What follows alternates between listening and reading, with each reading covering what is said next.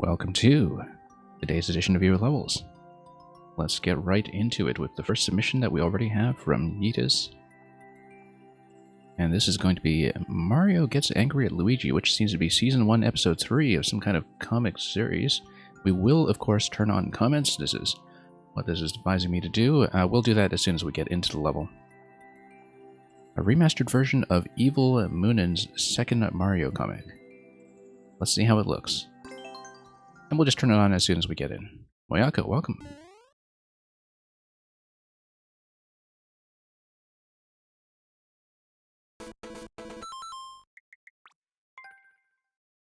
Okay, what do we got? Everything's going to push me to the right. Angry Mario, the moment I've been waiting for. That's not a developer comment. Part 3 later. Face it, you'll never get my power. Do I look like I need your power? Okay, no, I see. We're kind of going panel by panel and reading all of these shapes as faces.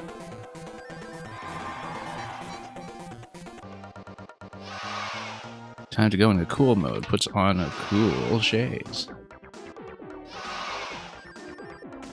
Moyako, thank you for sending me 1 pixel mini games, and Jim Bob Sandwich, thank you for this mission as well.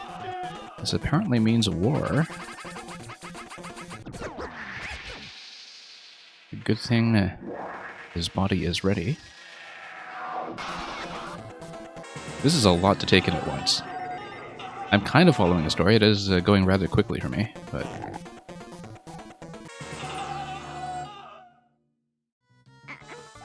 You do have to admire a lot of the face designs, though, once you see them. I mean, I haven't really had time to really sit back and appreciate a lot of the work in the earlier panels. But you had to catch me first? Yeah, well, get in there and see that. Jim Bob Sandwich, you got some traditionals for me? That's excellent.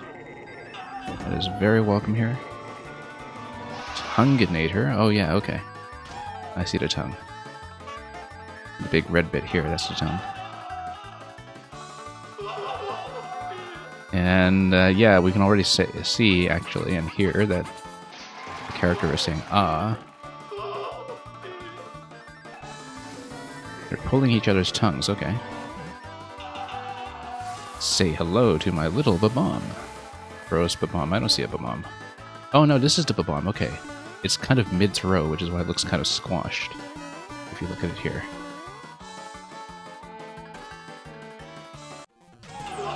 And oh, here's some more.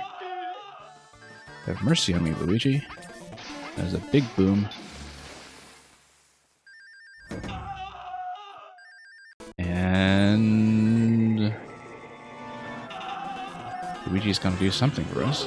Say goodbye to this madness. Misery. Oh, that's a very red-looking POW block over there, or just a POW sound effect, I suppose.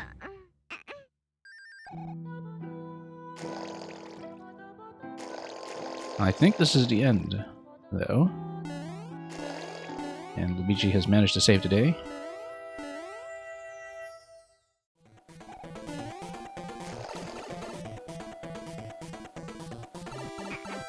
Now, what's going on the left side? Ah, yes, that's just the end of the previous segment. So, anyways, what got into me that has put us into this mess?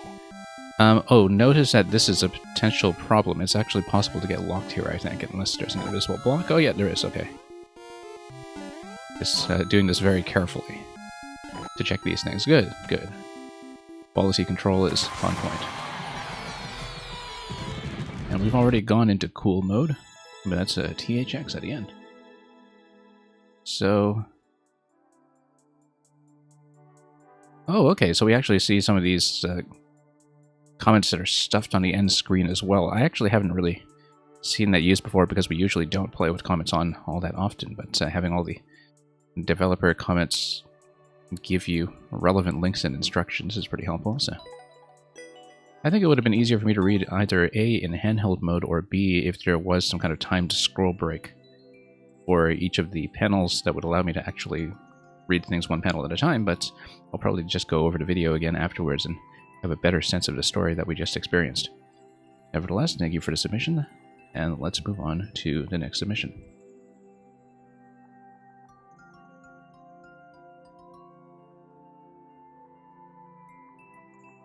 Moyako has given me something that we'll see as soon as I've punched in the code correctly. And welcome Lantis, Mail, everybody who has come in, Terminator. 1 pixel minigames. Old Wolf with the record on this. That is a pretty interesting sign given how many thousands of plays are on this already.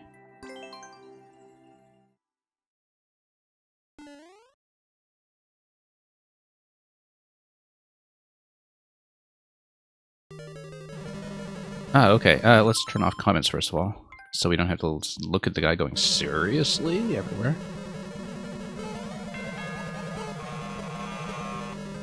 Okay, so I guess we need to go up at a certain point that would then allow me to pass through this passageway. Let's take a look at that.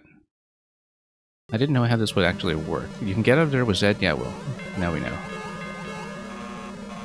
I see, okay.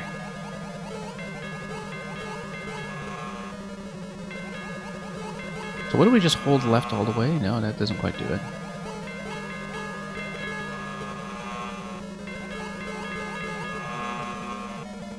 So is this actually precision-based or something else? Let's see. Because everything's quite bouncy here. I think I just need to jump through that one entirely. Like, we need to do a high jump off of this one. There we go. I get it now. Yeah, we just need to do a high jump to skip the ones that are by the conveyor. Because the ones that are by the conveyor nudge the clown car over by just enough that I'm not able to proceed. I see. I understand that. Don't jump on the top ones? Yeah, I'm glad I figured that out. So I can see why this is called 1 pixel minigames. Well, let's bop some of them together first so we can resynchronize them. Let's see. Yeah, I want to spread out the projectiles as much as I can, but in order to do that, I think I need to kind of reset them all. And kill them in a certain order, such that there's going to be a bit of a cooldown. Yeah, because the issue is that we're killing some of them together, which doesn't quite spread them out by enough. Let's see if we can do that now. Yeah, I am trying to fix the timing. I am just trying to figure out how to spread them out as much as possible. Okay. It's a little difficult for me to tell because, of course, we're scrolling some of these off-camera, and if I do scroll them off-camera, then I don't quite know how to reset is going to work. Now, this looks like the facing direction on Divine Climb is going to matter. And we just need to get up this way. Okay, same idea over here, perhaps. Not too bad. We'll see what we do here. Okay, this seems relatively straightforward compared to some of the earlier bits, but now we have a potential problem, don't we? I might just need to jump over. Yeah. And if I jump, that should do it. And yeah, I'm able to figure most of this out. I think I'm definitely not a precision player, but the thing is, there's still enough information here to allow me to figure this out one part at a time. So now I don't know. First of all, we haven't seen any of the pink coins as well. And I don't know if there's a particular point to grabbing these until... Oh, maybe it's like a practice room or something, so you can kind of understand how to fall into these locations, because pink coins are clearly coming in a future room pretty closely. So yeah, for example, this is showing you that if you lean towards a certain location, you do pick up the coins as you fall on the way down. So that's what it teaches you. And whoops, I accidentally pointed the wrong way at the very end. That is what that fake out is for. We did get it, I just got caught by the ending. So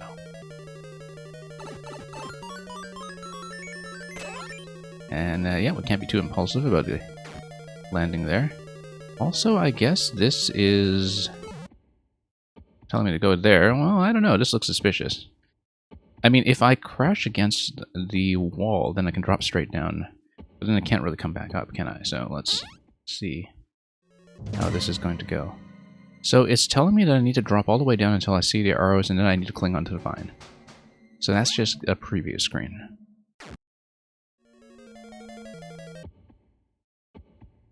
Here we go. And we are out. And then hold up. Okay. Let's see how this is going to go. Oh, I see. So it's going to get you out of the burner pattern as long as you have an up diagonal that's pointing you all the way towards the one-way panel.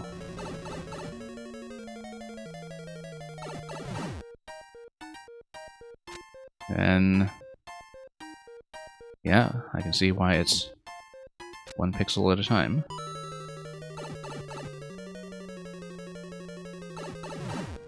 Yeah, so it's using precision style challenges, but the nice thing is that it is actually quite playable for somebody who's not a precision player.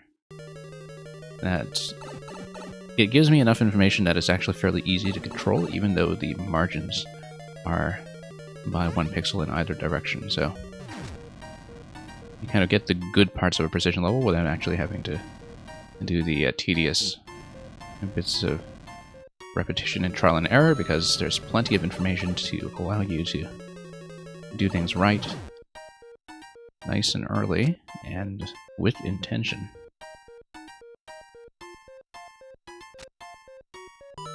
Okay, we're going to drop back down. And the same idea here, let's not turn around too quickly this time. It's actually fairly relaxed. And we'll let the P-switch expire. And we are done.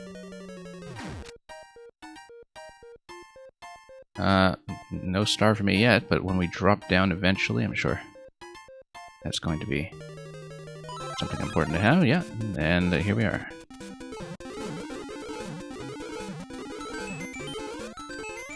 And yeah, Mayako, I think the level is understandable by itself. I don't really need live instructions while we're in the process of doing it. But thank you for submitting that anyway, for the GGs.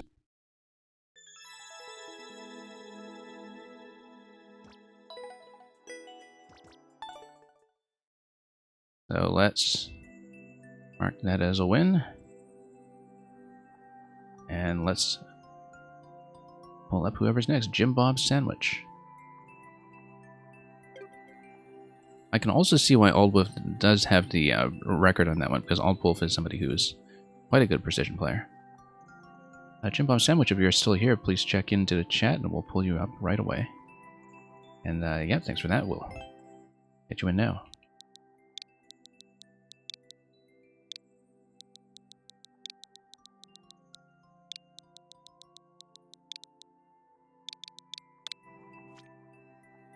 My choice, okay. I see that you have a full super world of 40 at this point. Also got Parallel Planes 1 and 2, and oh, a lot of these things uploaded at once, right? So if the idea is that everything was kind of arranged top to bottom as part of your near simultaneous upload, then I might as well start on the top and work my way down if that's the intended order.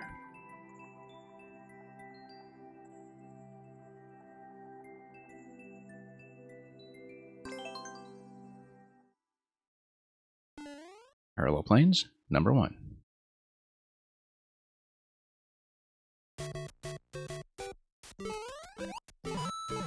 Well, we'll see where the parallelism is going to come from once we've had a chance to grab these coins and check everything. Being a fairly easygoing traditional level, of course we're going to check for secrets and optional content whenever we can. I guess a one-way panel just enforces this as a one-way pipe. So we'll see where that takes me. I feel like we needed the SMP2 mushroom to do this, because, oh, here it is.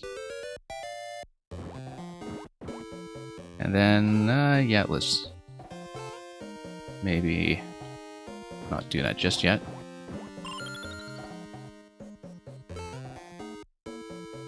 And we'll drop in here.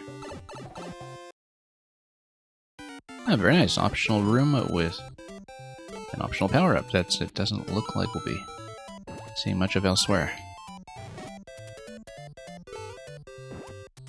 And of course, we'll be checking a bit of everything just to be somewhat thorough. Not that we can get up the slope, of course.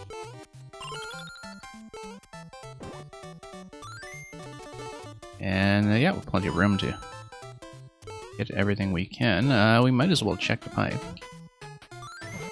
Oops.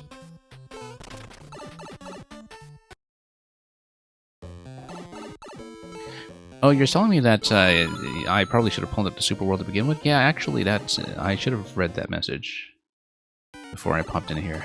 It would be relatively easy to get through this one, though. So, Jim Bob, if you do resubmit, I will, for future submissions, go to the Super World and just speed through this first level, and then do a second one after that, perhaps. Unless you wanted to recommend anything specific, that would be out of order instead.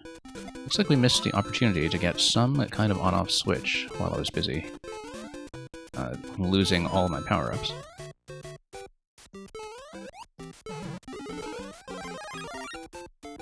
Okay, I can't quite see the floor here, but oh, no, we got it.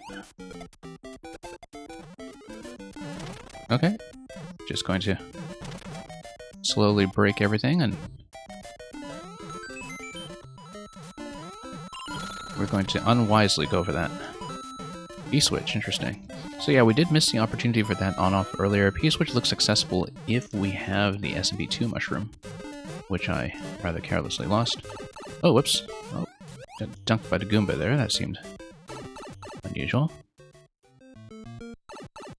And yeah, once again, on-off switch is going to affect this, but also if you restart a checkpoint, you are going to start with the off state, or sorry, the on state.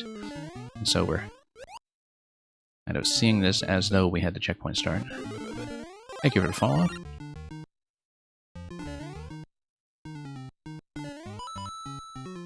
And let's take our time with this.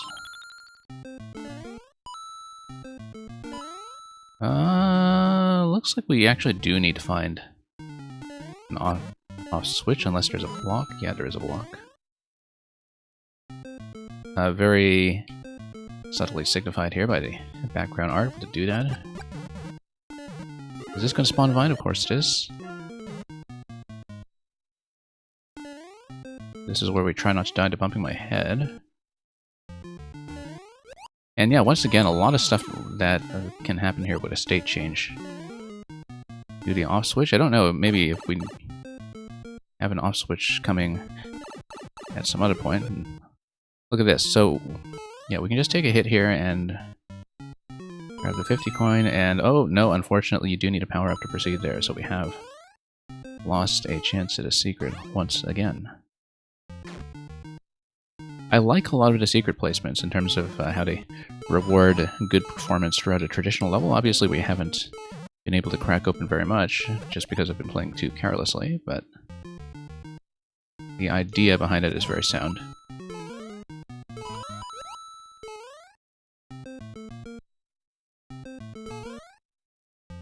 Whoops. Oh, was not watching that at all. That was a look over at chat death, which is a part of the streaming experience. However, now we will have a chance to keep the mushroom, perhaps. And, oh no, I lost a chance to... Yeah, no, because I had mushroom going into this segment, but fire flower... Hang on. I do want to see if I can enter the pipe. I could have done so if I were tall, I think.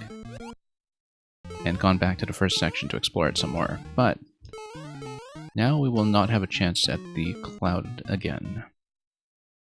Yeah, because this is a progressive power-up, but you do need to get here with a mushroom from the previous section in order to grab the fire flower. And have a chance at getting the cloud. Now, if you do not take out the piranha plants using the fire flower, and you damage boost through them. You could damage boost through them with the fire flower as well, I guess, but if you lose both power-ups as we did earlier, taking the cloud doesn't do anything for you because you can't get through the door. If you do have the fire flower, though, you can actually make it through. I'm going to try something, though. I'm going to try something that will perhaps allow me to continue from checkpoint and see a few secrets along the way, which is I'm going to use the height on a mushroom here. If that's the only fire flower, we won't be able to get one, but we might have a chance at some other power-ups instead, so. Oh, or we can take this one. We can also look around here for the on-off switch if it's something that is available to me. Because obviously there were a ton of pipes that we had not checked. It looks like this was the exit for a bonus room we have not seen.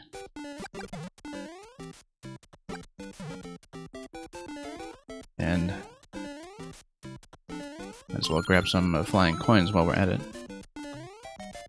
Oop. Oh, and there was a checkpoint here, which I don't even know if I took that. This looks like it's connected to the other side, probably.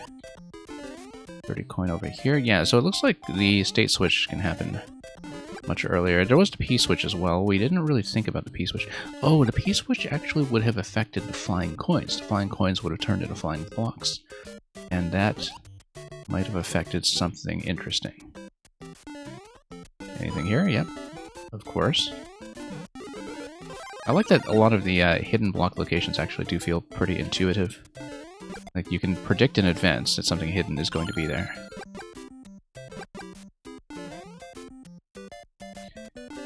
But, yeah, at this point, I don't know, we, whoops, are going to lose that. That's unfortunate.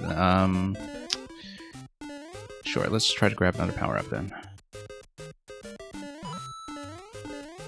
I was hoping to keep that, and then we would go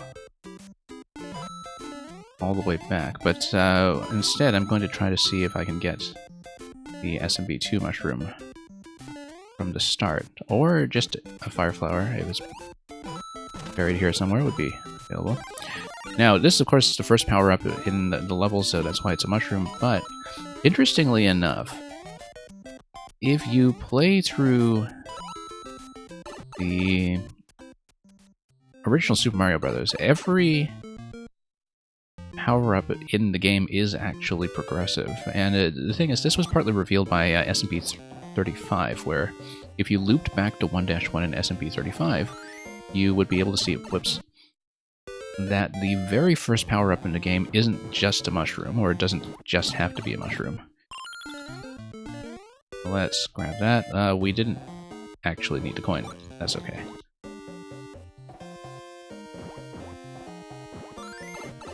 Okay, we're just going to clip right through that guy. And let me just check some of this, because we still don't know what's going on with the on-off switch and the P-switch for that matter. I think it's probably going to be P-switch getting you to the on-off switch, now that I think about it. Especially with those coins that we probably needlessly collected earlier, because now we have no opportunity to proceed.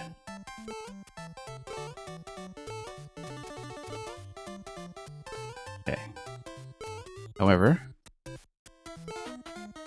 we can also do this and just check around a bit.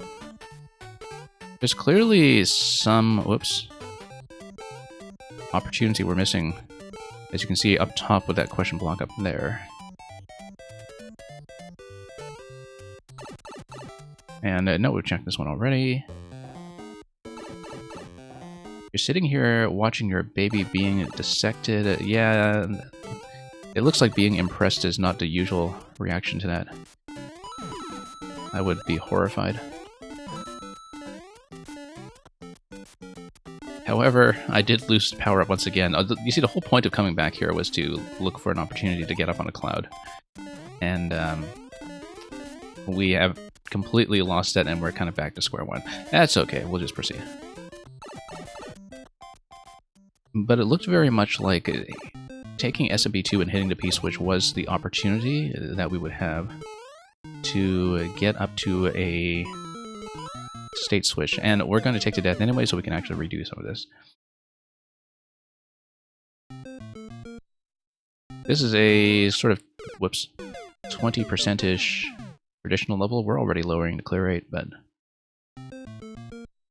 You see, the thing is, with traditional levels in Mario Maker, as I very often say on the stream, most people don't really ever have a reason to explore them properly and see the things that the makers have put in. And if you're kind of doing the Nintendo traditional style, often as a maker, I think you want people to look for secrets. And that is something that doesn't really happen often enough in a maker context, since people are usually just fixated on getting the clear. So yeah, if you look at the coin placement here, we're not going to collect the coins, because if you do manage to get the P-switch, you're able to speed over to those coins and jump on top of them and hit the high question block up top, which then... Oh, or you could do this. Okay, that works too. That doesn't really do much for me except give me momentum, I suppose. Momentum is useful. Not that useful. Okay, never mind. That's alright, let's just go back.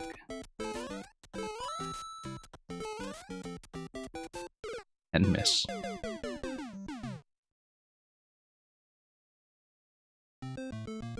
That's okay. I know I could just start at the beginning if I wanted to do this efficiently, but we're not going to do it efficiently. Rather than play it with P-switch, though, I think I'll probably just try to go for the cloud on this run. And we'll save a bit of time. Yeah, we'll just grab the Fire Flower now, and then lose the Fire Flower, and grab the other Fire Flower, I suppose. There is another one. Whoops. No, we're just going to lose. And SDGML is going great. And it is, of course, yes, a very timely shout-out to a certain classic with Fred Astaire and Judy Garland. It is the time of the year for that. SDGML, thank you for the GLGL, which I suppose are just 2 of the letters of your name repeated. And I keep missing. Hang on. Let's look for that other flower again. Let's not grab the coins in case we want them later. Yeah, it looks like part of the idea here was to have an on-off state switch that allows you to have access to the question block afterwards. Anyway, we might as well hit this in case we mess everything up. Again.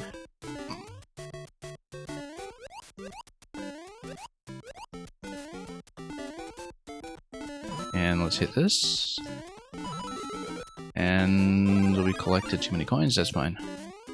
Interestingly enough, notice that hitting the coin block underneath flying coins does collect the flying coins, or at least maybe it has something to do with the overlap. But that seems like it's a puzzle mechanic waiting to happen. And possibly a puzzle mechanic we've seen before, but who knows.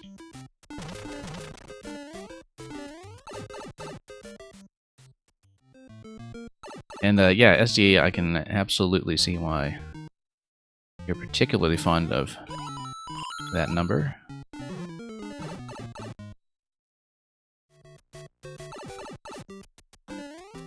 It's been a long time since I watched the film, actually. A couple years now, I think.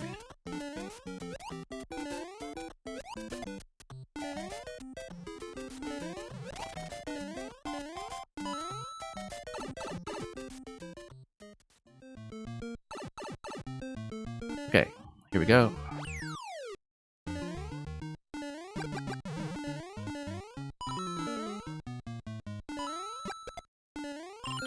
And yeah, and Jim Bob, to go back to what you were saying about the open-endedness of exploration, I think that's one of the things that has been slightly lost going from Maker 1 to Maker 2, partly because I think having things like the amiibo costumes in Maker 1 significantly encouraged this kind of traditional style thinking, because you would, have a massively expanded range of rewards to work with. You would also have a bit more variety between levels that mechanically played very similarly.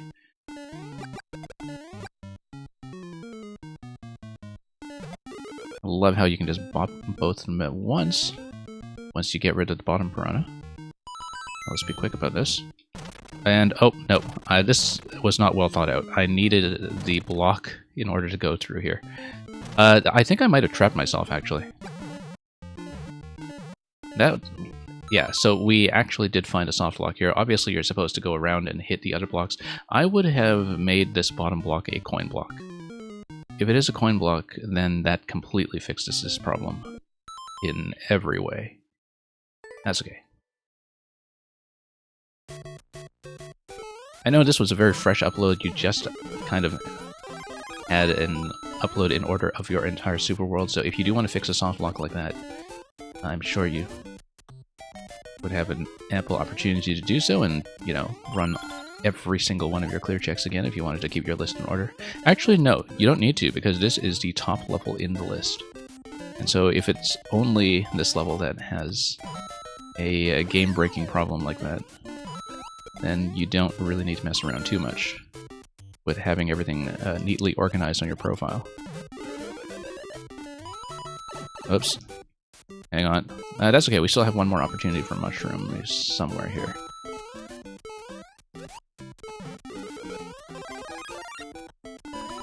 Yeah, that's the thing, is that if you send your levels to me, I will very often accidentally break them. And Barnstorm, yeah, that's an interesting point in terms of allowing for custom order of levels. I think in general that a lot of the kind of social feature set for level sharing in this game could be improved. One thing I always wanted, and still want for any kind of future Mario Maker 3, is some way to share playlists. So for example, making your own custom super world out of other people's levels. And the thing that could accomplish for, collaborations or contests or other projects like that, where everything can be much better organized, or just, as a way of doing custom challenges. And because I feel like, the kind of curation-oriented aspect of the game is something that does need work. Anyway, we're going to be extra careful this time, and we'll see what's on the other side of that door, even if we do lose the fire flower. Let's nudge this on this side and open that up. Were there any soft locks in the OG Mario games? I'm sure you could glitch things out, but like in terms of any kind of glitchless, design flaws or something, not really, I don't think. Like, Nintendo tends to be extremely thorough about stuff like that. Now, why would you want to enter this door? Does it just drop you in directly? No, it doesn't. However, it looks like something here might be kind of P-switch oriented. Ah, no, I see. This is just the alternate entrance into this area. So I guess you have 3 separate entrances that go into this room and that allow you to go up the pipe. And... oh, there we go. That's the ending. And thank you for that, Jim Bob. But yeah, there are a lot of design principles that Nintendo nailed down really early in terms of strictly designing things to avoid locking issues, including self-destruct locks for that matter. As well as making sure that levels were always beatable without ever requiring the player to take a hit. There's one exception that I can think of in terms of something that feels like a very unfair death in one of the old original Mario games, and that is in Way Cool in Super Mario World's Special World, which is the first level that had on-off switches switching track patterns back and forth. There is a pretty serious issue in that level of hitting an on-off switch the wrong way and riding around a track and not knowing for the longest time that you're already actually dead. But like that's a very rare instance, and one of the only ones I can think of off the top of my head of Nintendo really kind of faltering in terms of the fairness of their design. Anyways, thank you so much for the GG and for the new submission from Blackflies. Welcome in. Let's punch that in as a win. And let's go to whatever's next. Terminator is going to be next.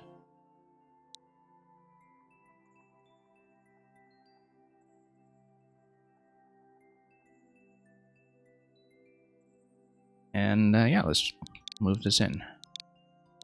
While I also kind of look over to chat and catch up to any messages I may have missed.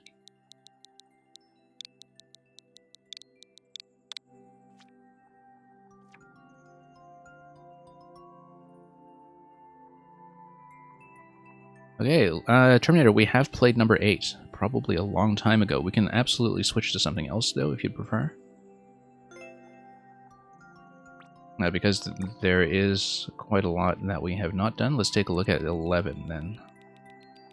Yeah, because I thought I'd shown you the list last time of which ones I hadn't actually completed. We have done... no, we didn't clear 11. Okay. Yeah, we probably played this like almost 2 years ago. This was uploaded in August 2020. And yeah, let's get back into it and see if we can do any better this time. I probably don't remember this one, so we'll learn it from scratch.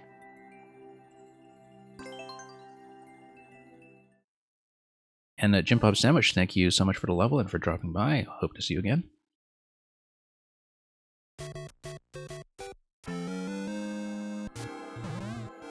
And okay, so yeah, this is just telling you to hit the sword because that's what this level is all about. And then that's going to pop the key.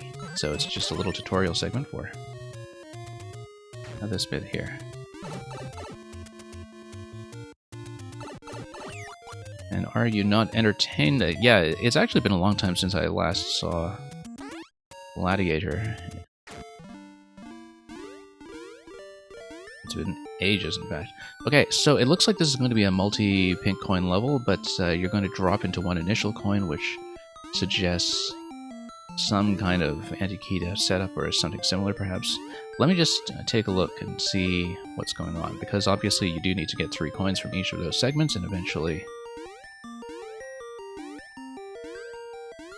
well, okay. I guess you just needed to fill space in the layout, so we'll do that. And grab a few 1-ups for Endless. And Mail64, as far as your clear check goes, if you are not ready, I'll just be happy to bump you back 1 spot at a time when it is your turn. So, no worries about that. Okay, let's do one at a time. I do remember this kind of 1, 2, 3 structure from way, way back, but... Wave 1. Okay, so... we have a limited amount of time to hit the P-switch and probably sustain the P-switch from up top. The triangles do suggest to me that I need to be firing arrows, but then we'll be standing under the mole while we're doing it, and so... nope, I grabbed it by mistake. Okay. So yeah, you need to keep the sword alive. I probably want to jump over the sword and then toggle the switch. And yeah, this is actually the safety coin. I should not have collected it first. But it doesn't matter because we didn't cycle back to checkpoint, so... we are fine.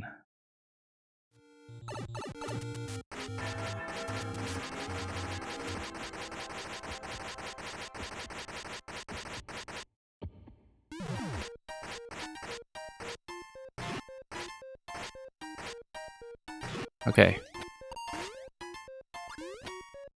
Nope, I wanted to hit the P-switch to sustain it, and we needed to hit the on-off switch because that's going to open the gate to the right side.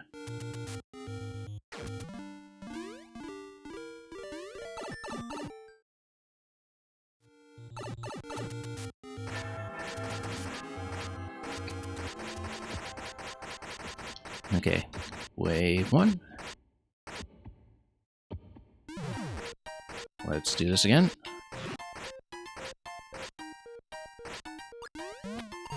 Okay, there we go.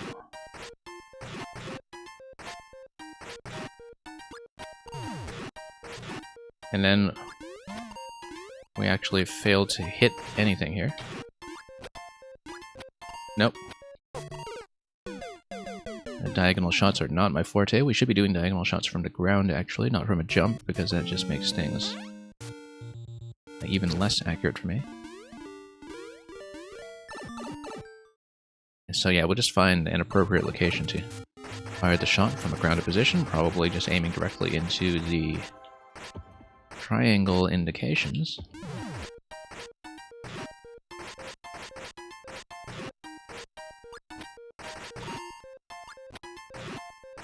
No, we actually do need to get a bit of a jump, otherwise it's too low. So yeah, we need to hit an on-off switch and hit a P-switch. The P-switches do continue to respawn, so we are allowed to sustain ourselves for as long as possible. But of course the P-switches are in the way of the on-off switches as well, so we will need to be extra careful about things like that. Okay.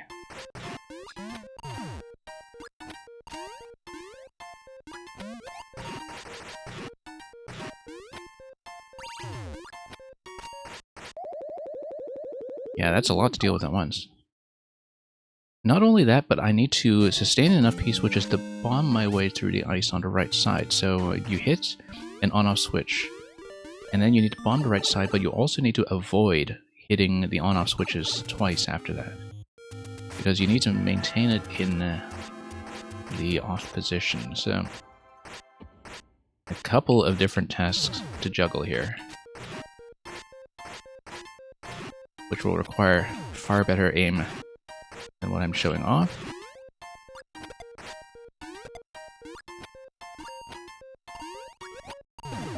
Nope, a little bit too late on that. That's quite a lot of stuff to deal with at once, with both the moles coming at me and trying to line up the shot at the same time. This was your hardest level to clear checks since you couldn't use checkpoints, and it took you 8 hours, yeah. That might not be a good sign for my ability to clear it, but we'll try to do at least one wave. We'll try to learn at least one wave on this round here, and...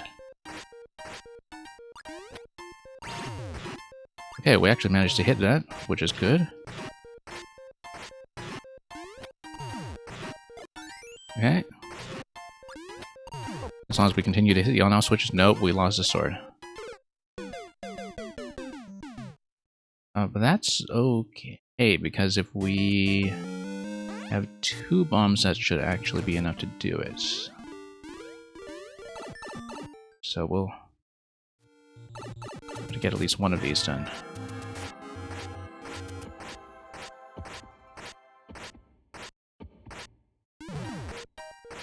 Yeah, a lot of different tasks to juggle here at once.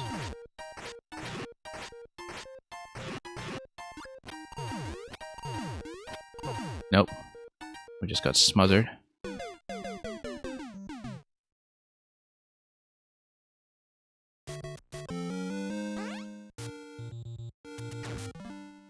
And Moyako, thank you for the submission earlier. If you do need to go before your other one. And yeah, we'll see you next time.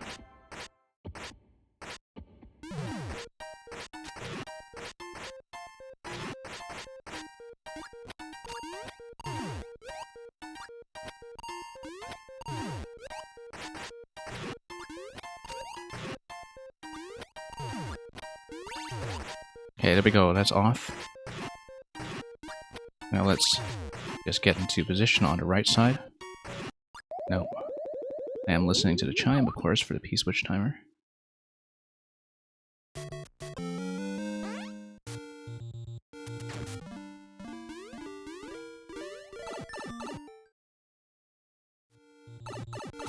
Well, you can do much better than that.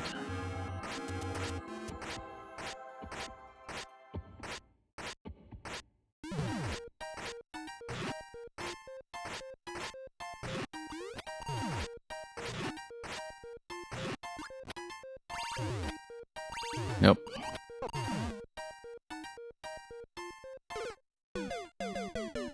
So we've gotten as far as one bomb hit so far. We need a second bomb, and then we need enough time to get the sword all the way across, which I need to find an appropriate place to stand that will allow me the best opportunity to deal with the moles.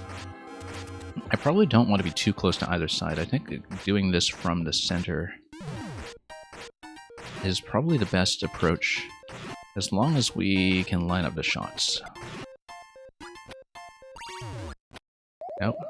I was trying to hit the P-switch. And Samuel, welcome.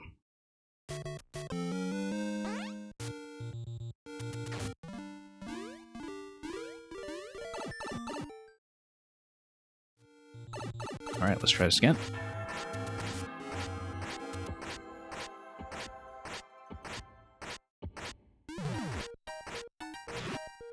Yeah, I can see why I didn't previously clear this level.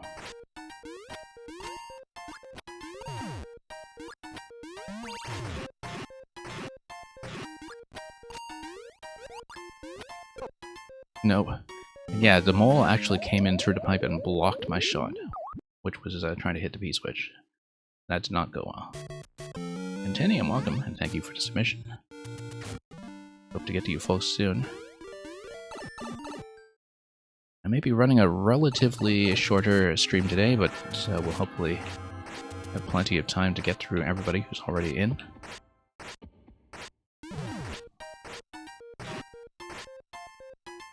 Okay.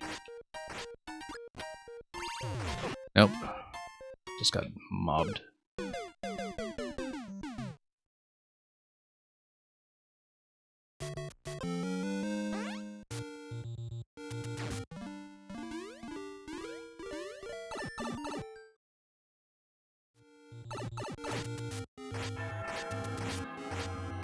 Alright, let's do this.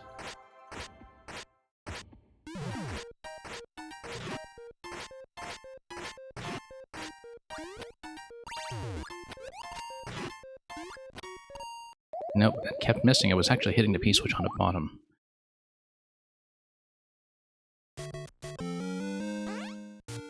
Yeah, your shot accuracy needs to be quite good in this level. And, L64, congratulations on the clear check, presumably. If you were coming in to replace netcode.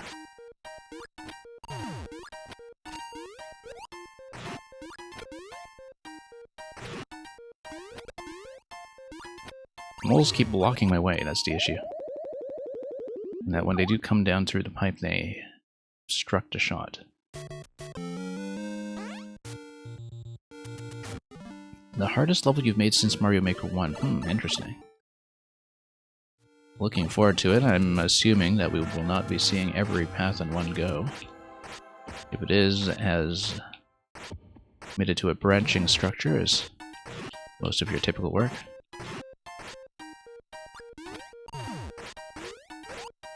Okay.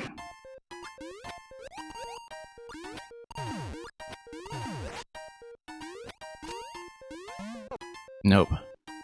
Just getting absolutely trapped here.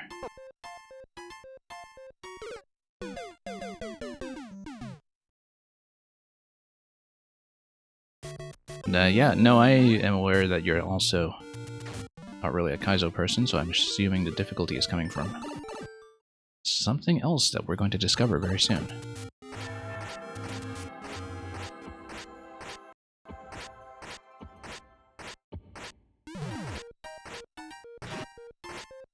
Yeah, Terminator, I will try to beat Wave 1, and then we'll see how we're doing for time. I should probably maybe try out some of the other waves as well while we're here. Nope.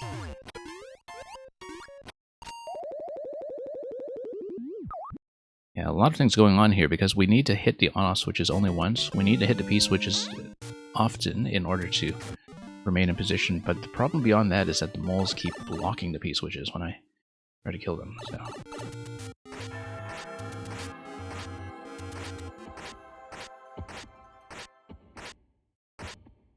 One thing I'm not really taking advantage of is the shield, of course.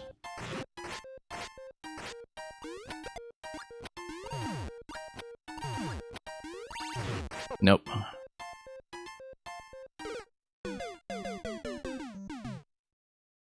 You're telling me if I keep stabbing, I become invincible? Well, I mean, we're still trying to line up the shot at the same time, so I can't really do that necessarily.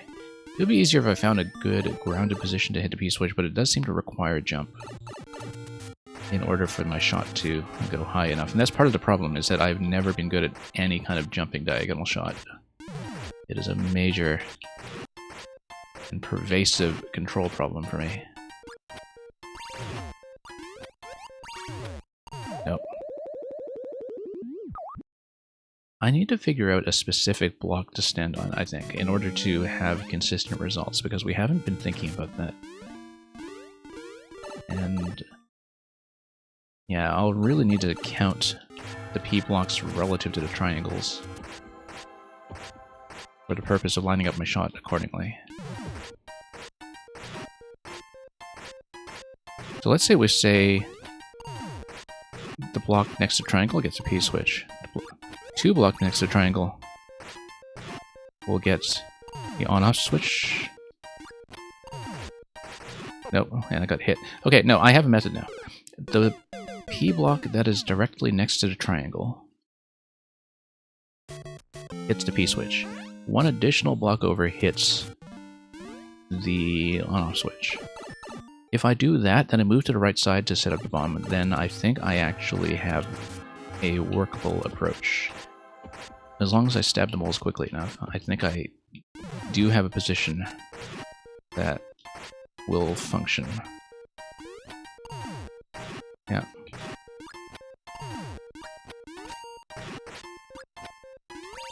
Nope. And we got mobbed again.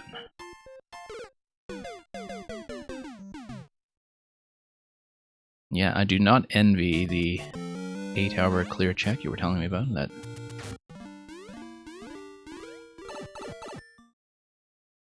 definitely sounds like the kind of thing I would not have put myself through as a maker. But you know, often when it comes to multi-segment coin levels like this, it's part of the price of admission.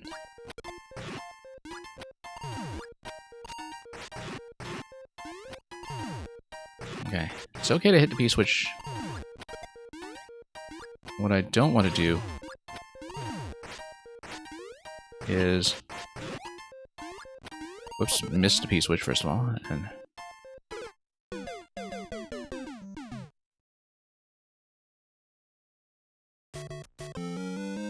yeah, Mill, it does seem like this is the mole level of the week.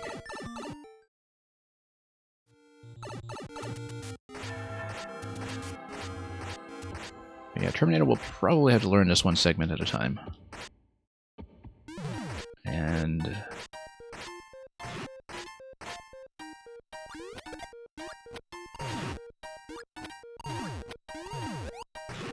okay. Nope, got hit.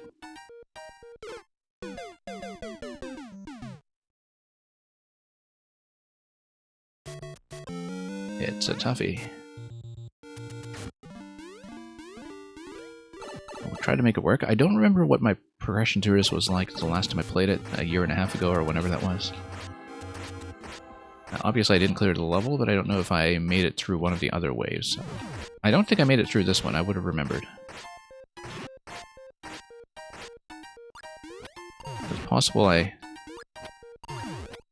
did take out one of the other ways previously. Whoops. Okay. Nope. Hit the wrong thing. And then let go of the shot too early. It's almost right. We just hit the on-off switch instead of the P-switch, and that created problems. In your world, you made this optional to skip. Yeah, it does seem like it's one of the harder ones in this sword slapping series that we've been playing through. I mean, I've beaten pretty much everything else you've sent me in the series, I think. I mean, not the whole set, but out of the levels we've seen so far, I think I did eventually push through most, if not all of them. Okay. Okay.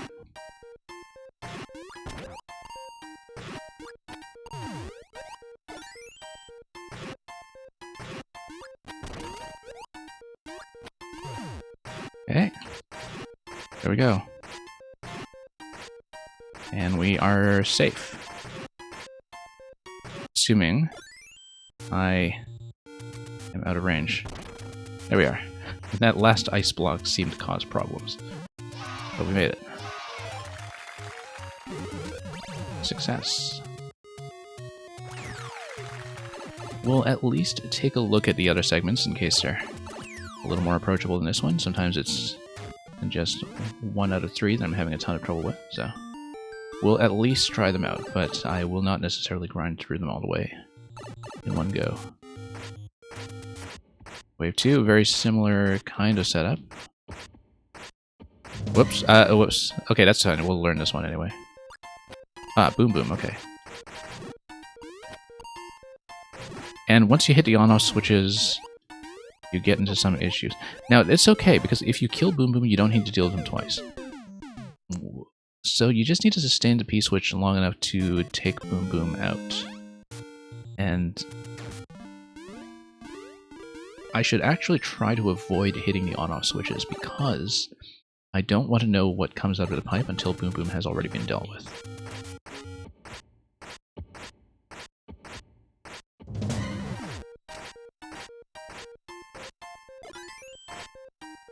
Okay. Nope, too late. That was a hit, but it was just a tad late for what I was going for, so.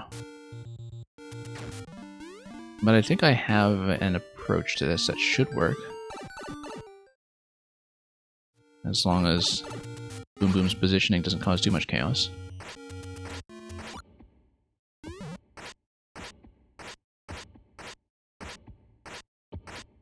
I guess also... Oh, I'm going to try one thing. I'm going to stand right here.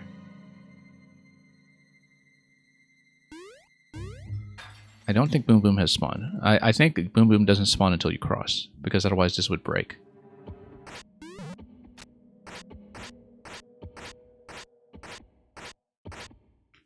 Because the idea is that if I just had Boom Boom drop through on spawn... Okay.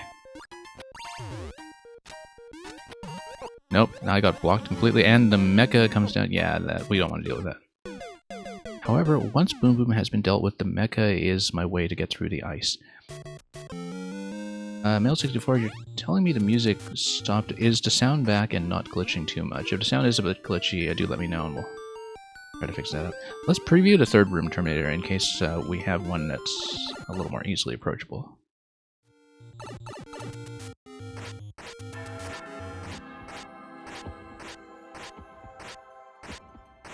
We'll see what this is. Probably should have let the Goomba go first. Oh, bullets, okay, and pokies. Nope.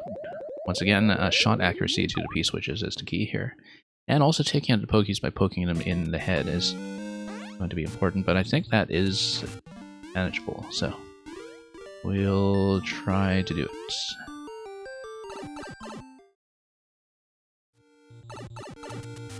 Oh, did we go wave 2 again? Yeah, we did. Never mind.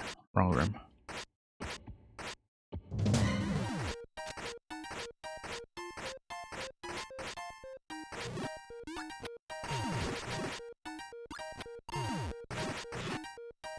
Okay. Nope, that was almost right, actually. We got boom booms. I just kind of flubbed the jump on the last one at the end.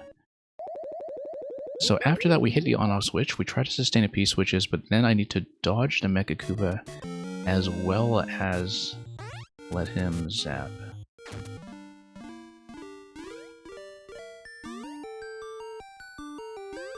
Yeah. Let me see how we're doing for time on this as well. Okay, we've been on this for about 25 minutes. We can stay on it a little bit longer. So I can see if I can push through these.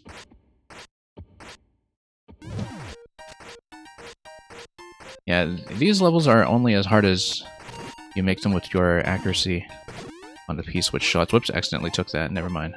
I should actually just leave the sword off to the side so I can fight in the middle, I think.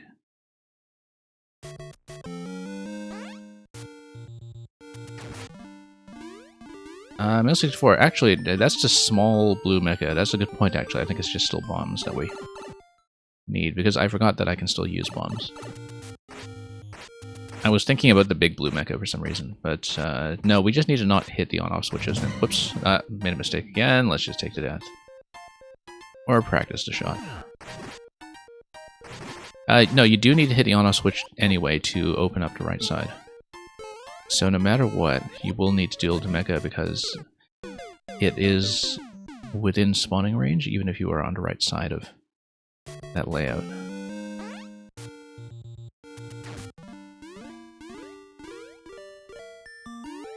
But then I think after you bomb... No, you do still need the state to be toggled. I think the idea with the blue mech is actually you just shield against it. And shielding is probably going to be the way to go.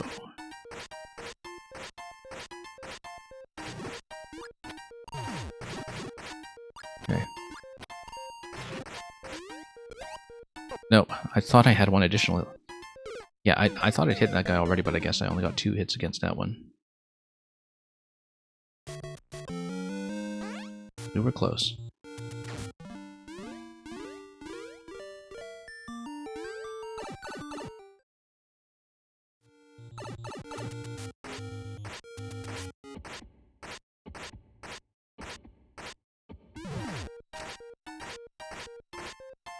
What did I say about not tapping the sword yet?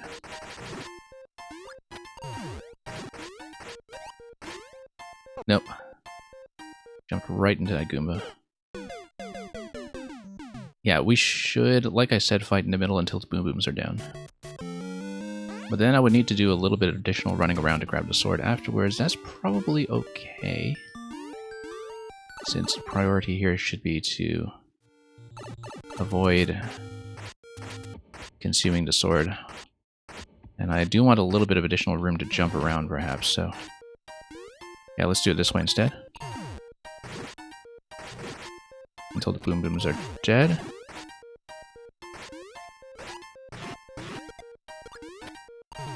There we go. That was close. Oops.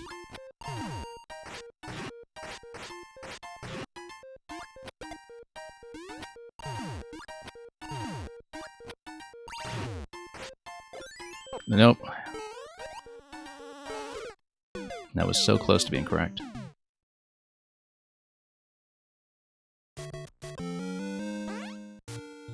That seems like the right method, though. Keep the sword off to the side so I can have a little bit more flexibility with Boom Boom. And then I just need to figure out how to deal with the ending. Because I have to throw bombs, but I also need a shield against Blue Mecha coming in from the left side. What did I say about not taking the sword yet? No. Yeah, because I need more room to maneuver for that to work.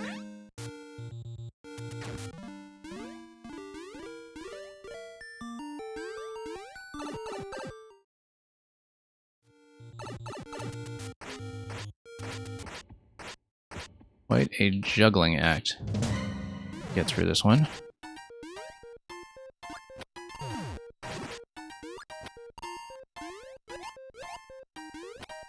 Nope, missed. In every conceivable way.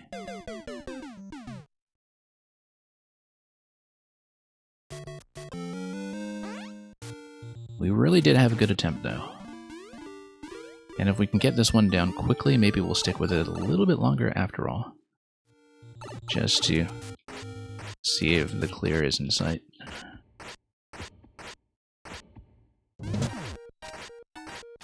Okay. Nudged that a little too far again. Nope. Standing too close. Luckily, the Boom Boom movement pattern in SMB1 is not too threatening.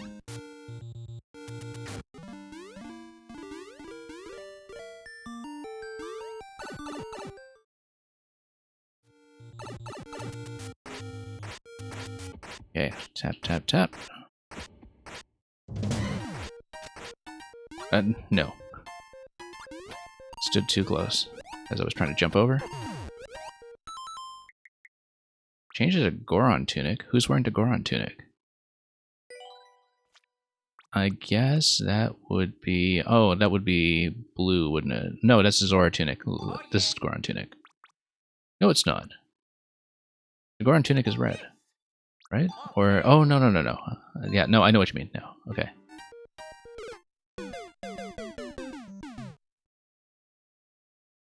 Yeah, because Zora would be toad-colored.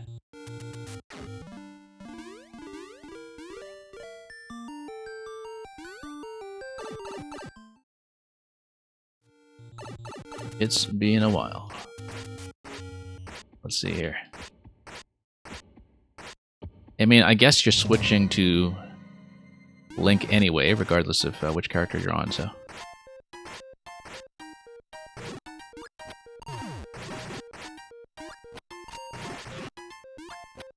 Nope, standing too far to the left there. Yeah, because the issue with the Boom Booms is that I will need to go over them at some point because they do crowd me out a little bit.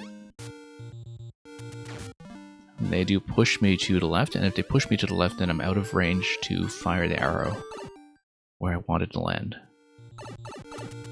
Or I just need to jump higher, but who wants to do that? Okay, let's do this.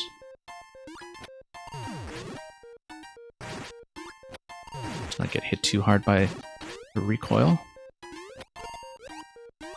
There we go.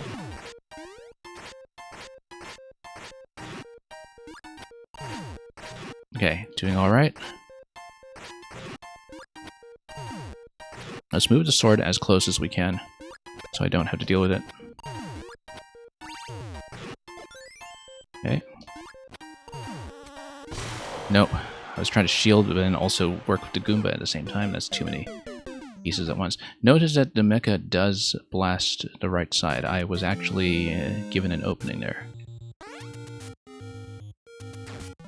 So that's our closest attempt yet, in that we actually managed to get to the second half of the interactions here.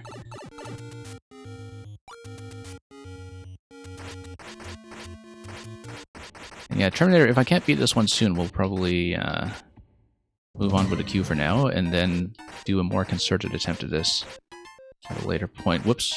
Hang on. Let's not blow this attempt, though. I'll try to get one more deep run into this room.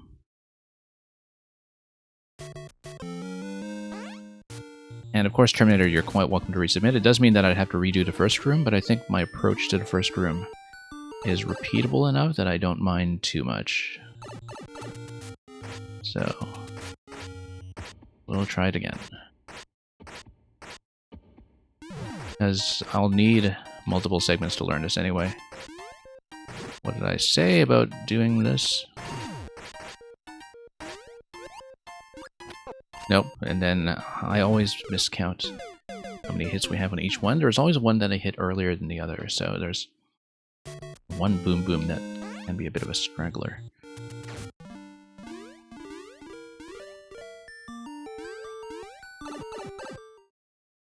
But we'll try it again.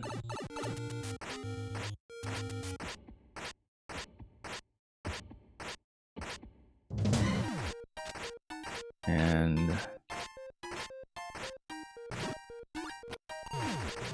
once again, I forgot my own advice about how to deal with P-switches. Nope, missed. Okay, this is awkward.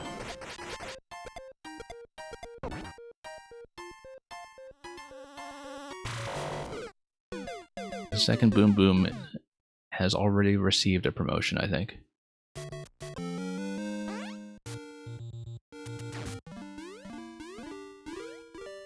Definitely the MVP of this level so far. Apart from the mecha, I think the mecha is doing a pretty good job too.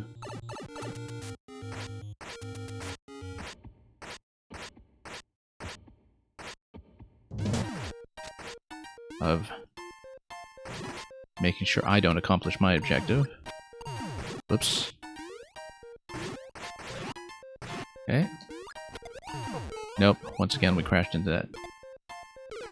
Yeah, we'll tap out for now. I think I need a more concerted attempt on this one later, but I feel like maybe with another submission we can redo the first room and get through this one again. So Terminator, you're quite welcome to resubmit. We will move on for the time being. But I'm sure we can get that down at some point. And thank you, Barnstorm, for the follow.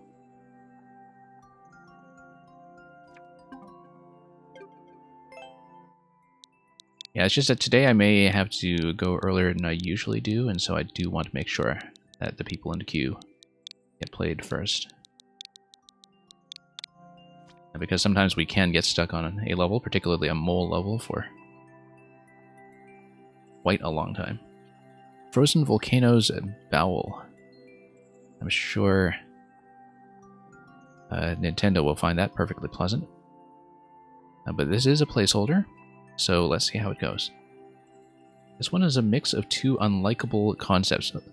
Volcanoes and bowels?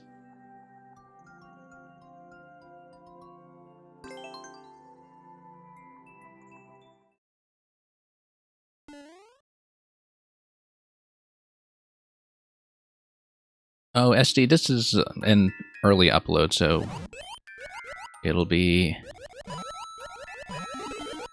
given a proper description when it's in a more fully tested form, perhaps. I assume that you think one of the unlikable concepts is swimming. I actually don't mind it too much, as long as the level makes sense. Yeah, interesting way of doing the on-off contraption, by the way, making sure that you only have one spawner on screen at a given point for the spike ball timing.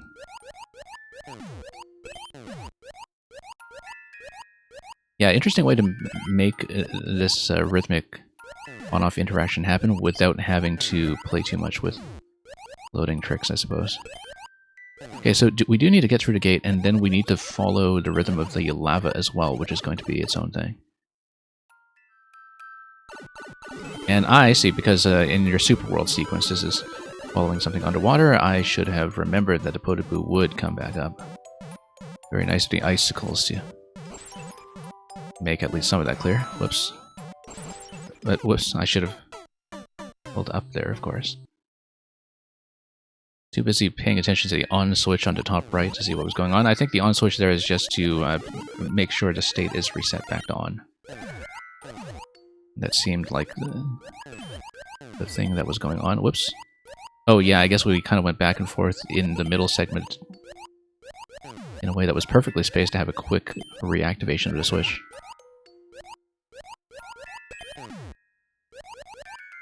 Anyway, let's go back down and back up. This is the ice world, so it's going to be ice and fire.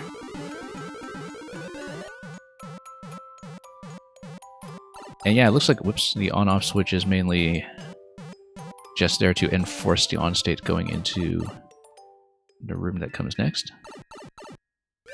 So it starts appropriately. We need to be careful around this jump. It means business. And so does the lava level, for that matter, so let's get back up here.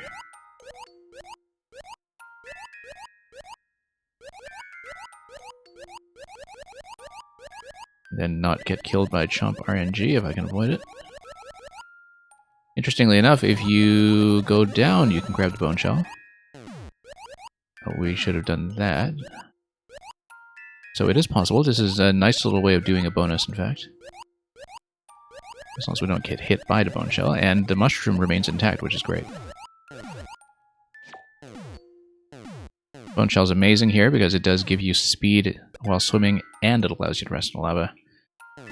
It's one of the best possible things you can receive here, and we will also grab... I said we will also grab the mushroom. And let's not get completely consumed, though. That would have been a problem. And the on-off switch would have created access to something here. Okay. Whoops, didn't want to double tap that, but we'll navigate back down there with the next opportunity.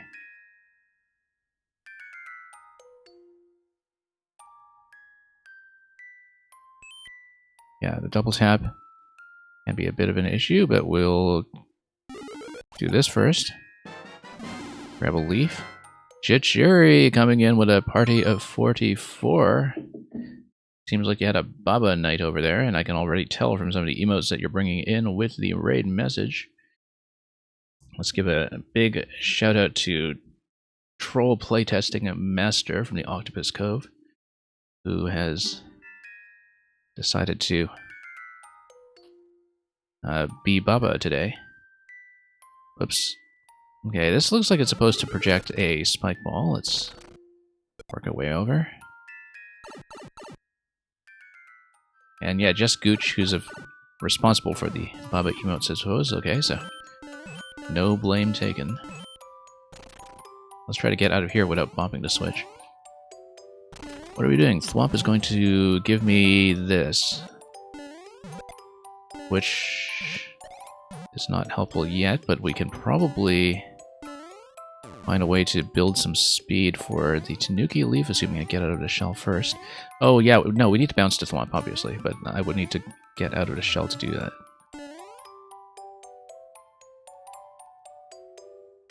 Hang on. Let's chuck it on the way back, perhaps. Whoops. There we are. That will improve our positioning on the next pass. You did play Baba after finishing viewer levels. I see. Yeah. Let's get back to the start.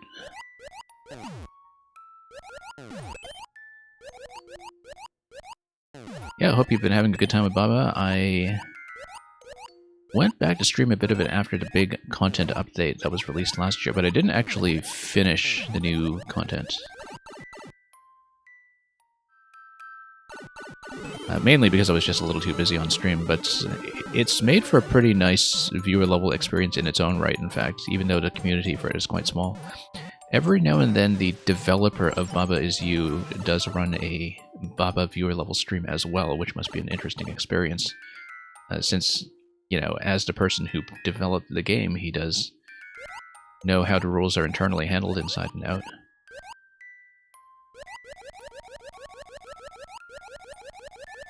And he was doing development today, I see. So, SDGML, Baba Is You is a block-pushing game where the blocks create logical sentences, and those logical sentences create the win conditions in the puzzle that you're solving. And it is a wonderful puzzle game. I don't think I completed the main campaign to an absolute 100% either. I did hit a roadblock in one of the very late secret worlds. Quite close to 100%, but not quite there. But it is an absolutely wonderful game.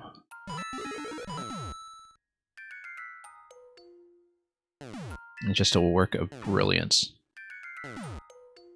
And so yeah, so SDA, the thing about Baba Is You is that it also received a maker mode in a content update late last year. Which has some cross-platform support. Because all the different versions of the game on PC, on Switch, etc. do have the same servers and the same community. As it would need to, it's a fairly small game.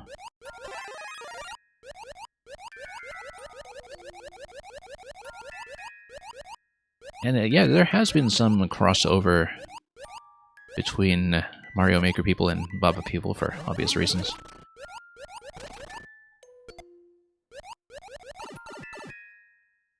And we definitely played some Baba creations by people we know from the Maker side. Whoops, that was a bad idea. Let's stand here, though. And bump it. There we go. Much, much better. Let's be careful where we stand. Whoops.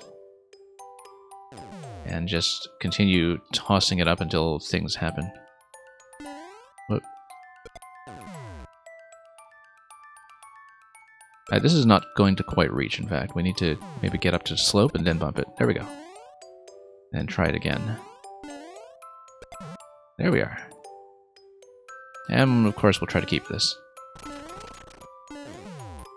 as we head to the checkpoint. So yeah, it looks like there was something that I could unlock with fire up top, but we will not have the opportunity to do that, even if I do put the trampoline on top of the thwomp, which would probably be the best way to get there if we did in fact have fire.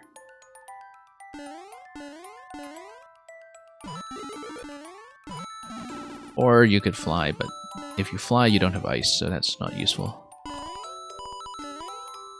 Actually, it looks like you could potentially... Oh no, there we go. That opens up if you just get within view of the pipe, which is great, because it means nothing given that I am stuck on this side after this bridge. But yeah, if I used a spring in conjunction with the thwomp on the left side, or just used the Tanuki leaf to fly earlier, then that pipe unlocks itself. And so that's a potential secret that we have naturally lost access to. Anyway, let's see what this is all about.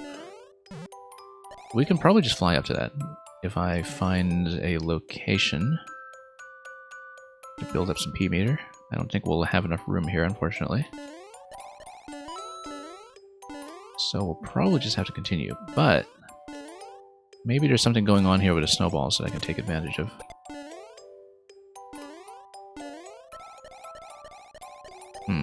Okay. Yeah, because we do kind of have a little bit of an opportunity to build up speed, perhaps. Not the intended way, but it works. Okay, I see.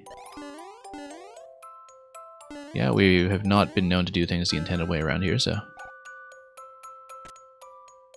Okay, so that actually does build up enough speed, I think, if we go all the way from up top. Let's see. Or not quite. And we despawned a spring. That's okay, we'll continue. It might have been an exit pipe anyway, in fact, connected to the ice entry pipe on the left side, so perhaps it's not really flyable. Notice that you can whip this directly instead of going for the blocks up top. Whoops, that was a mistake.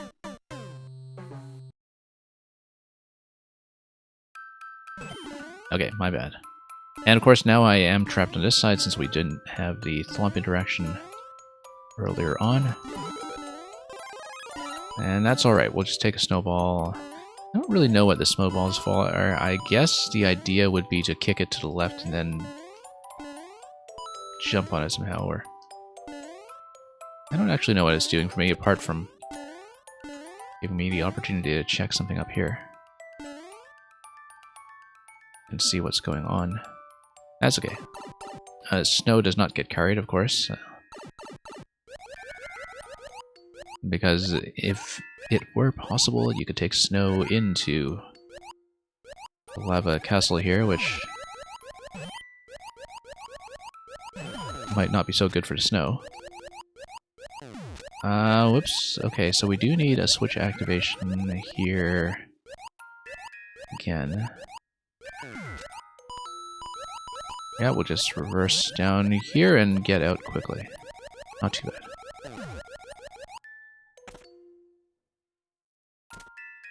Small snowballs are the tip of the tree? Yeah, I could see that. Let's see here. We don't want to deal with the hammer. P-switch gives me the mushroom, but we don't actually need the mushroom. We need the P-switch probably to break the blaster, though, so... we'll try to do that.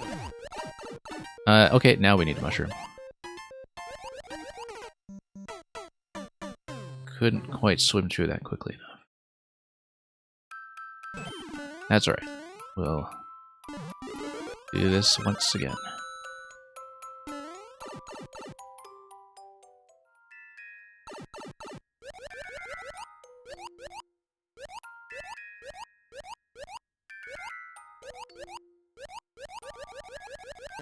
Okay, let's do this.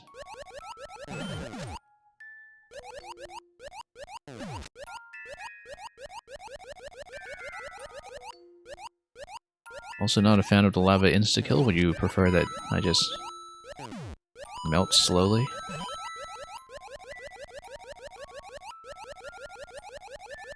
Anyway, let's get in here. Whoops, that was a bad idea, but that's okay. We've got some invincibility frames, which will allow me to grab a mushroom before we get whacked by the hammer a second time. We'll just stand here, because this is surprisingly safe. I said, okay, it's not actually safe, never mind. Interestingly enough, you can, if you have the leaf intact, whip this again at this point. If we had the leaf intact at this point, a number of things here would be going a lot better, but...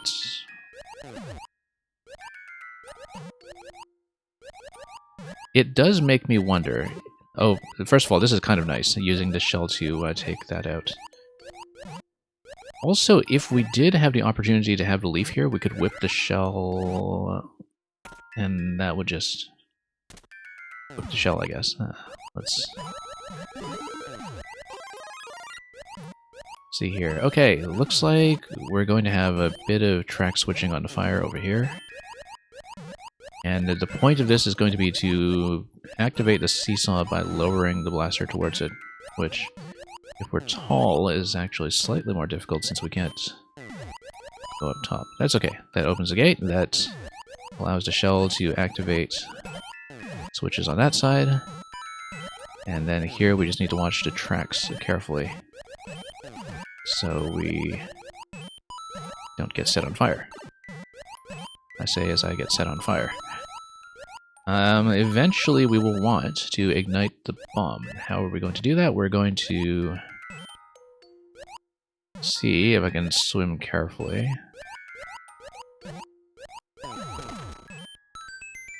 And that's all that does for me. That's fine. Is it possible to get stuck in that on-off above the door? It shouldn't be, since you did have the ability to be nudged out on either side, right? I didn't look at that carefully, SD, so we'll go back and we'll take a look at that. I didn't take a good look at that.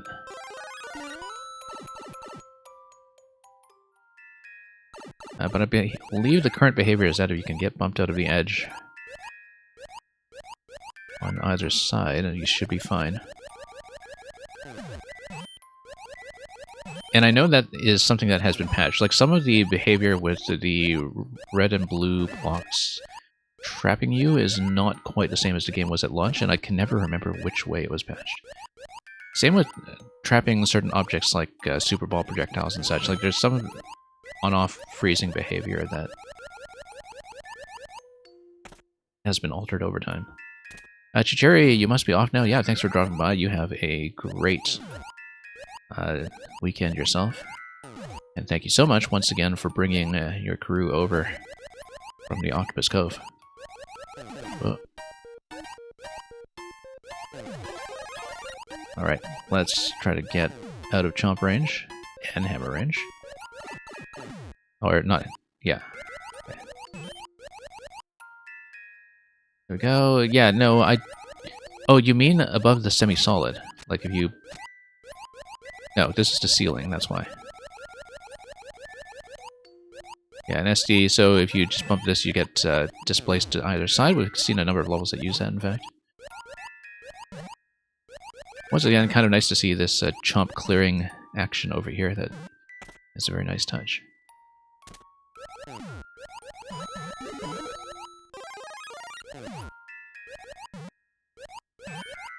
Okay, that's going to proceed, and then now we continue.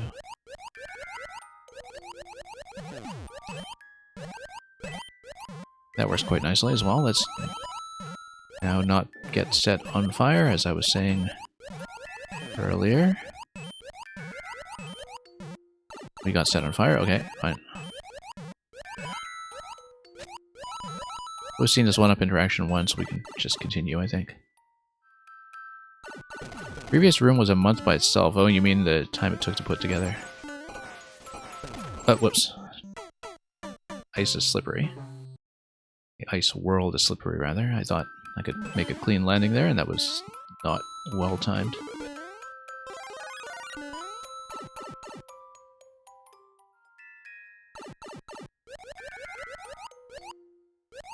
Just so people are aware, I am likely to close the queue after this level.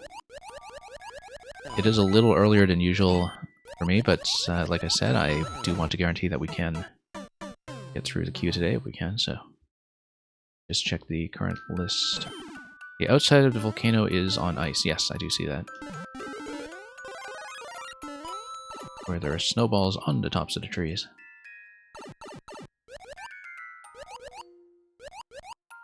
So yeah, we may run a relatively short queue today, but that will hopefully give me some time on harder creations.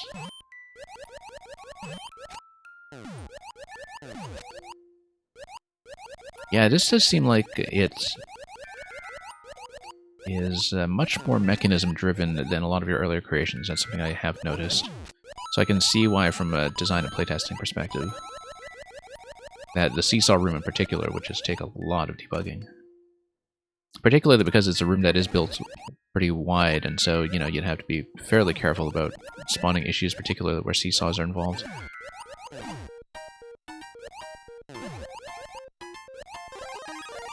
I also made a kind of fire and ice night castle level very early on in Maker 2, and definitely it was a bit of a playtesting nightmare for similar reasons. And we'll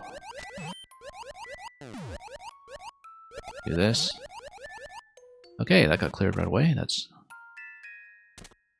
worked out fairly well.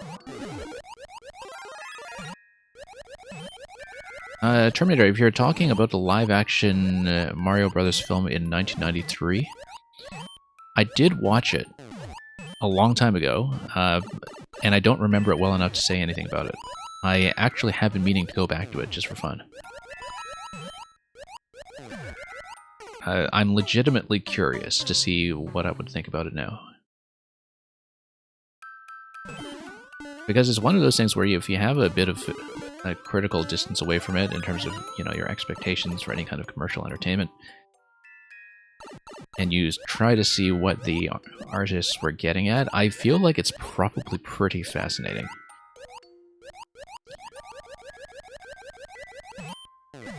But I'm also kind of at that stage where I've seen enough films in my life that at this stage, things that are kind of messy but creatively interesting are in some ways more rewarding to me than films that are, you know, more tidy and straightforward entertainment. And that's one of the reasons that I'm actually quite intrigued to potentially go back to the early 90s Mario Brothers film.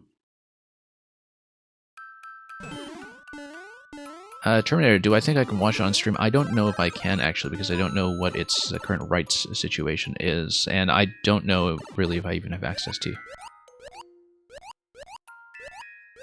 that. I think there was some kind of like restoration or director's cut or something that might have been released for free, or, you know, made, I guess, freely available and easily available a couple of years ago, but I don't remember if that's actually the case. I have this vague memory of that being the case, that there was some kind of extended and restored cut that was floating around, and which is publicly available. But the other thing, too, Terminator, is that I don't really I want to be, like, commentating over a film or something. I mean, maybe, you know, if we're in chat or something, but that's not really how I watch films. Like, I don't kind of do simultaneous commentary or anything like that, so I don't know if it would be a particularly good streaming experience. But I do want to revisit the film. That's for sure. Whoops. Okay, we're a little bit trapped here. And, Gutra, you watched the Jekyll cut a while ago, and it was still pretty bizarre. Okay. Yeah, I'm still curious. I do want to look at that.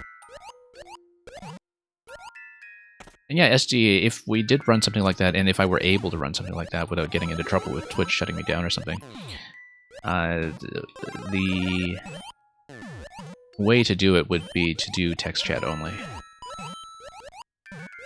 Like, I definitely would not be commentating over it or anything like that. But even so, I don't really do a lot of like simultaneous conversation with people over films or whatever. Usually because I'm paying too much attention to myself. And okay.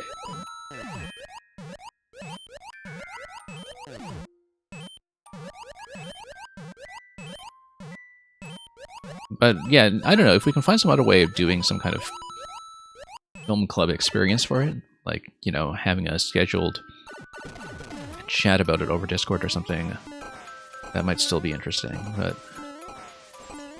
Oh, that was all there was to it. I just need to skip over to Fire. That's easy.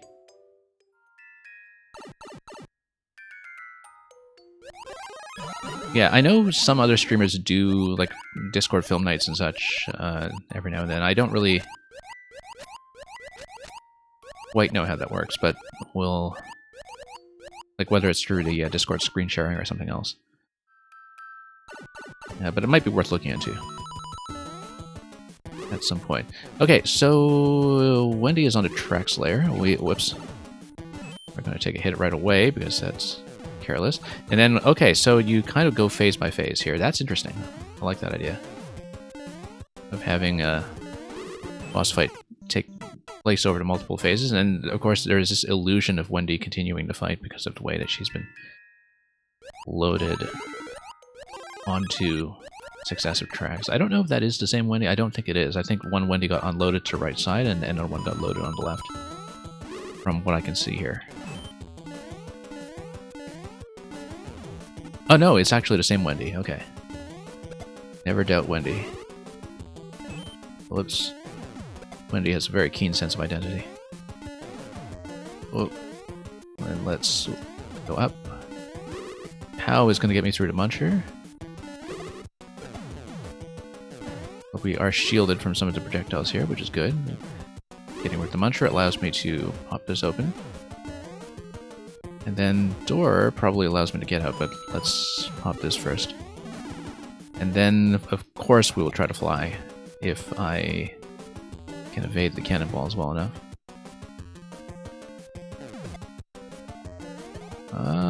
This might be a bit of a problem, actually. I don't know if we actually have enough room to do any kind of flight here. Nope. Maybe not. This is totally going to be a secret, though, right? Like, it's so obviously something you would do with this high ceiling here. God. But it's a little bit unsafe to do anything with both the ice and the cannons in a way. Let's just continue. And yeah, Zingutra, you've been saying that you've seen people do like Discord film clubs through the screen sharing. That makes sense to me.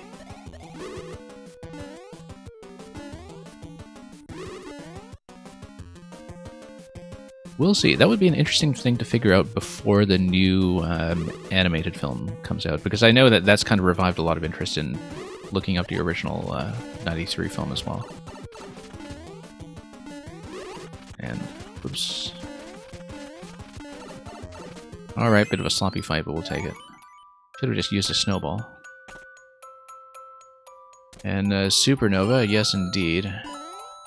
It is something exotic.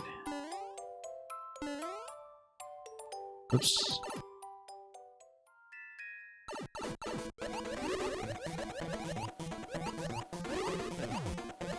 Alright, the fight continues, because Wendy's not done with us yet. However, it looks like if I pop the on-off switch open, then maybe we'll see projectiles like spike balls or something else. Spike balls, yep, but we do need to get back to the safe zone, and if the spike balls are open... Oh, that's nice, that it kind of forces you to go back for additional shots. Let's play this safely. Let's not try to fight with lava here. This is a nice idea. The synchronization must have taken some work to just get it to click together so cleanly. Also, I love the way the rings kind of fall through the cracks together when they come through like that. Pretty neat. It did seem like the There was a bit of a risk, perhaps, of being shot by my own spike ball at the end if I wasn't careful with the switches, but because of the way the kind of simultaneous switching on the on-offs work, things seem to go well. I wonder what this is all about. I guess this is just to complete the decoration. This room is unfinished. Okay. I see. So you're going to have some kind of fancy exit. That's going to be a win.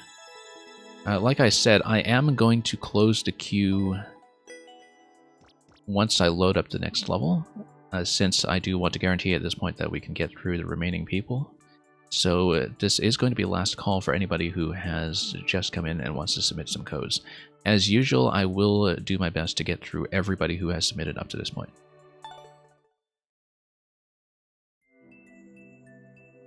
Anyway, I'm glad you got some value from the playtest here. Hey, look, this is really neat. The world record is 11 minutes 11, and the clear rate is 11.11. It could not have lined up better unless, of course, the world record were also 1111.111. This is the closest we'll get. We're just going to enjoy the moment. This is going to be taken down and replaced anyway, so savor it while it lasts. And thank you for the GGs, as always. This is going to be a win. And, oh, I already typed that in, and then we will bring up SDGML. And then at that point, we will close the queue. At least for now.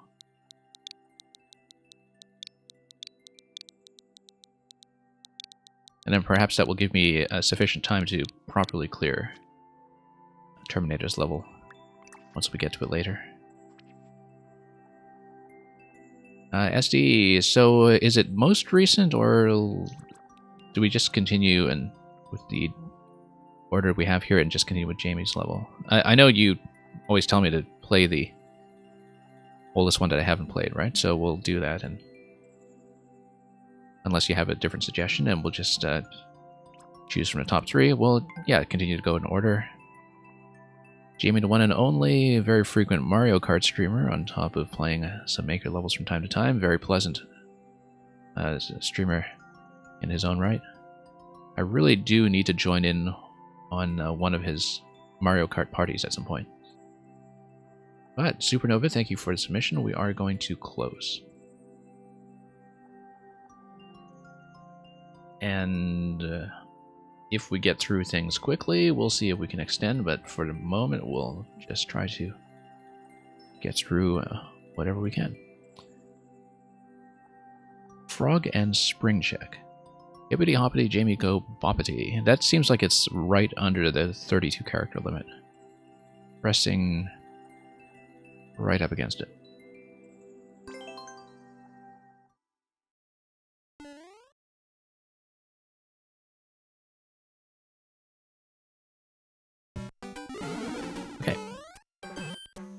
Okay, so this is just going to be with the frog run. Yep, I get it. And then we'll just run on the water surface. This looks familiar. I don't know if I played one of these by you before. I know I've played this concept before, often enough, but... And I also know that I've played SD levels in the past that have the Muncher stack used as the timing mechanism, so maybe I'm just conflating past memories of multiple different levels that happen to conceptually kind of align in this one. Now, we should use the walls as momentum cut whenever I can. Let's restart. Terminator, did I own a Sega console? I did not. I did play some Genesis-era games through other people's consoles at the time, but I never had like a Saturn or Dreamcast or anything.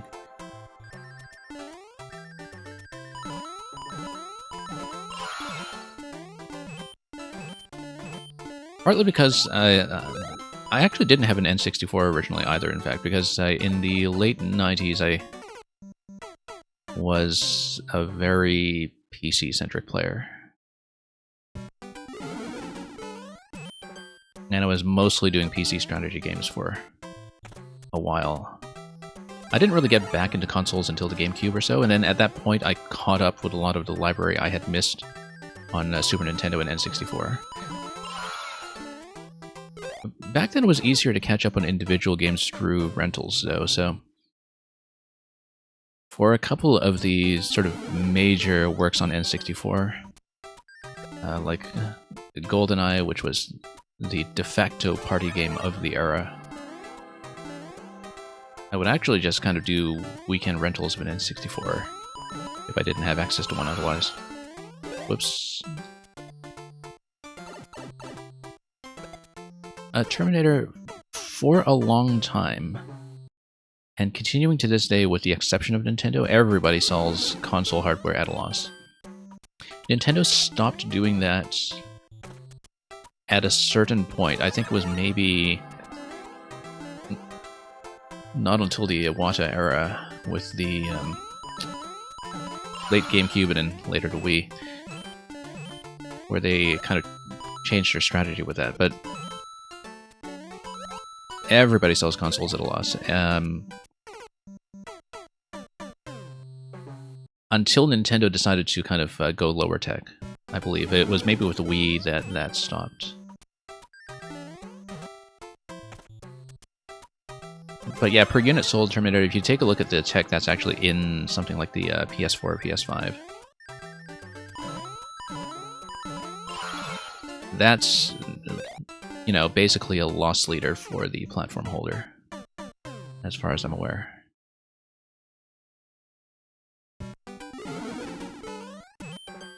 SD likes muncher walls, yeah.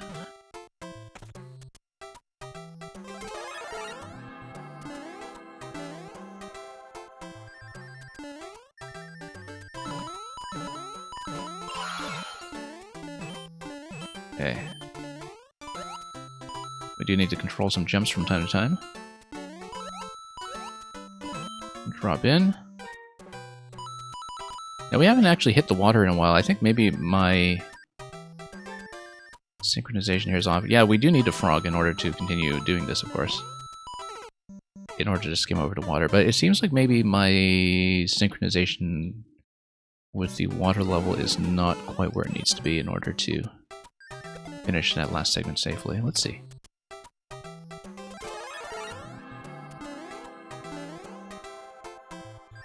Terminator, I believe that is true, that the PS2 is still the home console record holder for units sold. The Switch, I think, is in second place now. It used to be the Wii, but the Switch passed the Wii last quarter, if I'm not mistaken. Okay, no, you need to get on top of the platform to sustain yourself at this point. That's what I missed. The second platform.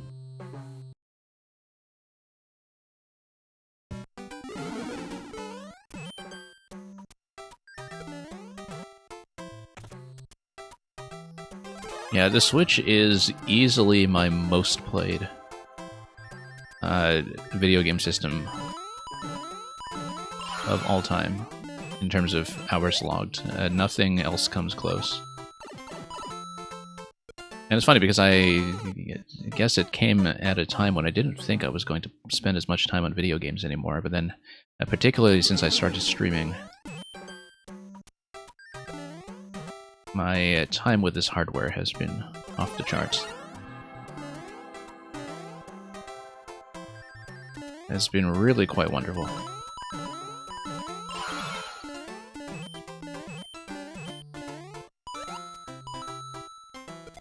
You know, coming out of the Wii U, when people were wondering what Nintendo was going to do next for home consoles, I always felt like my main request was that there would be some way to play without a television or external monitor, because the thing about the Wii U is that I put in significantly more time than I would have otherwise because of the availability of the off-TV mode. So I was thinking, okay, maybe they're not going to imitate some of the aspects of the Wii U that were not so commercially successful, but one thing I really do want them to keep is the ability to just, you know, play on a separate screen. And so the Switch was kind of perfectly designed for my needs in terms of actually being able to play games and get through them. Because until I started streaming, I was playing on the portable mode most of the time.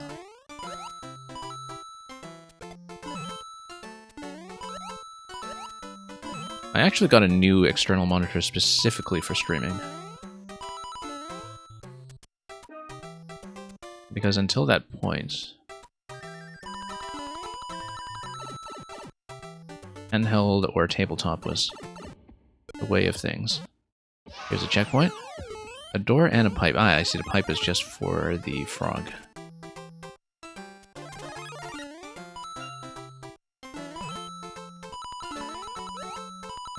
One of the biggest challenges of this level is just reading what's going on because you have tracks all over the screen, which is... Whoops, Mr. Frog. That's okay, we got the frog. Never mind. That was one of the things that surprised me most about going back to Maker 1 earlier in the year was just, I'd forgotten how much better the tracks blend into the surroundings in Maker 1, such that they're much more in tune with the background color scheme. Anyway, water level is not so relevant to that segment here, but here it's just going to be quite important. Because that's just the frog check at the very end. Now that's the spring check. Otherwise, if you don't have a spring, you would have to get back into the other pipe to take an SD lock, or perhaps an SDGML lock. That's a GG, and we're just going to loop back around. Electrodude, welcome.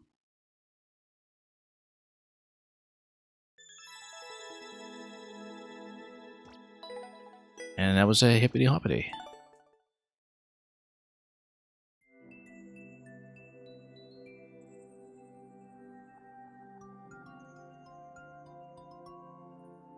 Black flies.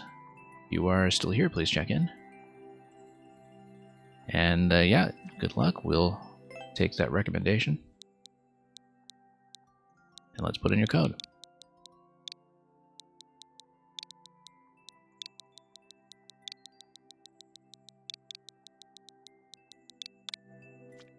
You made it drunk?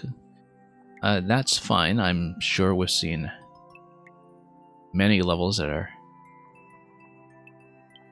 I guess, even more indicative of that state of mind. Mario's Inferno, Canto 14, but we haven't read the first 13 cantos. That's okay. A drunk black flies level at the Desert of Fire. Ah, Team Precision. Wait, you made a precision level while drunk. Did you do the clear check while drunk? That's my question, because if you did a precision clear check while drunk, that takes more talent than what I will be able to bring to this as a player, so let's see how we do. One screen precision. Okay, I'm definitely not a precision player. I should warn you of that now, but we'll try our best. Reach the goal after grabbing all 6 coins. We have 420 seconds. I did notice that right away. Angry Sun is going to swipe back and forth, so we actually have a limited amount of time to do this, but that's okay. This is not too bad. This first area here.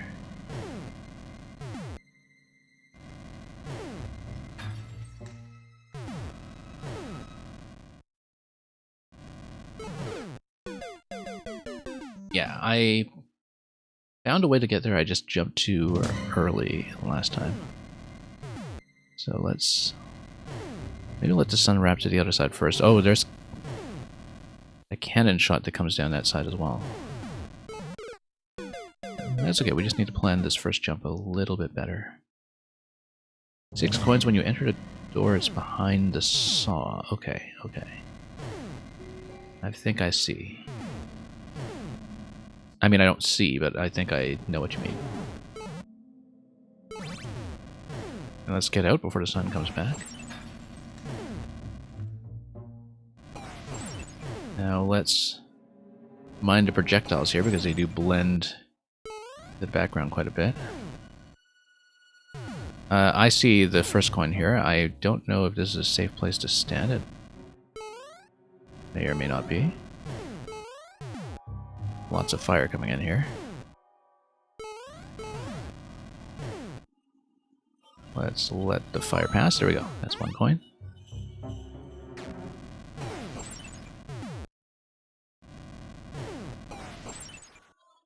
I don't know what we're doing with this door, actually. I think it's just there to give me a safe position. I don't see a coin. Oh, it might be under... No, there's nothing under there. Alright, let's not do that yet, then.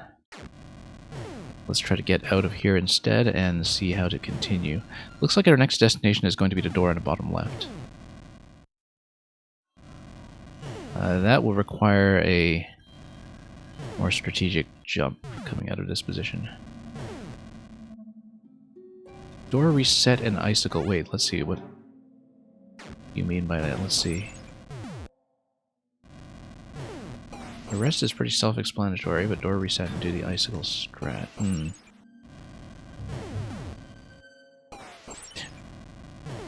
Oh, I think I know what you mean.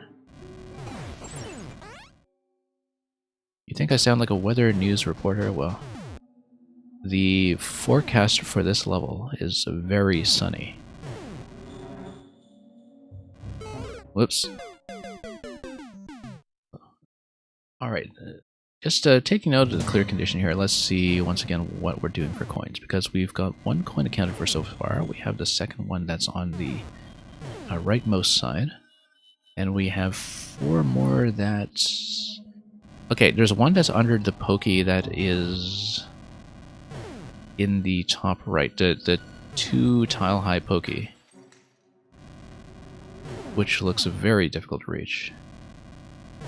Yeah, there's one that seems to be under the saw blade here, where you guys kind of need to dodge both the icicle and the burner and kind of nudge it, going from left to right. Whoops.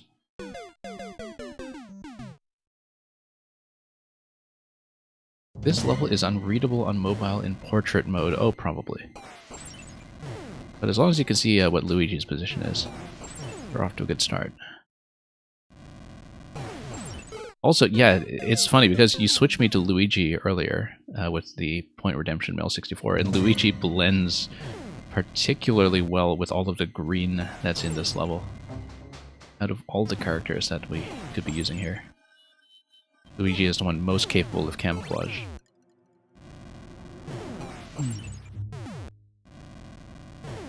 Okay, let's find our opportunity to get in once again. There we are. Oh, there's the coin under the muncher as well. How did we deal with that previously? We didn't, because we hadn't jumped over the muncher. Okay, so it's under the door. The bottommost door has a coin on top. Thank you for the 35 bits. Oops. Let's grab this. Let's go over here. I don't know that I can actually make this jump here if it is indeed a coin that's buried on the left in that saw.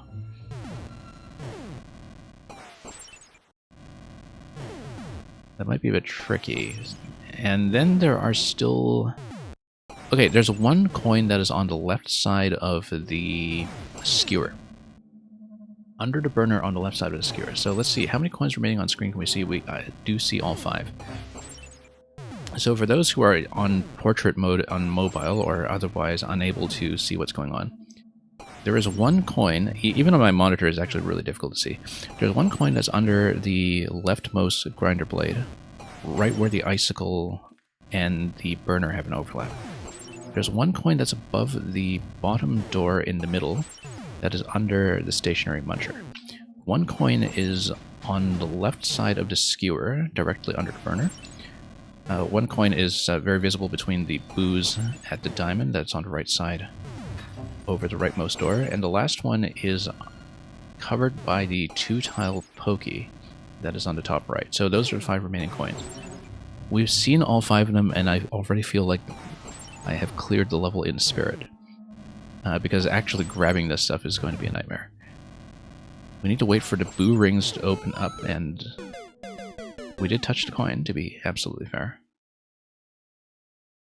SDGML, I do not have TTS for bits donations yet. I don't know if I want to do that. I feel like, given the hours that I run,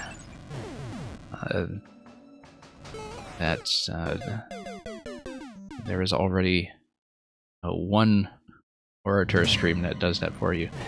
But no, I totally see the appeal of it. I just don't know if I'll do something similar as a bits reward. We'll try to come up with something maybe a little more manageable from a listener's perspective. But if I find a really appealing text-to-speech voice for that, then maybe we'll consider it. Okay. One coin. If I let it run, it will go out of sync. So, okay, there's a limited opportunity to do it. The moment I enter the door, I see. I enter the door, the icicle falls.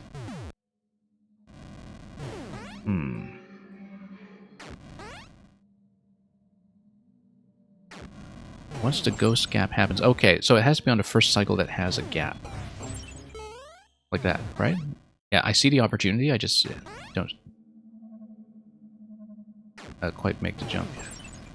SD, you got an ad... Yeah, my answer is probably not, unless I find a really good TTS voice that makes me reconsider. But we'll see if we can do something interesting for bits donations for sure. But probably just something different, rather than... Oops.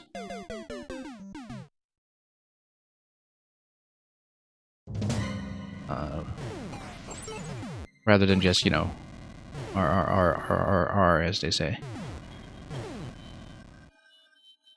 Okay.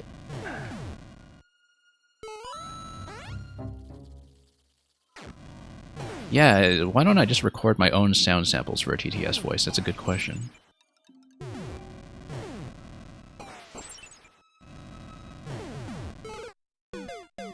With the kind of deepfake voice synthesis that people can do with a sufficient library of sound samples these days, there is enough recorded material of myself speaking at this point, just given the amount of time that I've spent on Twitch, that you could do a reasonable machine-generated deepfake TTS voice based on me, I'm pretty sure. Like, if you wanted to put that together, there is enough data available to make something plausible. Blue Blur.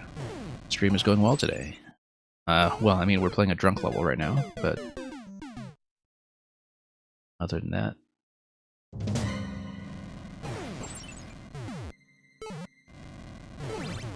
Okay.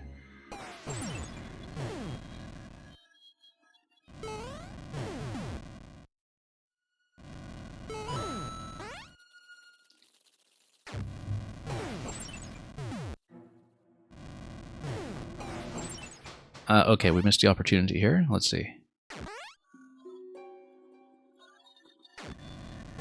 SD, I would read your message, but I'm not going to visually try to count the number of 7s that were actually in that string. Blue Blur, is this a precision level? Take a guess. Does it look like a precision level? Does it quack like a precision level? It may just be.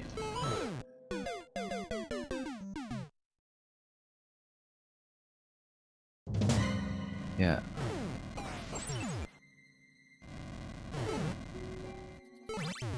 Okay.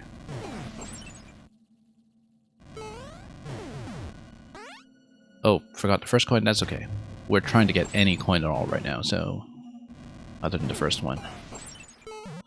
So that's the opportunity. We can try it again once we grab this one, perhaps. So on spawn, we'll reset the pattern. Nope. Just a little further over.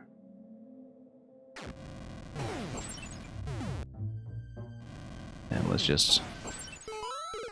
Okay, making the landing out of that is difficulty here. I think I just need to hold into the jump a bit more. Like, I'm not getting enough height on that jump, and so I'm actually falling a little bit too soon. When there's no problem with just jumping towards the ceiling there, I don't think. So, that can be improved. Let's go back. Yeah, once you see some of the segments here from a precision perspective, it's not too bad. You just kind of need to figure out what to do in certain places. I say that, of course, not having actually cleared very much of this, but the margins of error are not awful.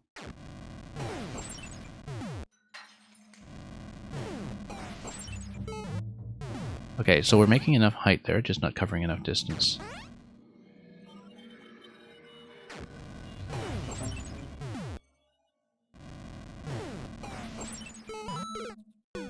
Yeah, I'm trying to reverse out of that, and I'm just reversing too slowly. But I do have a habit of letting up on that jump when I should be holding into it. And that's definitely the correction that we'll need to make here.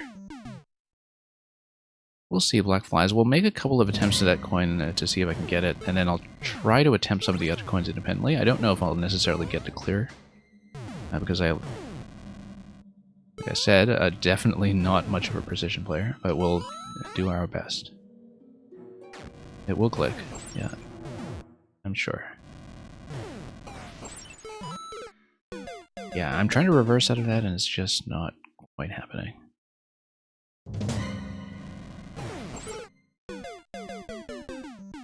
Yeah, the first one here I'm not too worried about because we can just re-roll.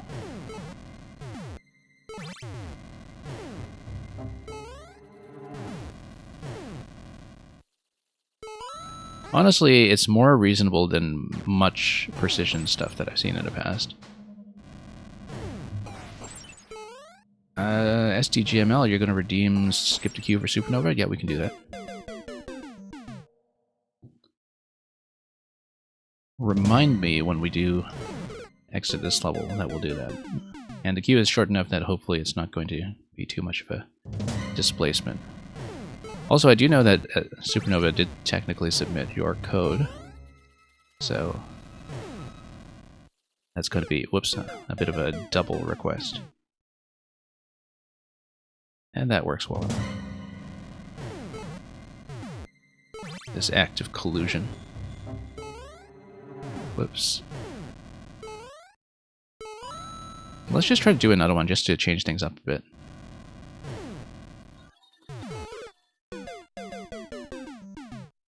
That was not how to change things up a bit.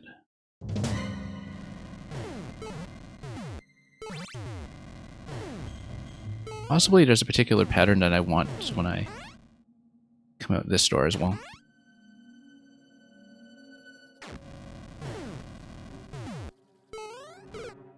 That was almost right. If I just fell down a little bit to the left and hit the wall there instead of landing on top of it.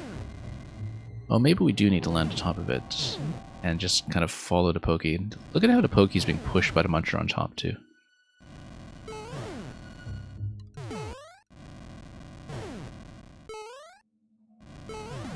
Oops. We'll try to see a little bit more of the level bit, and obviously we'll just piece together what we can without necessarily doing it all in one go.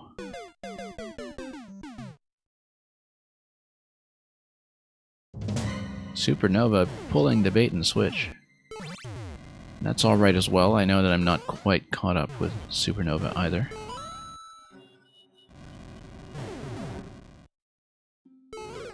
Oops.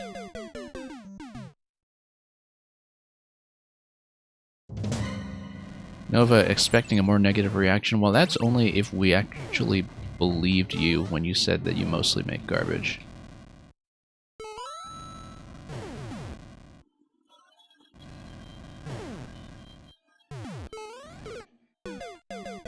This is a very difficult pattern to spot. I don't know how long you took on the clear check for this one. Black flies.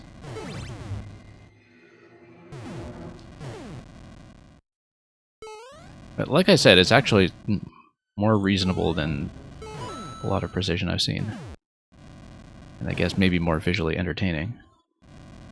Especially for the poor people on mobile.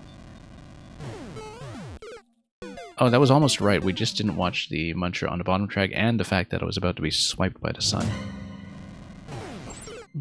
But the placement there was actually correct given just a slightly different timing.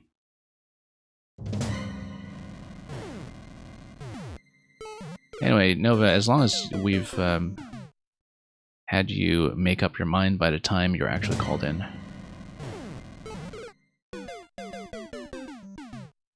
Feel free to swap back and forth.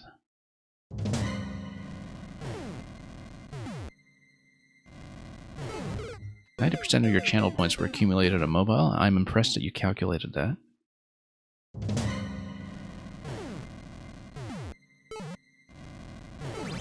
Whoops. Alright, let's do this.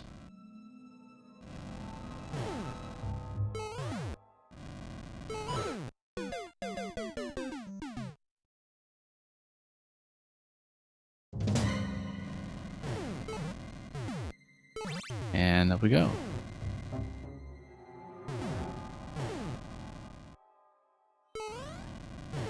And we'll see who wins the Supernova Maker Code Lottery at the end of all this. Sure, let's give this one another try. I missed the opportunity, but yeah, I can stand a little bit to the right. As long as I bend the jump back quickly enough to... Nope. Okay, maybe I shouldn't jump with full height. If I do, I need to go a bit earlier.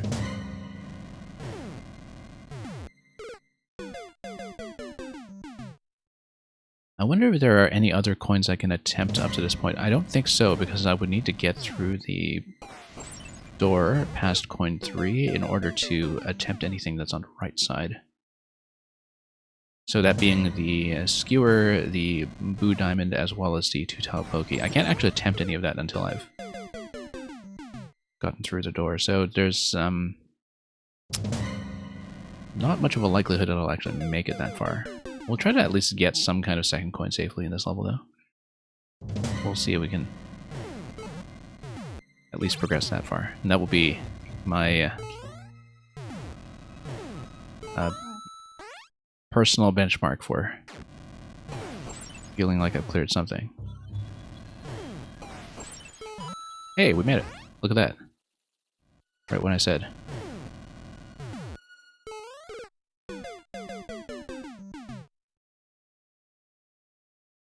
Okay, I'm reasonably satisfied. We'll put in a few more attempts perhaps, but I'm reasonably satisfied that we've actually managed to get a second coin.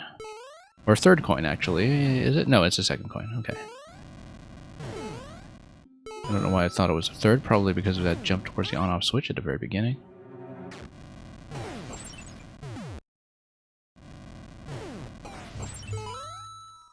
Hey, we even did it consistently. Amazing. But yeah, that's clearly not right. I think I should wait for the sun to swipe down to the right side before doing that. We're not speedrunning this.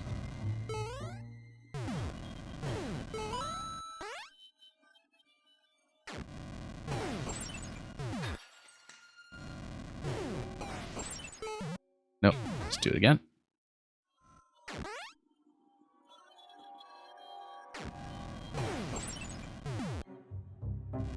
And let's see. There we go. This needs more kitty paw swipes. Well, I mean, where would you put it, though? With every coin collection, perhaps? So it's a little kitty grabbing the coin. Whoops. That would have been right if the landing were cleaner.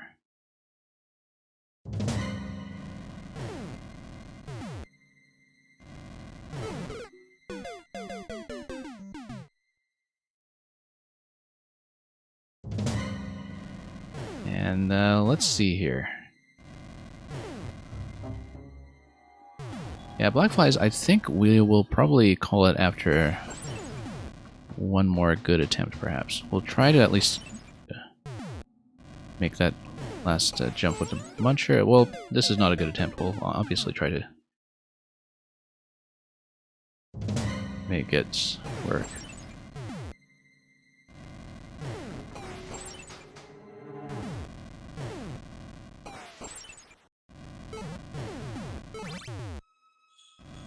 And yeah, Electrodude and SD. Never mind Supernova. He's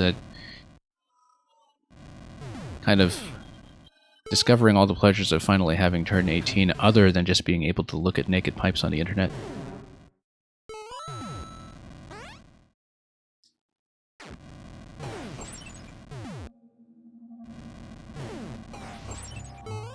Whoops.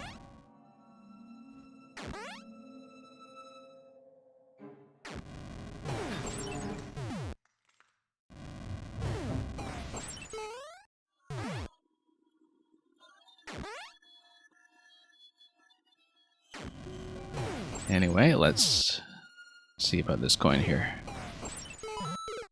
Alright, I think at this point we will save you folks. Your eyes.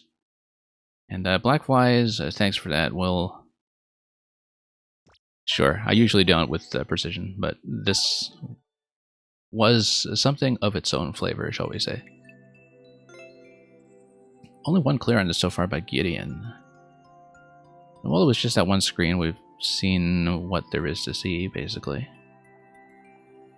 And I at least kind of visually mapped out what was going on. I didn't know how the pokey in the top right was going to go, actually. That seemed like, given the sequence of coin collection, that would have to be the last one, and would also probably be the most difficult one. I had no idea how that one was going to happen, if I ever even made it there, so... Thank you for that. You're on 19 out of 32. That is an impressive number of clear checks, I suppose. Let's count this as a loss, and we will redeem the request from SD to accelerate Supernova's submission of what, when I last checked, was an SD level, but we'll see if that is actually still the case when I bring Supernova's code next. And then after that, we'll go with the order as before. It's going to be Nintentium, Samwell, Terminator. So let's put Supernova in. Let me just check current to see if we've done this correctly. That should be SD's code. Wishing me GLGL.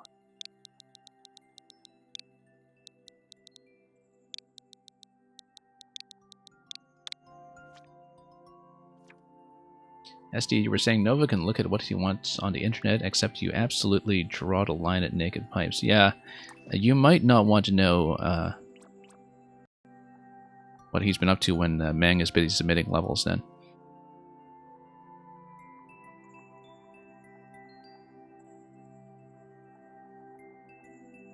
The poggiest of makers. Well, here's a boss. This is going to be a very wealthy boss. The Snake and Luigi hang out. Happy belated birthday. Oh, you've actually got multiple birthday levels in a row, in fact. Well, 2 in a row, I guess. There was another one for Supernova at some point, I believe, or... I'm probably just thinking of everybody else submitting that bash. But anyway, there's going to be the whole Mario Kart Club kind of having a cake festival here. First of all with Jamie, and then... Darth Luke here, where the Snake and Luigi hang out. The boss is his Pog Python, I see.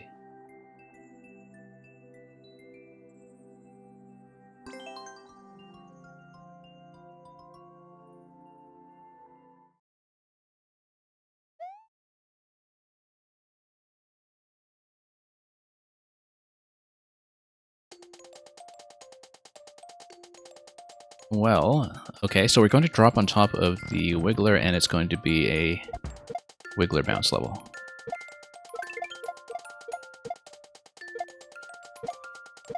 Not going to be quite a Muncher wall here, but definitely still a Muncher.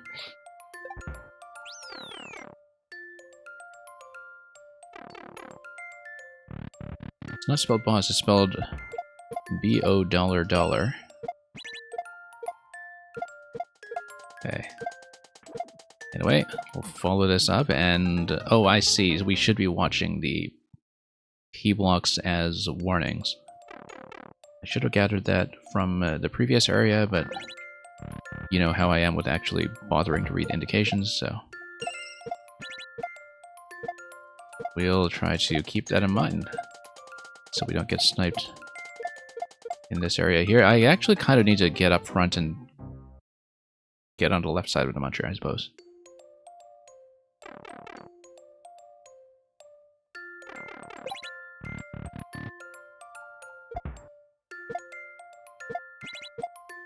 Must be a Metal Gear thing, a big boss and a snake.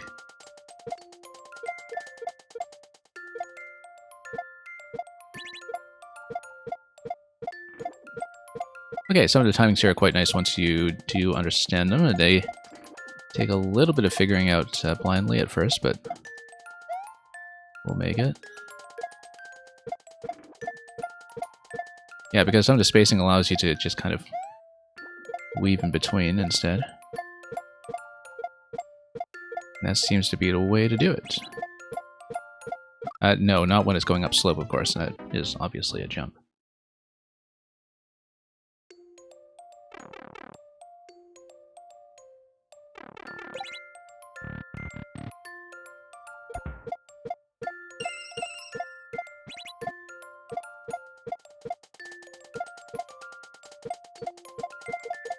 There we go. Sneaking in just in time.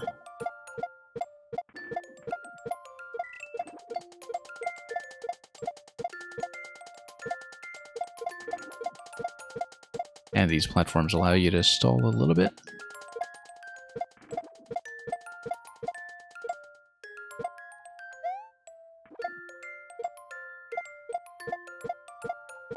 And then let's weave our way over.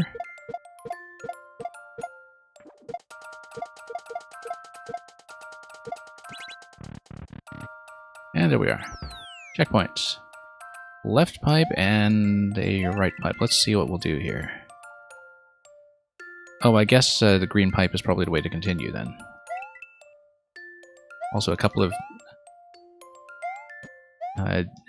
dead creatures in each one of those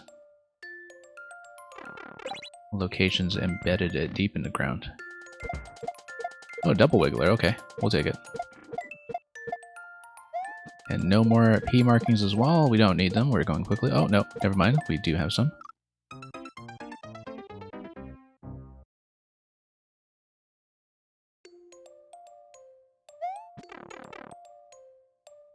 The boss ate those creatures, I see.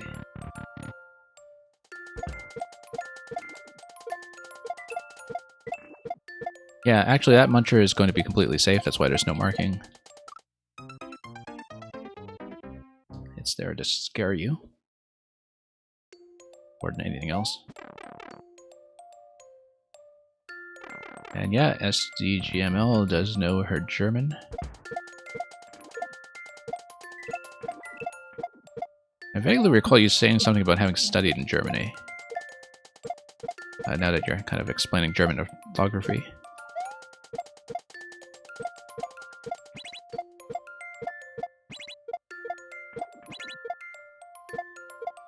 Oh, there we go.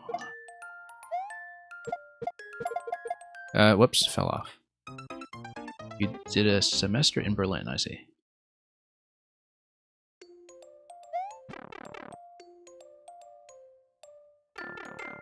The SDGML who came in from the cold.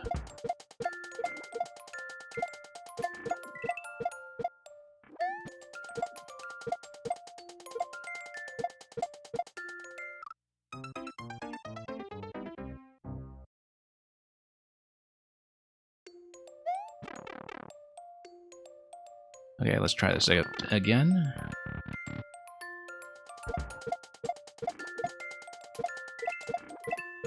Yeah, it's been ages since I was last in Berlin. I don't remember it very well.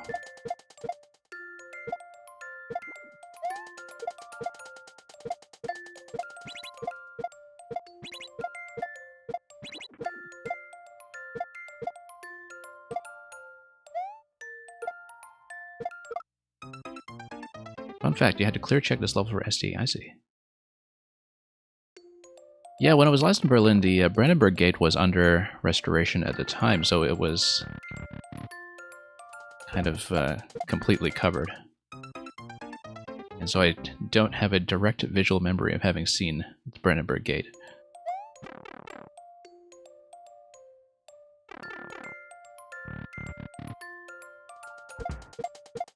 Nova clear checks all your levels, I see.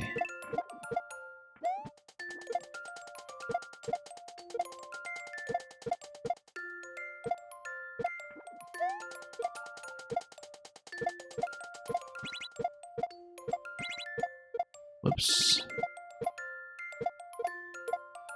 Then, let's go. And I keep overshooting this, probably because I keep thinking that I need to get in position once the Muncher comes out, but clearly overdoing it.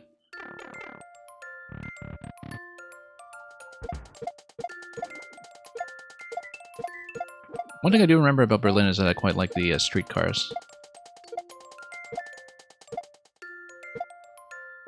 Then, functioning streetcar systems are always a pleasure, especially because, you know, so many of them were just removed from major world cities in the early 20th century. And the traffic patterns of major cities that used to have streetcars were just completely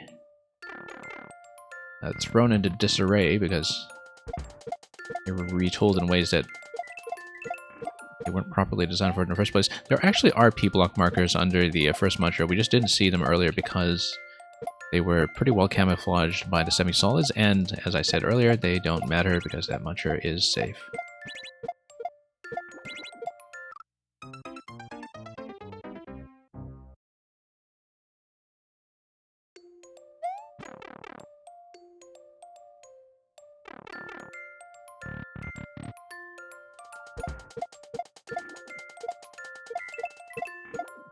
Okay.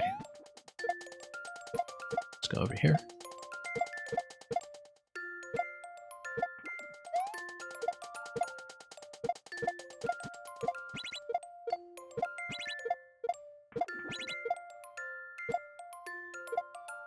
A little behind pace, but we'll get back in order, and then there we go, finally. And we'll change trains, I guess. I got a little bit fancy there, trying to get from one wiggler to the next before hitting the gate. That's okay, we're near the end. Some cities removed trams because it made the towns less modern. Yeah, that's generally a bad decision. I mean, I can understand if a lot of cities were just kind of redeveloping their traffic patterns anyway due to things like war damage and the need to rebuild around the necessities of greater automobile use in the post-war era. I mean, that's the case with much of northern France, I understand, where everything was just wrecked.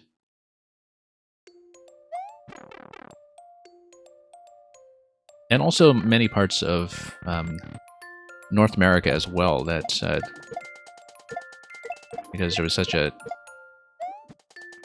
car culture here that expanded along with urban sprawl.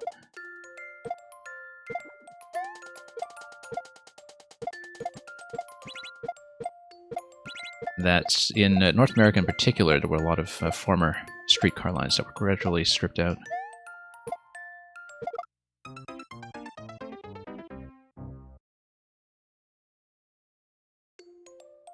Oh, you're saying that's in the 1960s in the Southwest, I see. Yeah.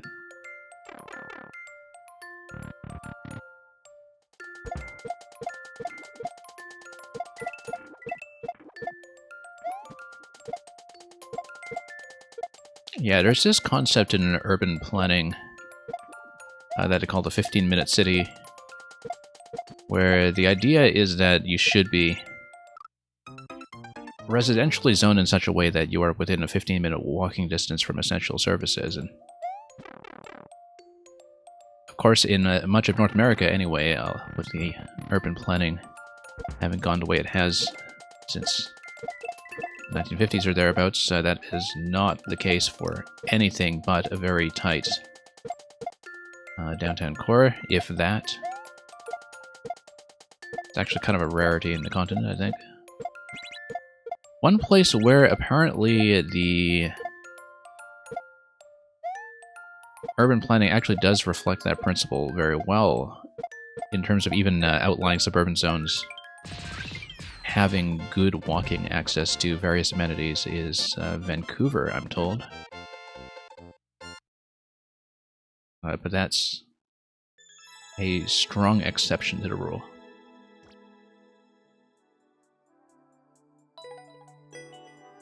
And of course some older systems like New York. I mean, New York is definitely a wonderful place to walk around and take trains around, but past that and past metropolitan centers like that, there's a very sharp drop-off in accessibility. Thank you for that, SD. Since we're talking about tram lines, I guess we kind of took the Wiggler train all the way to the station.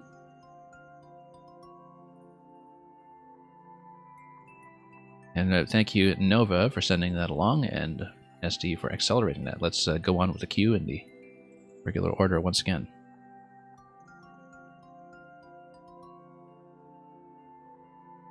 Nintenium is going to be next. So here's what we're going to do. We are going to go through the rest of the queue, and it looks like I'm kind of doing well for time at this point, but it does mean that when we get to Terminators, which is the last one in the current list, I may in fact have time to grind through the one that we did earlier, unless you wanted to submit something else, of course. But first we're going to do Nintenium's level and Samuel's level, and then we'll see how we're going. And yeah, Mail64, I have no idea what the performance on the Twitch app on the Switch is like. I understand that it's pretty feature limited. And given that Twitch is actually already pulling support for things like its desktop app development, I assume that a lot of outlying platforms other than, you know, your browser-based Twitch and the mobile apps, of course. Like, I assume that a lot of that stuff is probably going to be contracted and downscaled at some point. But in the meantime, let's take a look at Crispy Temple.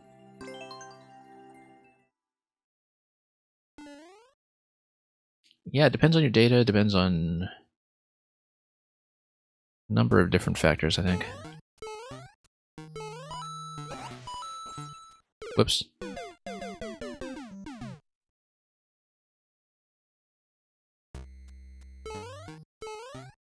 Mobile is mush for you. Make sure the, well, I mean, you might want to check your resolution settings there. It might have defaulted to something low res, perhaps. I mean, I don't tend to stream at very high resolution anyway. Like, the broadcast signal that you get from me is just 720p. Because, honestly, my setup already struggles enough with keeping audio up and everything that 1080 pushes it just a little too much. Take damage here, we'll do this. Yeah, we just pay attention here, this is pretty easily readable. And I just need better momentum going into that short bounce. Speaking of McDonald's Wi-Fi, yes, I already have beaten the Supernova level by that name some time ago. That wasn't even the only one. There was a Loop and Snoop McDonald's level that came out almost at around the same time, and I think it was just a coincidence. Like, I don't think it was something coordinated between the two of you. But I just remember finding that amusing. The down arrow is obviously where to go. Let's do that.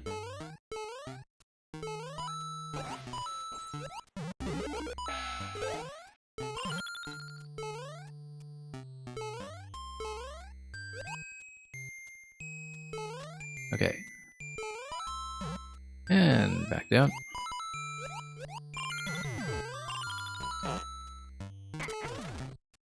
Swing our way over.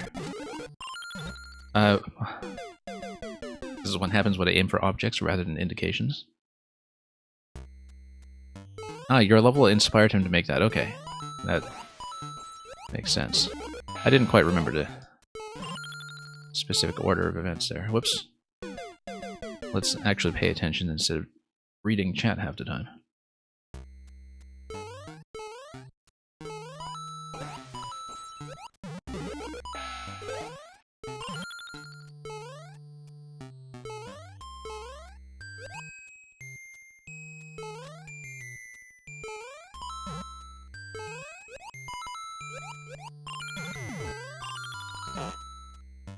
Okay, let's go up.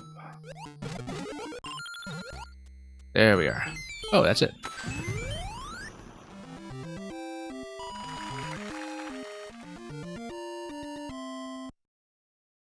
Well, that was extra crispy.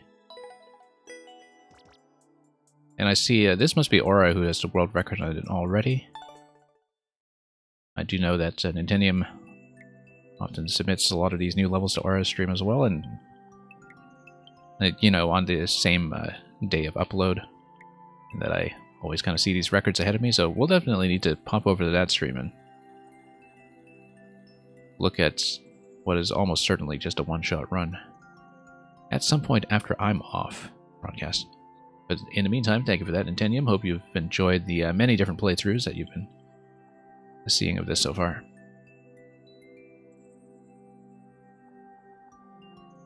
Also, because Kirby is in the news, you discovered Superstar.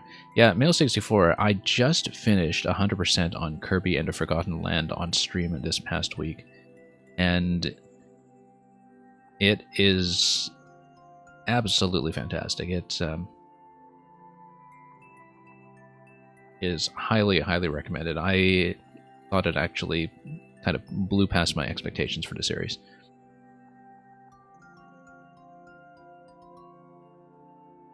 Just an extremely satisfying game. Anyway, Samuel.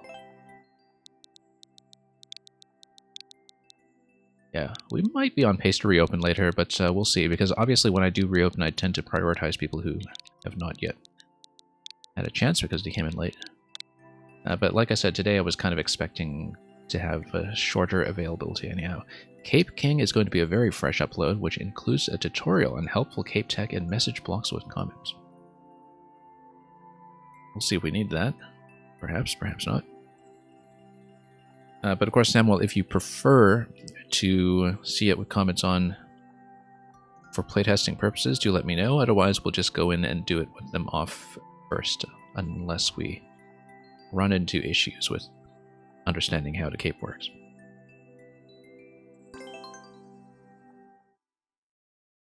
But that's going to be your call. And yeah, SD, this is something that has kind of come up in conversation a lot. Oh, look at that. A well-placed bubble as well for the comment. Yeah, because one thing that we have actually noted before Cave tutorial, we might as well do this. Hyperion Forest is the pipe. Okay, no, that's just going to be flying up.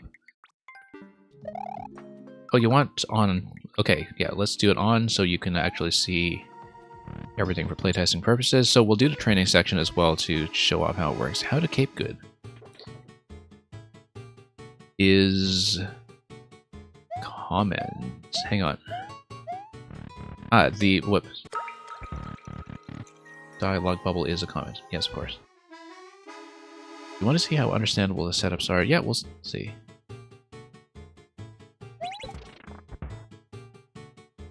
One advice, try your best to collect a 50 coin in each room. Okay.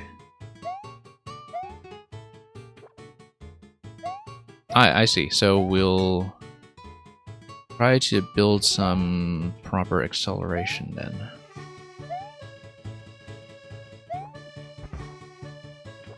Unless we're going back and forth for this. Let's see.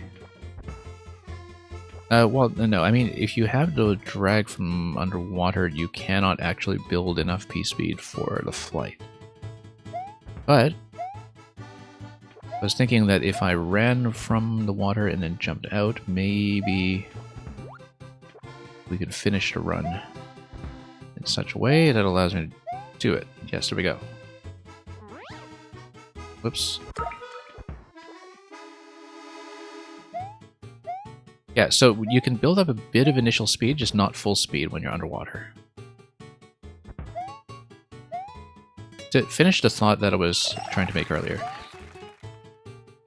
the thing about the cape is that there is a pretty huge gap in capability with what you can do with it, depending on whether you know the mechanics or not, and depending on whether you played much of the original Super Mario World or not. And it's one of those items that I think is kind of difficult to design around for that reason, because you don't know what level of knowledge the player is going to take in with them.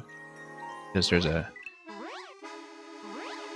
just a huge gap in familiarity based on whether you know the original game to a far greater extent than the disparity that you would get from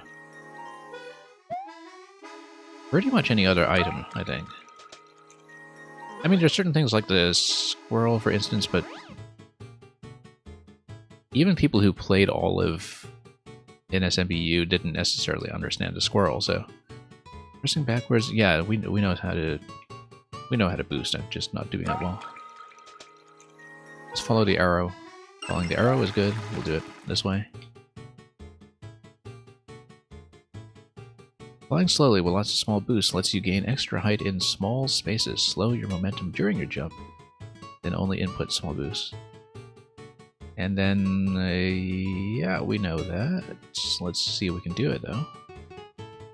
Slow your momentum during your jump. That's an interesting nuance that I hadn't thought about. Let's see what this is.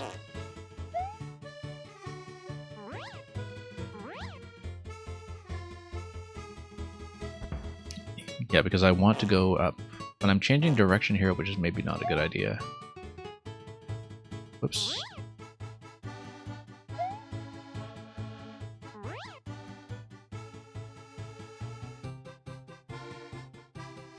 Flying slowly with lots of small boosts.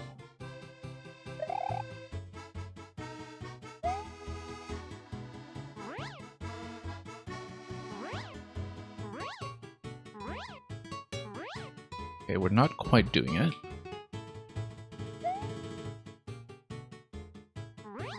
And yeah, the cape is wonderful. I think anybody who did play Super Mario World originally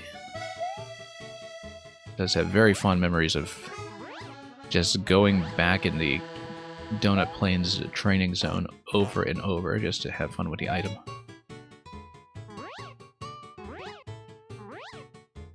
Okay, we almost got the timing right here. We just didn't have enough space to work with it.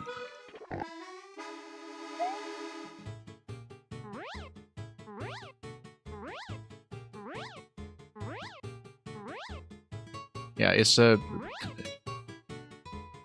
very rhythmic thing. Like, you need to find the specific moment in the animation that allows you to gain height rather than lose it.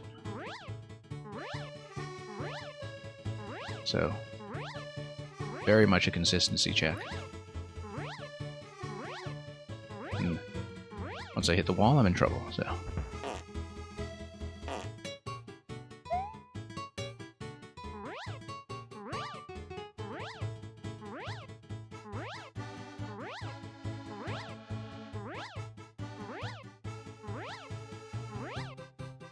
Nope, not quite. Just about.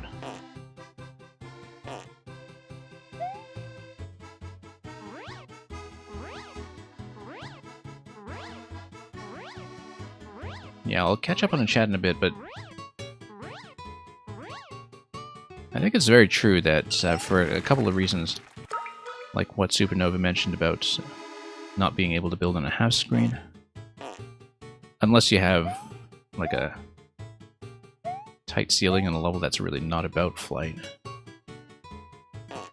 And yeah, neutral. Whoops. Using the cape at all, putting the cape in your level at all, creates a lot of potential pitfalls. Okay, so no, we're supposed to fall down directly, and then boost up to the 50 coin.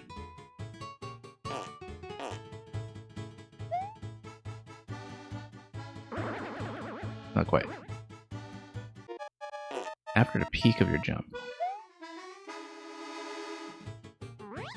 Whoops.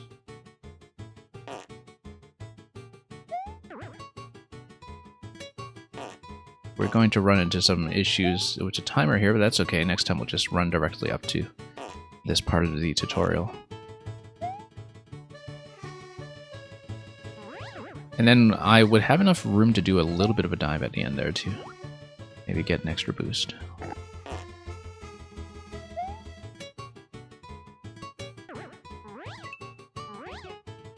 Not quite, yeah.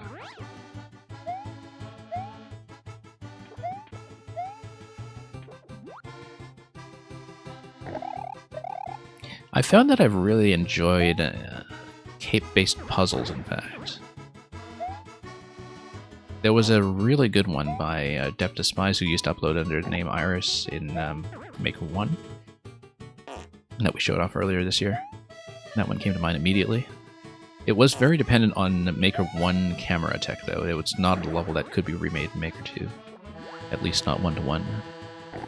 Because the camera logic of when things scroll up with you was a pretty key part of how that level worked.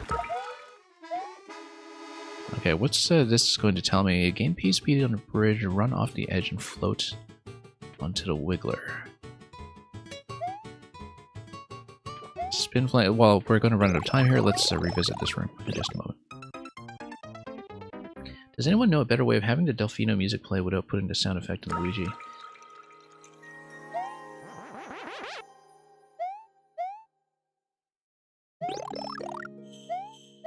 Oh, because you want the peaceful music as the default on Luigi, right? I see. Because I was wondering, why don't you just want to put it on Luigi? But I guess that would be the reason.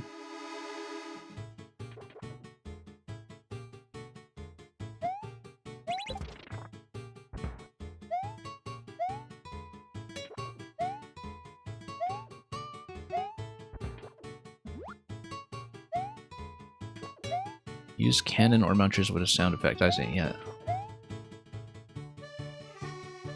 Yeah, if you're mainly trying to mitigate the possibility of the Cape Ground Pound running into issues here. Whoops.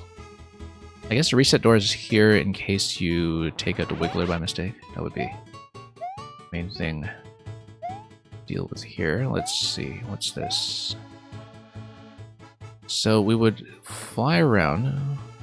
I would need to reverse, and then I need to bump into the Wiggler. I see. I get it. Sure, let's bomb him.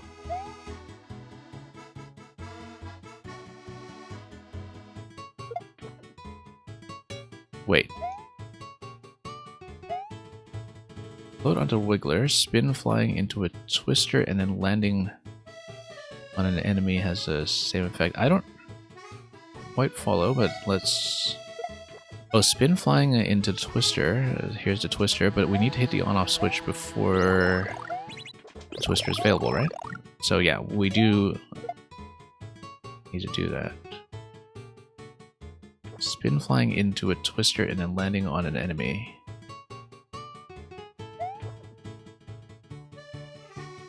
Oh, let's run the bridge this way, okay. Ah, yes, no, I see what you're trying to tell me here, okay. For the massive boost that you get. This is Cape Tech that I don't think I knew either, at least not systematically. Whoops.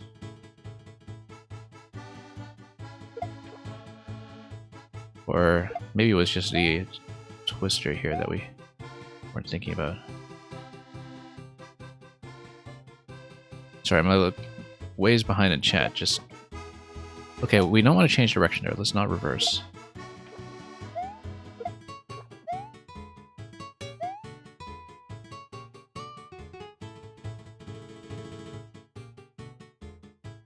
And that's just a miss, so... Hang on. Gain P speed on the bridge. Okay, no, we didn't gain P speed. That's the issue. I need to go all the way from the left. Yeah, now we're in a run. And now we can fly. Yep. There we go. Yeah. Like I said, I don't think I really knew that systematically.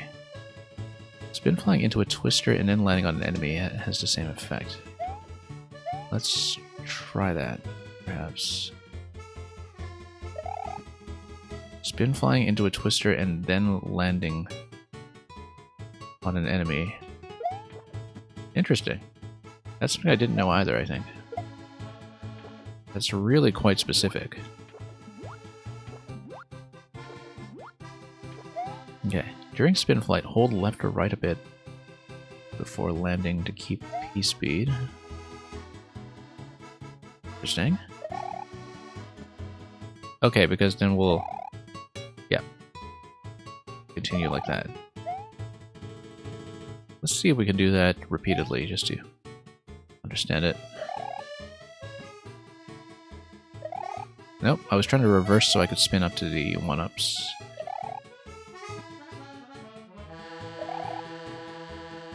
Hold right or left just before landing.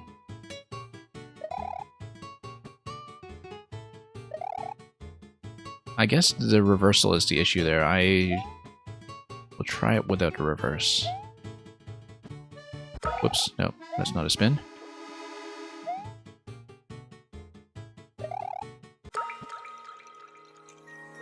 No, hang on.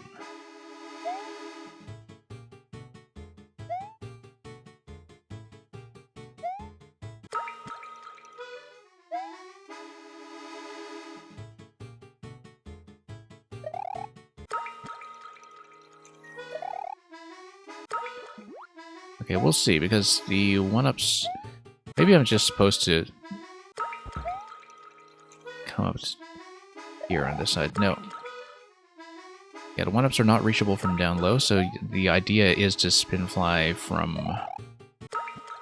here, if I can. Hold left or right a bit before landing. I think we just need better aim, in fact. Let's try it.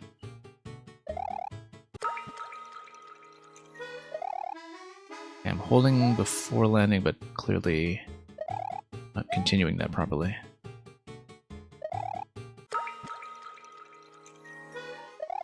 Yeah, I'm losing P-speed at the very end there because I'm...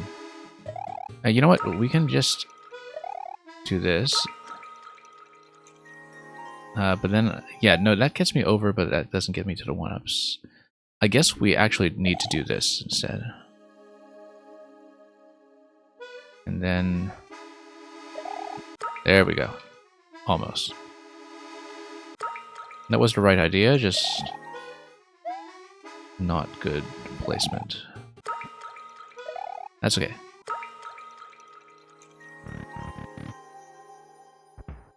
ELB is not an issue in this level, so you use the blaster and muncher stack rather for what you're doing. Okay, let's actually play the level now. Hyperion Forest.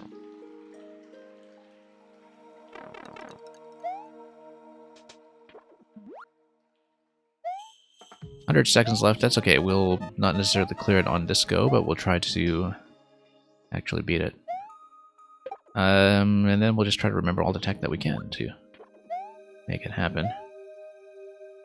This looks like it's going to be some kind of float followed by the boost, as we saw earlier. It does mean that I need to build up P-speed first, given what we know. That means we'll need... some place to go with that first.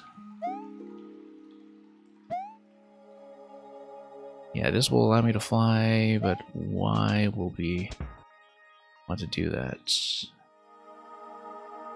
Because then you can get the twister boost. Spin flight followed by twister followed by enemy. I see. So let's do that.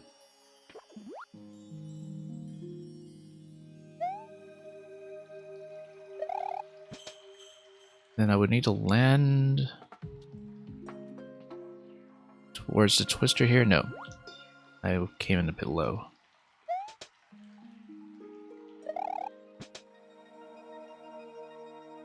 We come in a bit higher. No, I'm still dipping into the water. We'll have to figure it out if this is doable from this angle or if I'm doing something wrong. I mean, I was coming in a bit low because of the bridge, so let's retarget that. We will have to reset, of course, because of the timeout.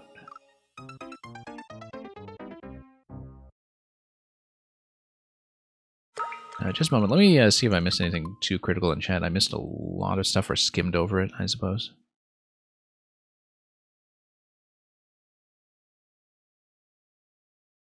Yeah, mostly about what is a reasonable amount of cheese.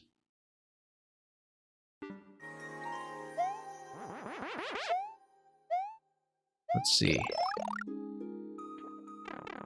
Yeah, that's the thing about designing around a cape is that it's easy to cheese things with it in a way that is extremely dramatic. Unless you're quite careful about the opportunities for the player to build or not build P-Speed.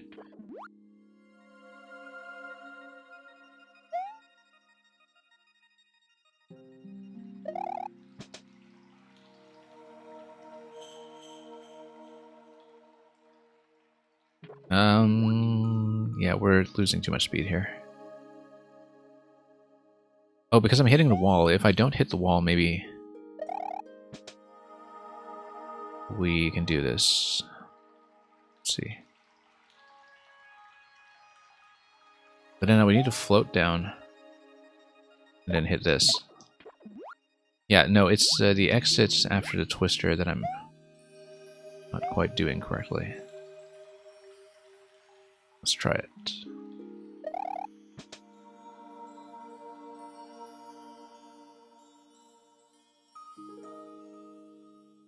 Yeah, because no, I would need to go over the edge as we go through the one-way panels, and that's just a little bit too high for me at the moment.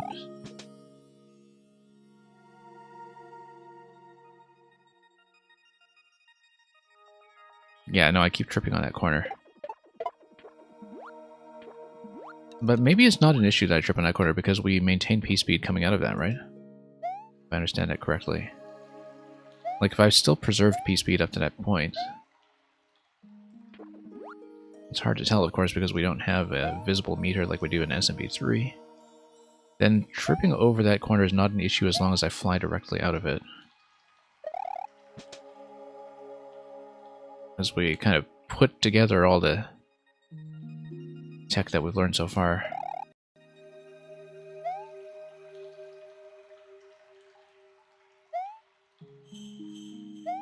I think it's smart how the twister is globally loaded so you don't have to wait for it to fully blow. Yeah, yeah.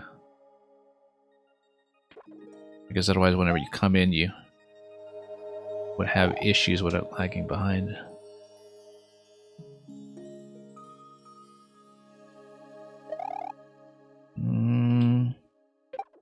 No. Let's see here. I feel like doing this spin there is not quite right.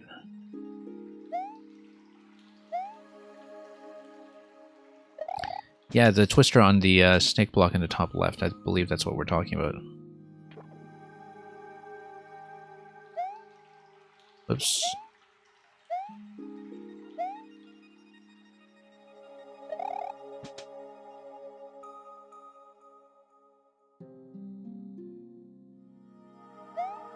No, that's not really going to be correct. We've got to put a couple of different pieces together. Make this work. Because right now I'm thinking that... Like, we learned a thing earlier about... landing out of the spin flight. Then... Let's see.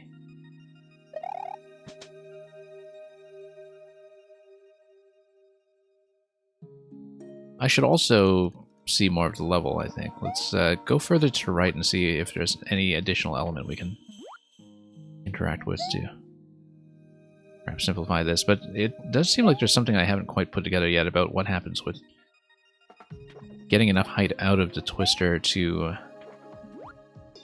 either skip over that ledge by the one-way panels or develop enough P-Speed to continue to flight out of it. I can see why this level requires a huge Cape tutorial, even for people who are familiar with the Cape.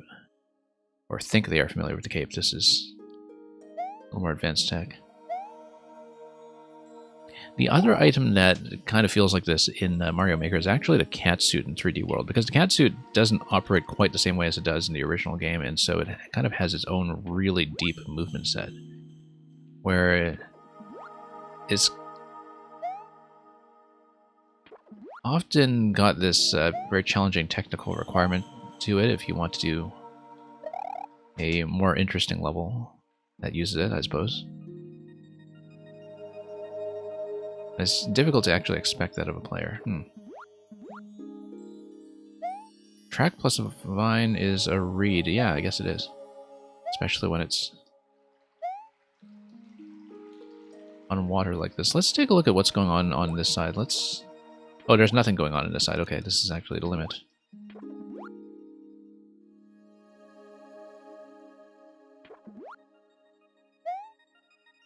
And yeah, SD, none of the 3D World cat boxes are quite the same thing as they are in the original game, but the cat suit was something that was really noticeable because the controls themselves are just this totally unique item that, you know, kind of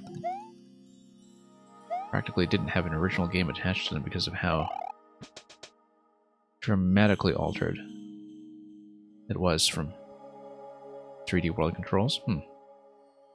And Chess Bunzo, welcome. Hope you've been doing well.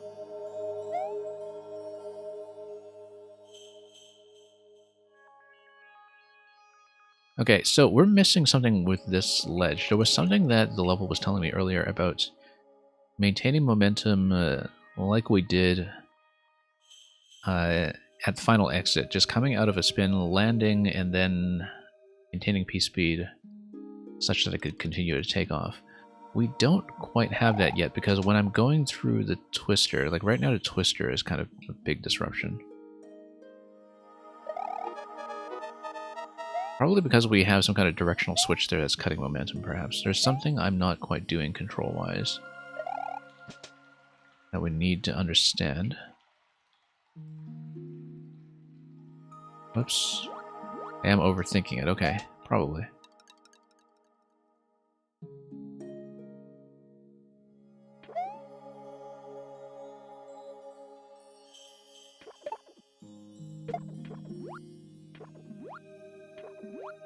I mean, that's how I beat levels, so... Let's see. And SD, thank you so much for the levels earlier in this stream. You have a good night yourself. Whoops. What if we do this flight? Yeah, what if we do a standard flight and then turn around, and then instead of using the spin fly, and then see if we can float in.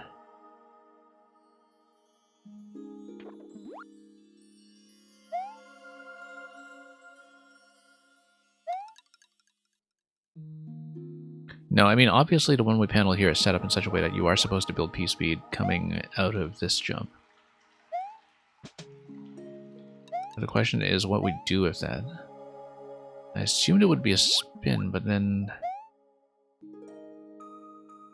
I wasn't really thinking about what the twister interaction would be. Let's see.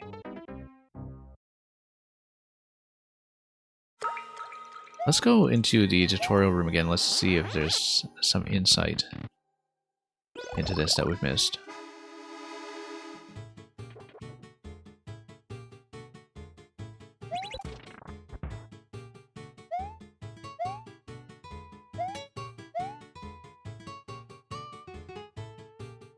And yeah, there might be some aspect to this that we're not really using well. P-speed on a bridge, swim flying onto a twister, which...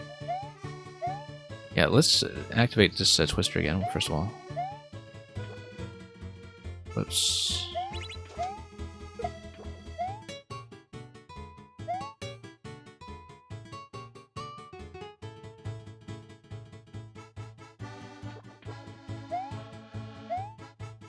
But you need to spin fly onto the twister. Yeah, so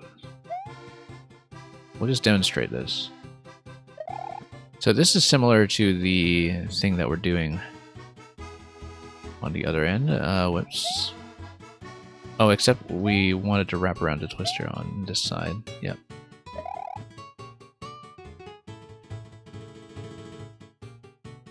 And then, yeah, that's the interaction that I'm going for. It's just that the twister isn't giving me the height that I want on the other side. Let's just pop out.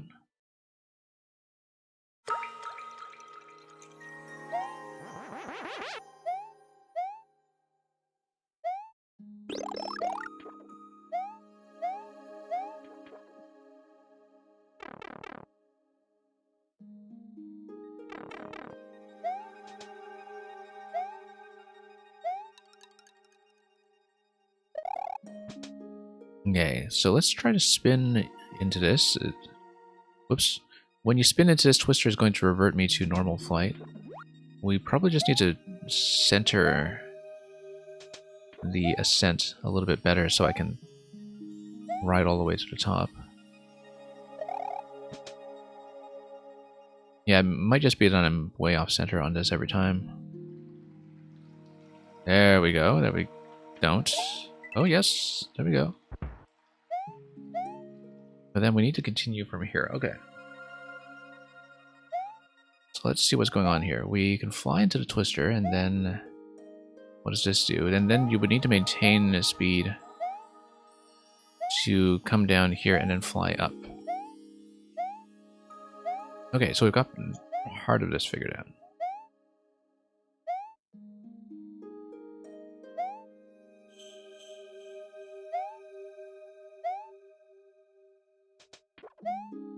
Let's try it again.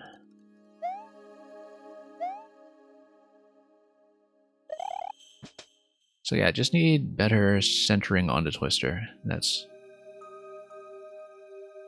all there is to it. And in fact, you can build enough P-speed that I landed here previously, not direct onto Wigglers, and I was still able to bounce back up because we had a full meter to work with at that point, so...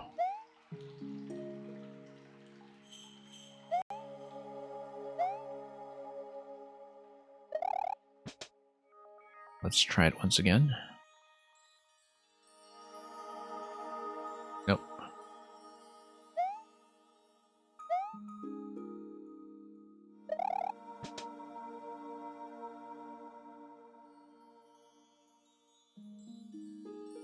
Nope.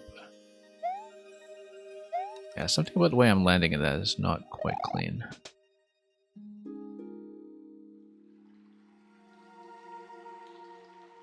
Here we go.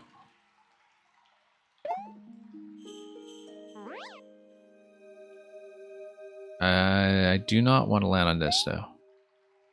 Do I? I feel like this is actually a bit of a trap, that I was supposed to maybe dive out of that sooner. And then steadily gain height. So one of the things that has become clear to me is that this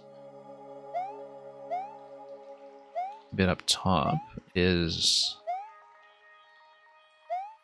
Yeah, what you see on the left column up high in the middle here, that actually is open above.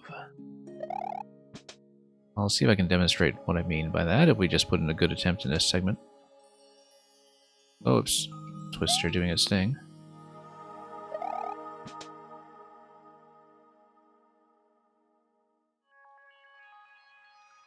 Nope.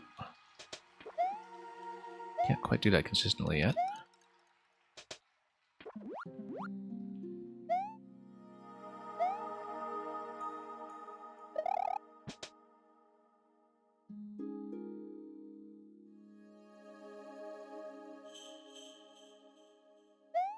Let's try it again.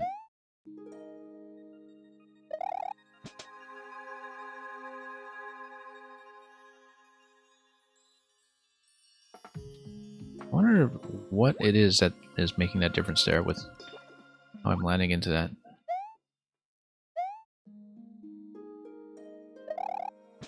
Probably I'm heading forward too quickly. Yeah, there we go.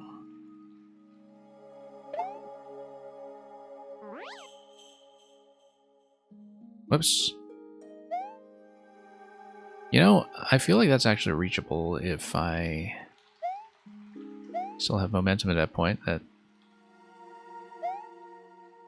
Yeah, this is going to bring me up, but then I want to maybe... We need to figure out how the landing is going to work.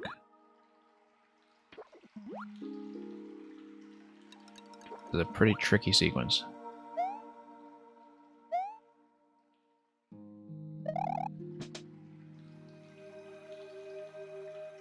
In terms of having to put all my cape tech together at the same time.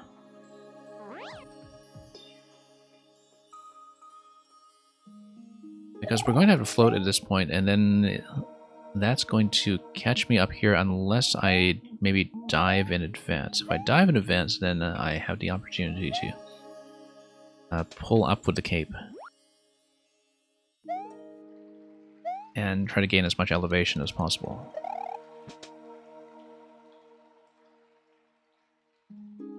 Let's go down.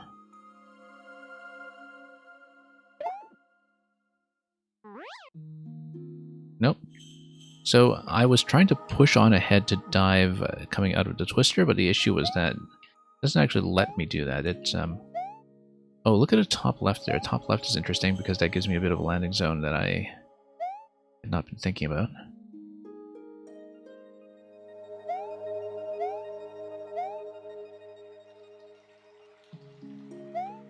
So we'll see, because after you get caught in this twister, what happens? We have to make some sense of that.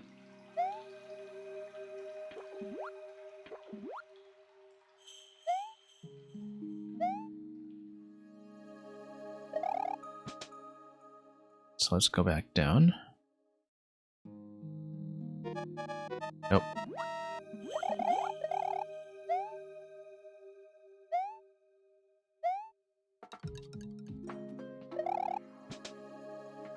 And we'll see if we can set this up. It's likely to be a timeout death this time, but this is getting more consistent, at least. This part here. Nope. So it looks like I do need to land on the right side there and perhaps build up enough flights to head over to the top left. The question is, how do I maintain speed?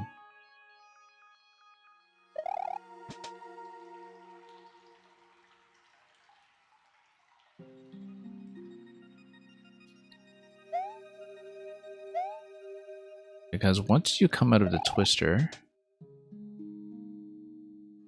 We'll see.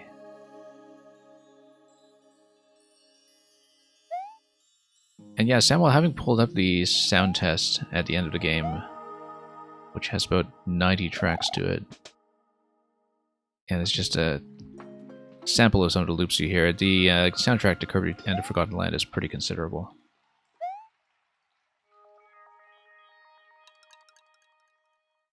Partly because in each segment of a level, and in some cases in separate phases of a boss, there's tons of stuff going on musically.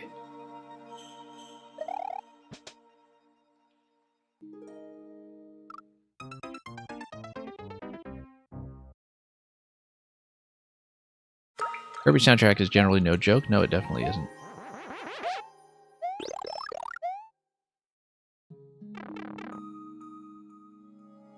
But that was a pretty major highlight of Forgotten Land for me, too. I mean, most things were a highlight of Forgotten Land, to be honest.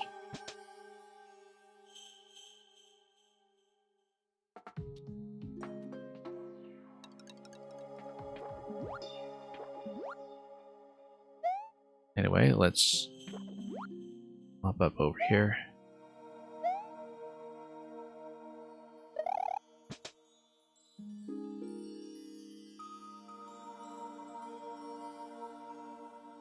Okay, still not quite centering myself quite right. And I still haven't figured out what to do with the landing on the second twister. There we go, that's a much bigger burst.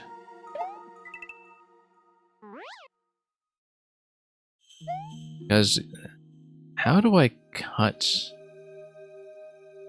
that cape? Because when you fly into the twister, it's going to boost you up with the slow float. But it lands you right above this platform here, such that you make contact before you're able to suspend yourself any further or pull yourself up.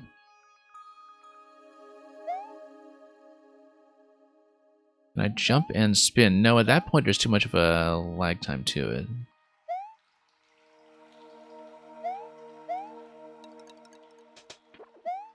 That's not going to be the answer.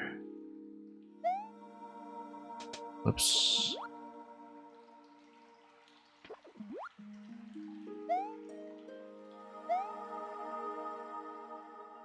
Yeah, so about the Kirby series, in the past my experience has been that the main campaigns are often very short and give you more things to play with than you are actually pushed to use by the content. And that Kirby is very kind of side game and post game heavy. Forgotten Land is interesting in that while it also has an extremely robust optional game or post game, the amount of content in the main game feels kind of significantly more thorough, I guess. Partly because the replayability is very well motivated as well. Whoops. How long do I feel until I can replay Kirby? You know, I'm still pretty interested in occasionally poking around with the bosses on the side. And the thing is, if I just want to run the levels, running through the levels straight is actually a very short experience. If you wanted to do it that way, I mean, I tend to be much more completionist on the first run.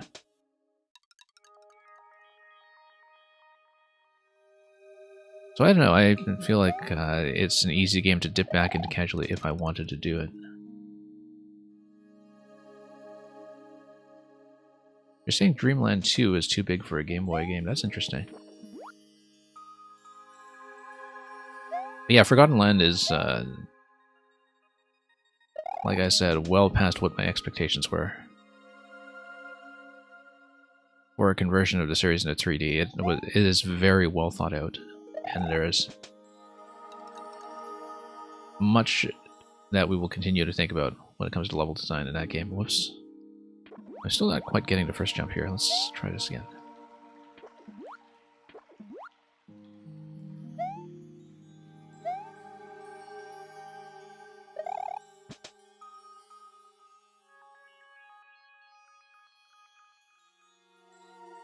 Okay, no, it's because I'm pulling back directionally a bit. Something is kind of interrupting my flight there. I've gotten it a few times before. I'm just not very consistent with getting up to Twister. There we go. Got it. Finally. No. So, the thing is, I don't really have control after I come out of the Twister. Possibly I need to let up on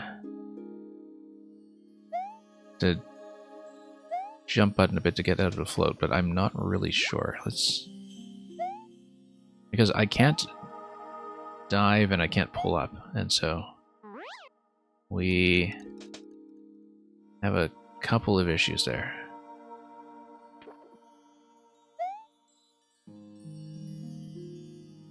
Dreamland 2 uses a decompression algorithm to load every map in the game, and someone made a level viewer for it and discovered that it was happening at runtime, yeah. This feels like it's the kind of thing that, I mean, yeah, this was definitely during Iwata's era at HAL, right? And it's kind of congruent with this sort of story you hear about him, you know, compressing entire regions into Pokemon and such, like as a coder, just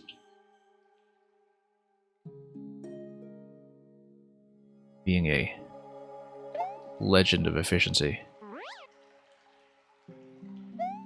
Okay. I don't see the solution out of this yet, because the thing is, I've been trying to let go of the jump, I've been trying to push into a dive, I've been trying to pull back into an additional boost.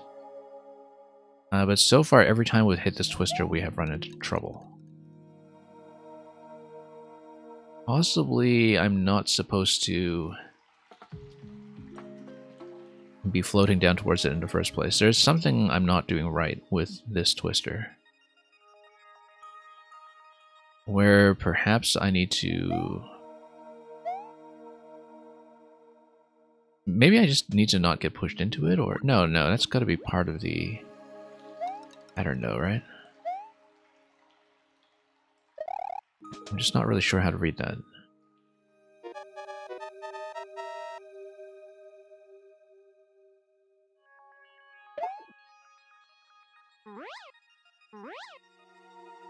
No, because obviously we do need to fly towards it in order to be pushed up.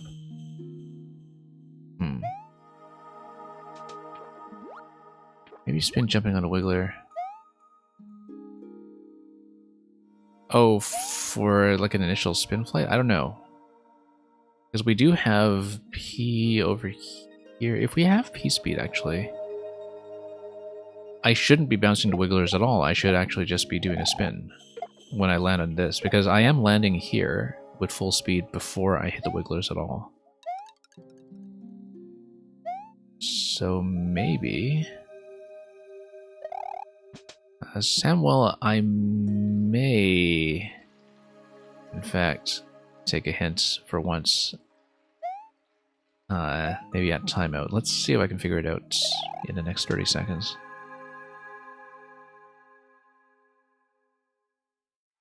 Because there's something I definitely haven't considered. It seems like I definitely have to go up the twister, though, to maintain flight.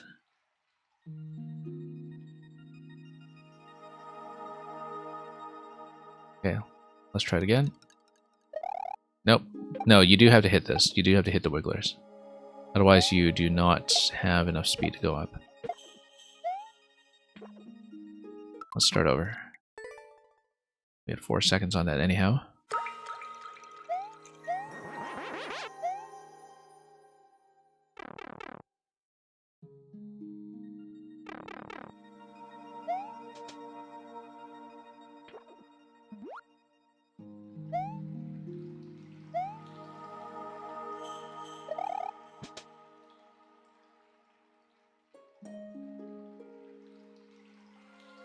Nope, that's a miss. Hang on.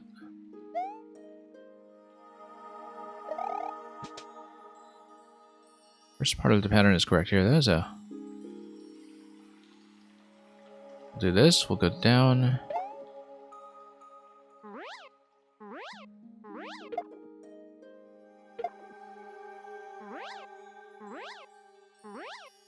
Let's just climb from this side, see how high we can go. Not very high. Not nearly high enough, in fact,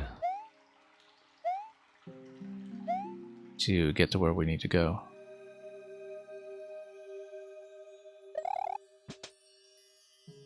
Right now it's not really even clear what my objective is going to be in terms of what my pattern will be once I am on top. I mean, I do need to go up.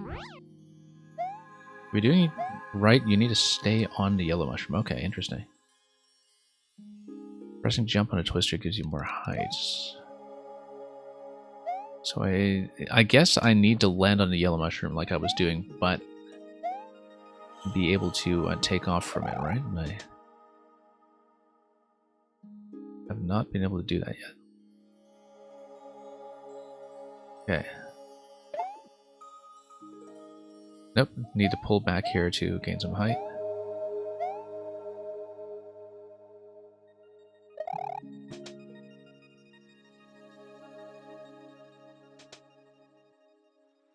Oh, whoops. Twister here is going to not cooperate very much.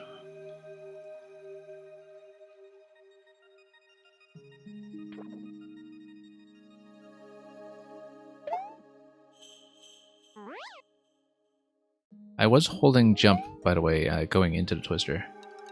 Oh, pressing jump on a twister, though. Okay, yeah. I guess I was holding into it.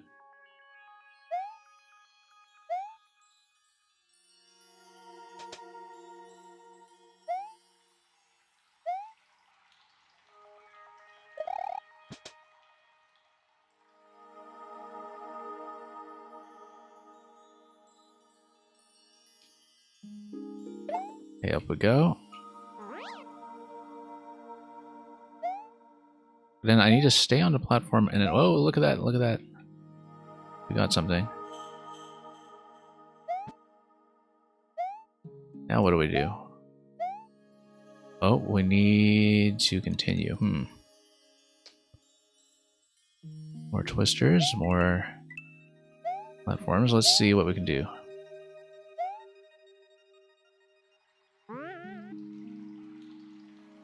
And we're going to get dunked, okay.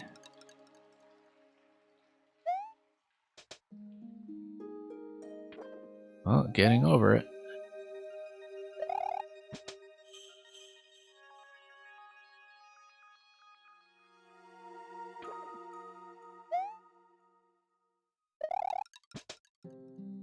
I guess you should pick Kirby other than Elden Ring. Well, that's okay. You can still pick Kirby over the next thing that you intended to pick up, whatever it is.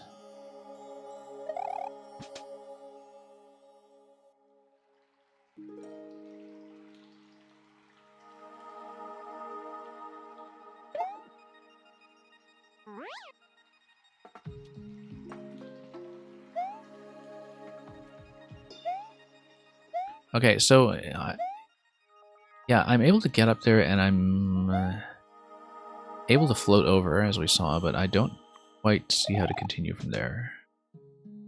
We know that there was a platform that was available on the top left corner. Whoops. Let's see.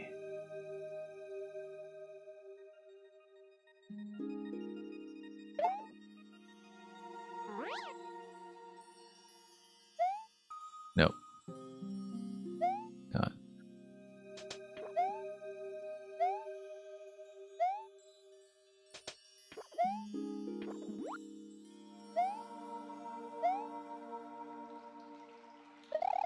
Let's try it again.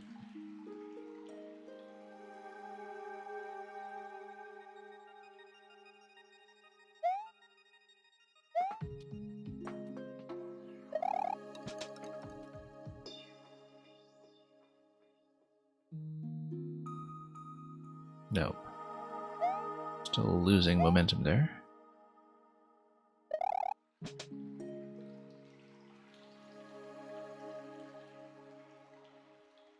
Yeah, I guess it is kind of tricky to get back to where I was to. Nope. Okay, I was trying to jump into the twister that time and that was just a bit of a miss.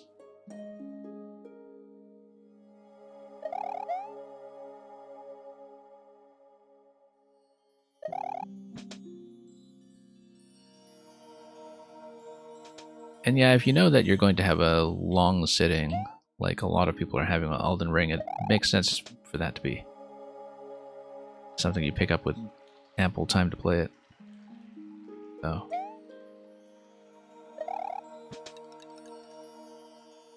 Not nearly as open as you would want it to be. That's interesting. That's not something I'd heard.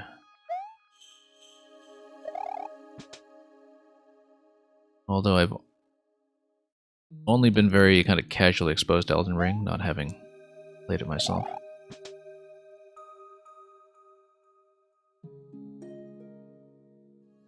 Because I thought the openness was kind of its main selling point. At least that was my impression. Nope. Trying to press jump into that, that's not working out. Or maybe that's because I'm accidentally spinning into it. Let's... again.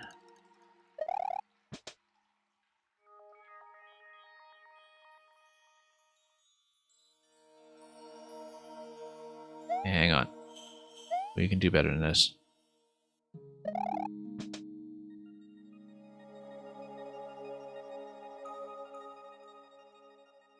Okay, there we are. Nope, missed.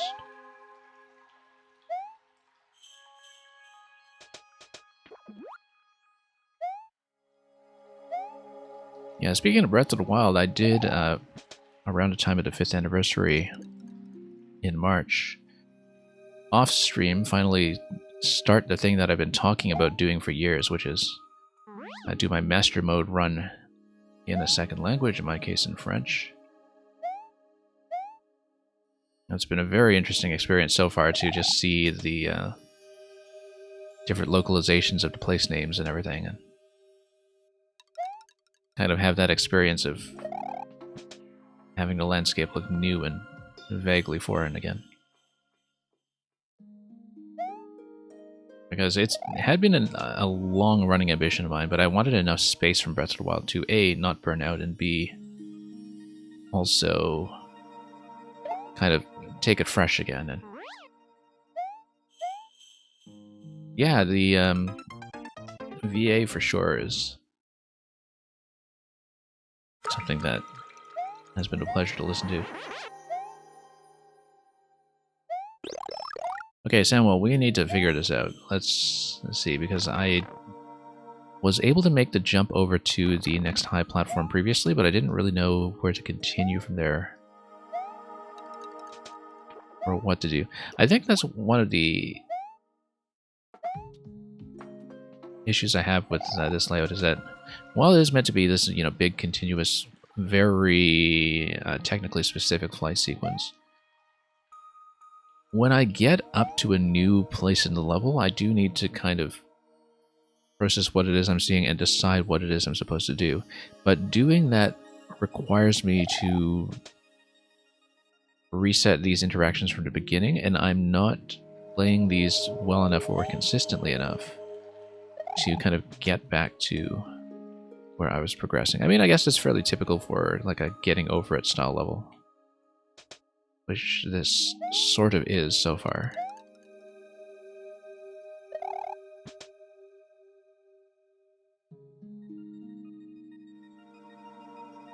Nope. But I'm having enough consistency issues with even the early stuff that I do know.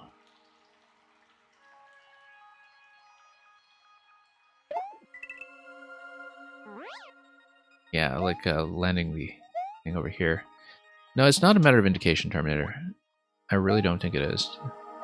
Because the thing is, there's a whole tutorial section, first of all, and secondly, part of it is that it is supposed to be kind of a puzzle that you figure out where you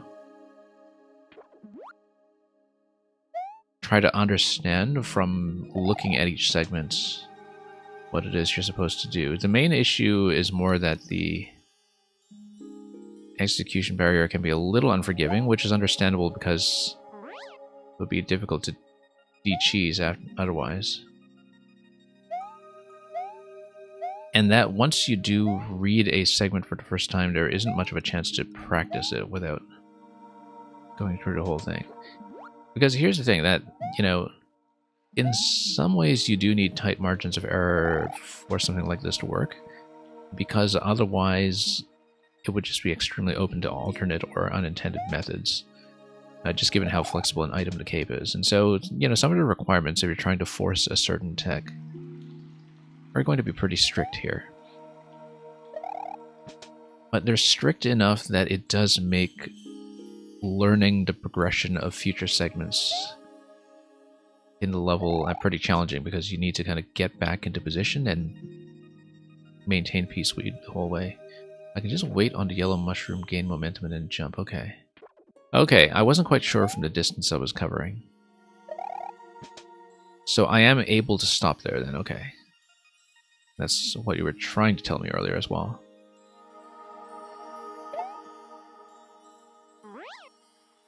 Okay, so this is supposed to be a rest point.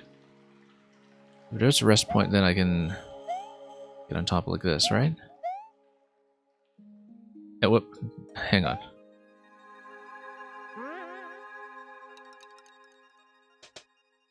Now, what is that single platform doing for me then?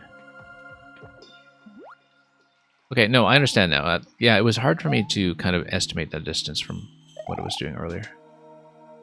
It's not meant to be continuous. Okay, yeah, I can see that now with the yellow mushroom. I didn't understand it at first because the distance was great enough that I couldn't quite see that just by looking, but I'm glad it's not continuous, because that would be really about as challenging as I'm making it look.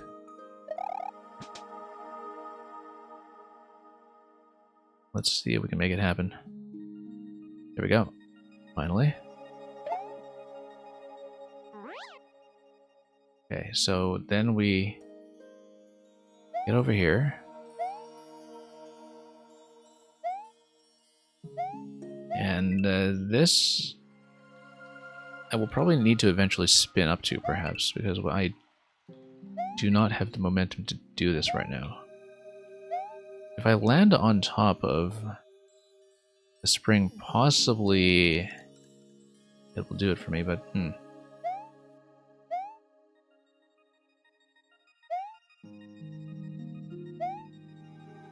You should make the fact more clear. Do you have a checkpoint to spare? If you do have a checkpoint to spare, well, I mean, obviously, like, you can't die in this level, so the checkpoint is kind of useless, but maybe it makes it visually looks like a stopping point. I don't know. Or maybe if there's something to hit. Or some other interaction that requires stoppage that the player is encouraged to do.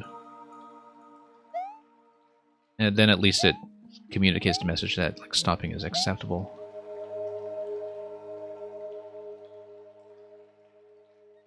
Yeah. Looks like I am supposed to have some kind of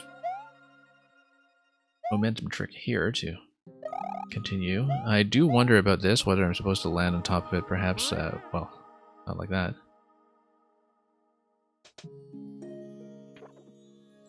Possibly I am supposed to kind of fall all the way in.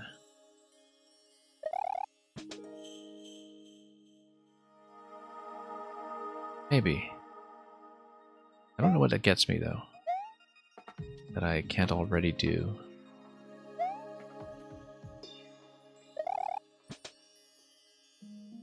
There's a checkpoint already. Yeah, okay. So I guess, budget-wise, that's not really possible. Samuel, I'll probably just take it to this timeout. Because I'm having enough execution trouble with it that I don't know how much further I'll progress today. I mean, we can definitely continue to push through it on other settings, since we're kind of at the beginning anyway, and I'm not losing progress. Let me just see if I can do it, because even just as a matter of consistency, the early stuff is putting me at a bit of a dead stop. Let's try it again. Hang on.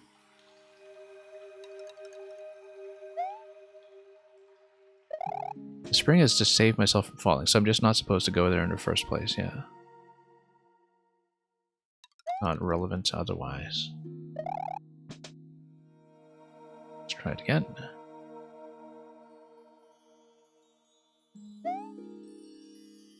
Yeah, some of these margins here are a little bit narrow. We'll try to make it across. There we go.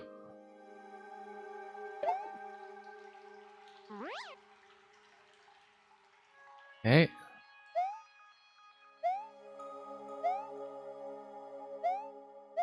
And we can do this, and then where do I go from here? I mean, I'm able to slide into this, and that doesn't give me a lot of speed, though. Let's see, because if I'm using the yellow mushroom, I'm not really preserving that much momentum. Red Knight, it kind of is a cave getting over it. But yeah, Samuel, we will probably bail at this point. It looks like there's probably some other stuff I need to practice or figure out in order to get to this. And part of it is just kind of understanding how to read the segments as I go. I know that Of course, a big part of this level is trying to solve the interaction given the information we were given in the tutorial room. A pretty effective tutorial, I think. I don't think we had too many issues understanding what it was you were trying to show me in the comments. So hopefully that's a useful demonstration.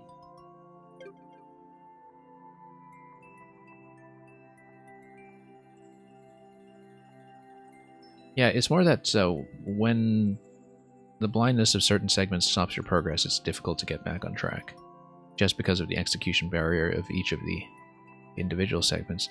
And of course, the blindness is going to be a bit of an issue with the cape anyway, given the huge distances you're covering and the amount of openness there inherently will be, since a lot of objects do have to be set fairly far apart. Terminator, if you're still here. Let's pull this up. So Terminator, I don't know if you'd prefer me to continue number 11 that we saw earlier, or if you'd prefer to see something else. Since you are the last one currently in the queue, I do not mind trying to grind out number 11 like we were doing earlier. But if you'd prefer me to do number 14 here, that's fine as well. Oh, that's a 0.29. Okay, new level code. Yeah, sure, let's take a look. And I'll try to stay on it as long as I can. And we'll see how we're doing afterwards. We'll probably be running late enough, given that this is a 0.29, that this is likely to be the last level I play today. But, oh, you want me to play 15? Okay. We can do that too. Let's go down the list. Surely you must be getting quite close to the 100 upload limit at this point. 15, we've beaten 15. No, 17. Okay, 17. Escort the Master Sword and beware of jumping. Looks like we'll have some poison mushroom. Or, well, I guess Night Theme SMB2 mushroom jump detection shenanigans going on here. Let's do it.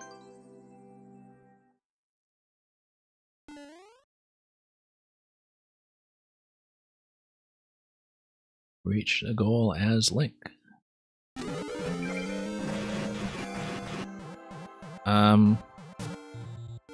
No, I overshot. And then this will be a lock. No. Hang on. I wonder if I should do a dash. No, I shouldn't actually. I should just tap each of them. But we do need to keep pace with the sword on the top track, if I understand this.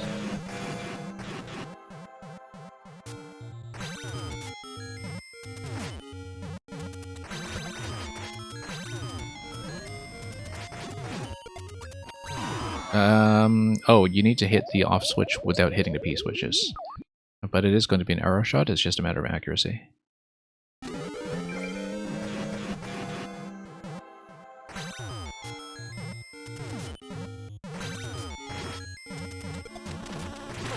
No, I should have shielded out of that. So notice that... why wasn't we double tapped the on-off switch earlier? I think that was just something control-wise that I didn't do. Oh, nice of the Mecha Koopa to get out of the way this time. And then we're going to be trapped here. We need to...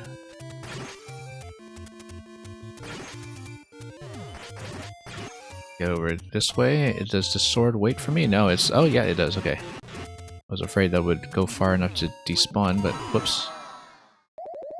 Looks like it will be shield against the bonsais. But we need to take out the red bullets on the left side. Okay, good. The sword did not completely outpace me here.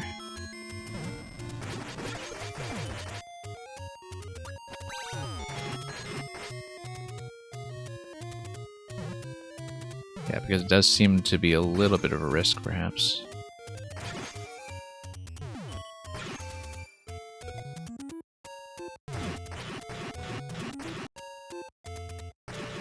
Okay.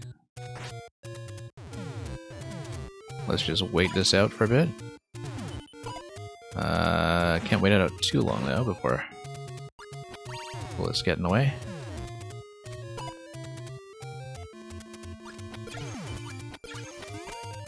No, I can't jump. Okay, no, I need to wait for the claw to come down and pick me up. That's understandable.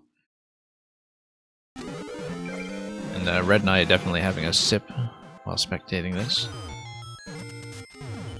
Yeah, Red and I hope you've been doing well on your end as well. With whatever people have been showing you. And... oh. Shot accuracy, as always, needs work, but at least we don't have to jump into the shot this time, which is an improvement over how we were doing earlier.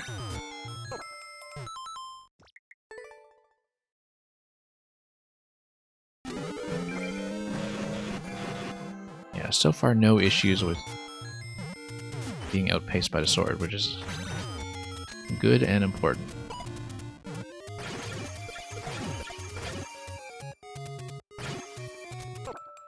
So we previously managed to get the shell to kill the mecha, which I think I want to do, because otherwise the mecha is just going to give me all kinds of grief. Whoops.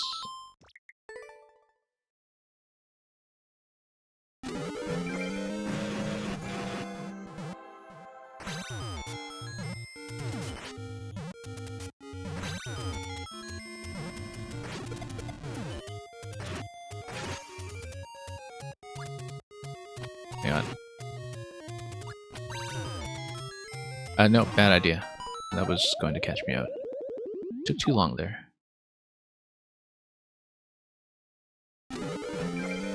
And yeah, Red Knight, on some recent weeks I've been running longer queues anyway because of the early start and reopening for people who come in late. I'm not able to do so today because today I was expecting to have a shorter amount of time available, but yeah, I definitely want to get some more of yours in at some point. We'll try to be accommodating. Because lately I've kind of had to go back to some of my late starts anyway, because of various conflicts that I've had that have prevented me from keeping up with the newer, early stream time that I've been doing. Nope, facing the wrong way. Shield. Male64, you're saying base PS4 is perfectly fine for Elden Ring. I mean, I guess it would be hard to find because people actually have the system, whereas, you know, owning a PS5 at this point seems to be a fairly major obstacle.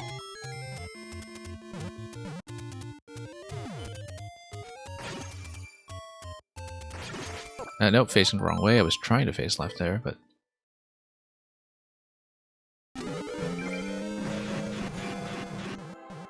yeah, as you can see, we just have mushroom jump detectors everywhere.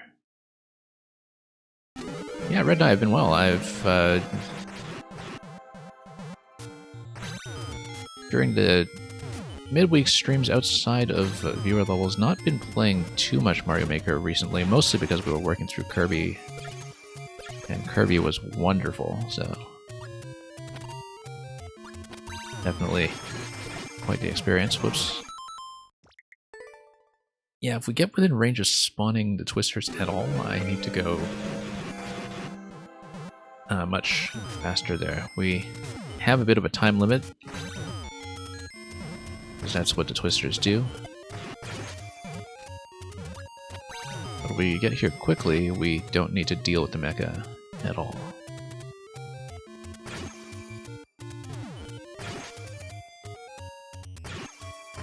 Okay. Sword is still here, I hope, yeah. And let's get up to the bonsais.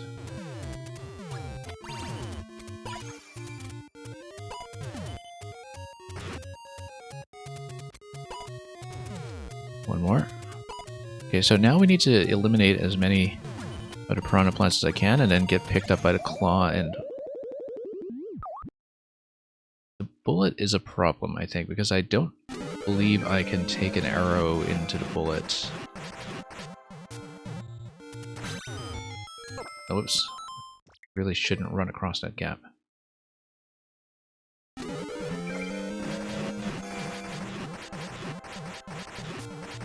Yeah, it seems like, from what you're telling me, Mail, that PS5 software of Elden Ring was massively overshipped relative to the availability of the system.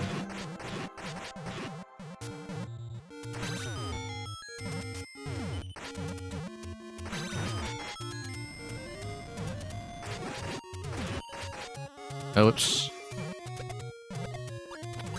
How did that happen? Oh, I missed a shot. Yeah, of course.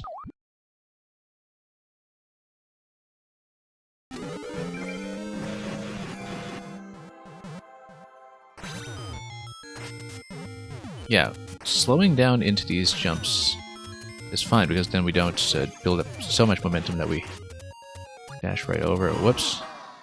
I really do need to stand in a more consistent position relative to those markers.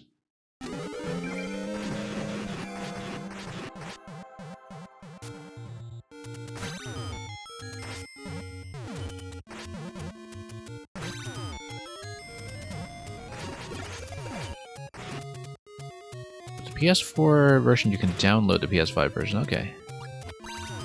Well, for as long as those digital licenses last, I suppose. You know, if you're buying a copy for long-term preservation or something, well, I mean, no point in doing that now at launch for something that exists in such vast quantities. So, Elden Ring, being the first thing that George R. R. Martin has apparently finished in many years, motivated me to do this thing that I check maybe once every year or so, which is how are things going with the Winds of Winter? Because every now and then, you know, you check and there's some kind of update to it that is increasingly bizarre and hilarious, and this latest check was no exception. So I haven't actually read the series since the third book or so, and I haven't watched the TV series to give people an idea of where I sit with A Song of Ice and Fire. But every now and then I'm just curious about how the Winds of Winter people are doing and how much they're suffering. Because, you know, they have been in a bit of a Duke Nukem Forever situation. Forever. Whoops. And apparently there was an update in March from George R. R. Martin, who, you know, does kind of write on his blog from time to time, saying that he, you know, still contends that he is working on the Winds of Winter, but that he also has like 5 other television projects going on that are taking up his attention, and at this point I think it's extremely clear he's not going to finish. But yeah, Red Knight was one of those series where, like, I read it back when there were only 3 books. And, you know, they were okay. Like, I liked them well enough, but not so much that I'd be a super fan or anything. Also, that shell is totally breaking stuff in the back. Just some bricks, I guess. But the thing is, the books are so huge and dense with information that it's not a series that I think you'd particularly want to keep up with volume by volume as they come out, unless you are really insistent on taking the time to, you know, reread things to refresh your memory, because there's just too much stuff going on and you would actually need to take the time to kind of get back on track. And this was not a series I liked well enough to want to reread it for future volumes, right? So I was thinking, okay, you know what, I'll just wait until he's done. At this point, however, it's extremely clear that he's just never going to finish, so, you know, I'm actually kind of reconsidering that maybe it's time to catch up on some of what's been going on with it.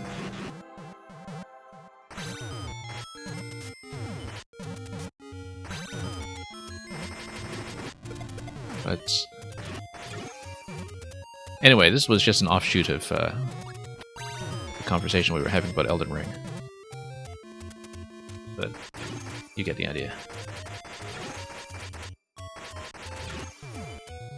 Mail64, you think that it's mostly just a matter of the editor cutting into it? That's interesting. I have not heard that.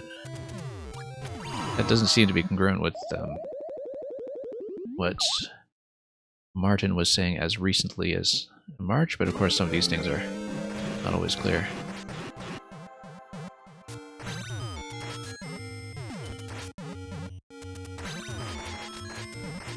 You'll be done with your super world before Winds of Winter, I'm sure of it. If you manage to finish it at all. I'm sure we'll get, you know, Mario Maker 3 at some point before. Well, maybe not before the next book, but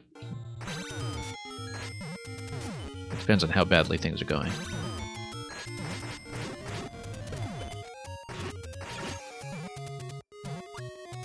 Okay. Yeah, taking too long here. Since I was out of position for the first arrow shot.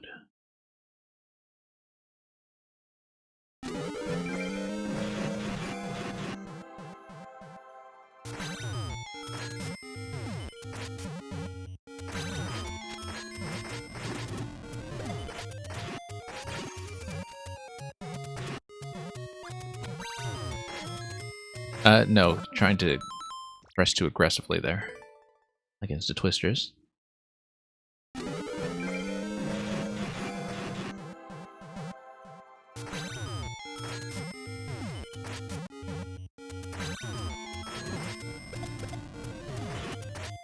Okay. Let's see this.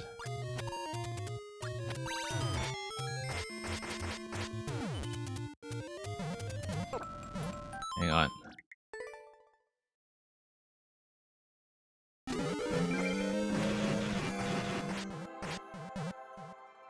Yeah, I don't envy the editorial process for something on that scale.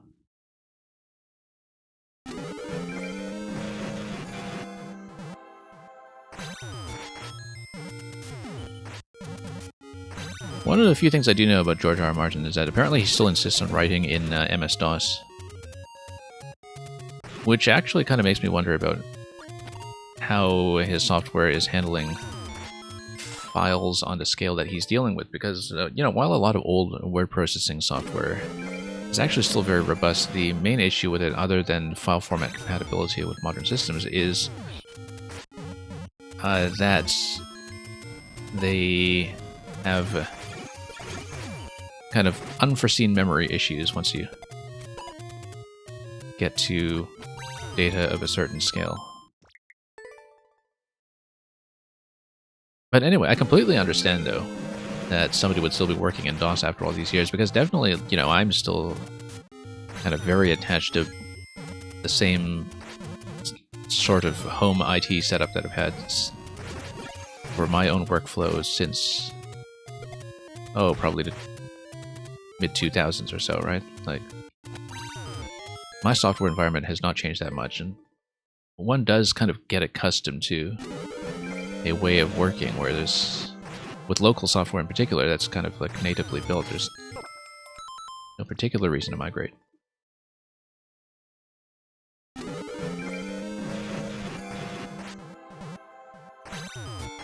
But you can see why that might potentially be a bottleneck, yes. And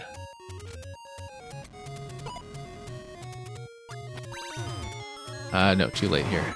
We did block the mecha at least. Did we get to the switch quickly enough? Blocking the mecha does work. Yeah, having to slow down a bit going into these trampolines so you don't... Whoops. Accidentally just skim over them. That's a bit of a nuance here to playing this. You just can't run into things. Whoops. Let's see here.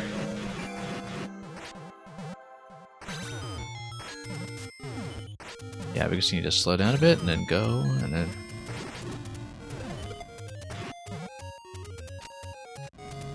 Alright.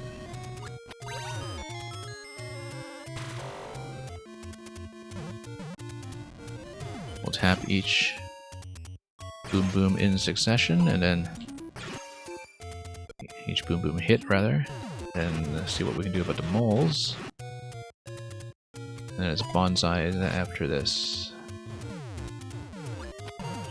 Nope, that was a miss.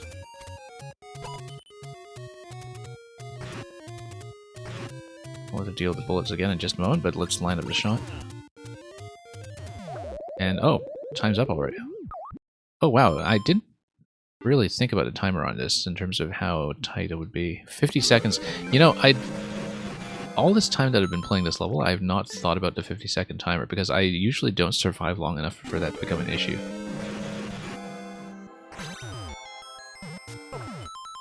We must be fairly close to the finish then, but I can't spend quite as long as I've been doing then, especially because there is this bit of slowdown that you need to do each of these successive segments. And that was not my first time out death, but it was the first time that I've really kind of noticed it as a potential major obstacle to what I'm doing here.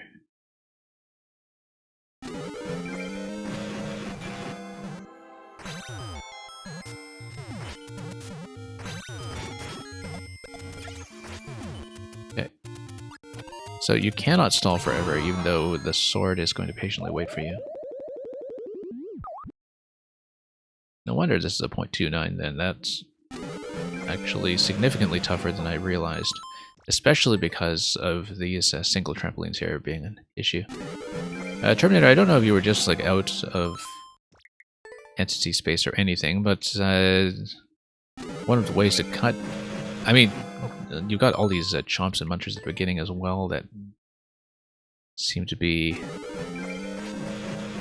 pulling things up, but... One of the ways to cut it as well is to kind of make the jump detector set up a global one that you just need to load once. Maybe that was not something you were aware of when you made this, which was understandably quite a long time ago. Back in 2020. Whoops. But yeah, you only really have one opportunity then to hit that switch, because otherwise the timer becomes a serious hindrance. And having to slow down here is a bit of an obstacle.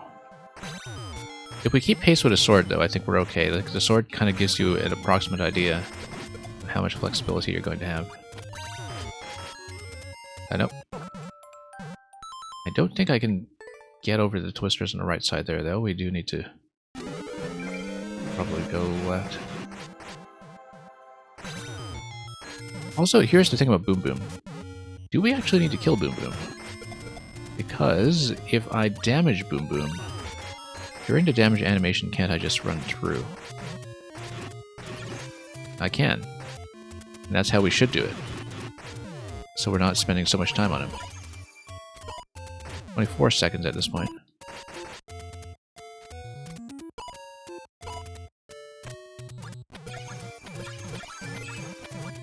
Okay.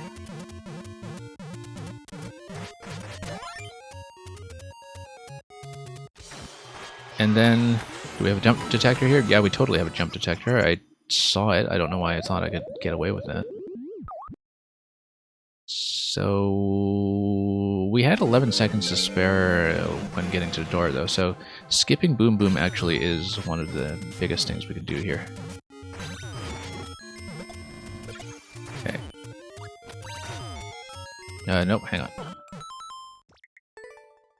That's okay. I was assuming jump detector might be an issue at the end, but I didn't know how to deal with it because we hadn't had enough time to read it yet. Oops.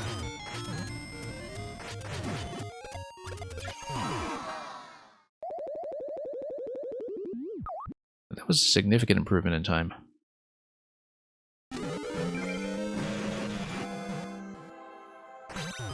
easily the best attempt yet, so...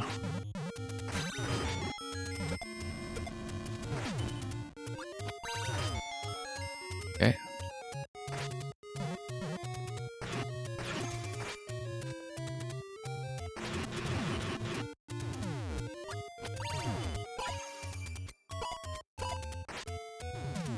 Okay, there we are. Let's shield out of this guy, so we... Wait. What was that P-switch activation coming from? I didn't see what we did there. I don't know why that failed.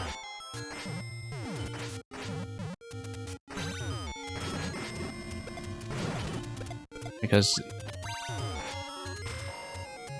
I didn't notice what that P activation was coming from. It wasn't a shot. I don't know what it was. I didn't interact with anything.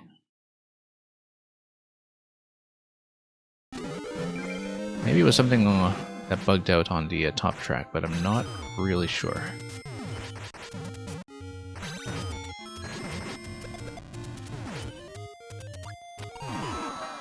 Yeah, the red bullets add a fair bit of volatility to this level. In terms of the predictability of the patterns. We just need to work around that, of course. Yeah, I didn't jump or anything. I don't know what the fail condition was triggered by on that run. At that time I knew the shot was going to miss, but I couldn't reposition. Boom Boom jumping into a P-switch. Okay, so I do need to... I don't need to defeat him, but I need to at least run far enough that Boom Boom is not going to be messing around on the screen. I feel like as a time save, though, I really can't afford to fight him.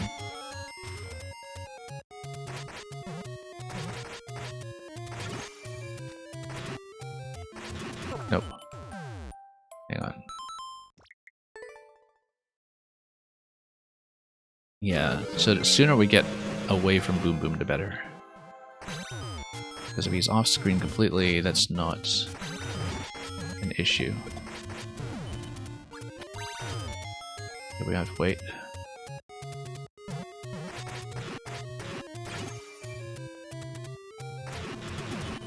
Okay.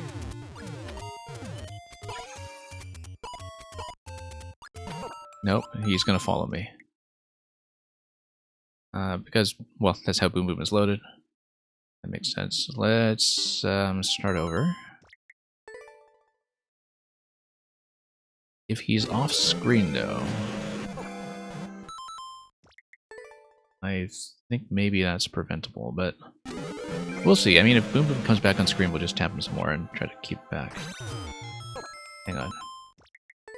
Yeah, the issue with running over the single tile trampolines here is kind of rough, but particularly because this is a speedy level.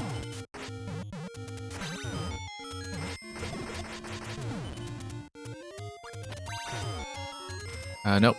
Once again.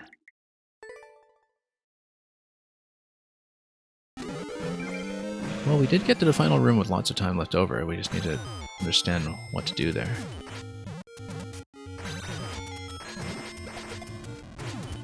There's not going to be something like outpacing the jump detector, I don't think.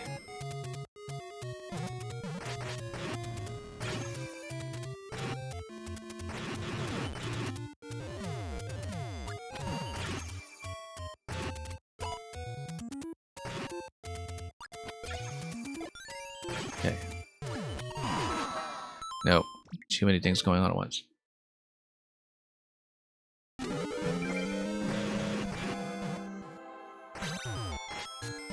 Yeah, the main issue there was just missing the arrow shots, as usual.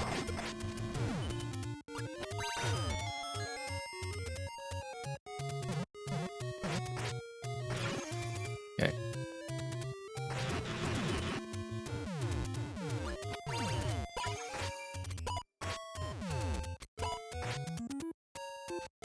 And we'll do this.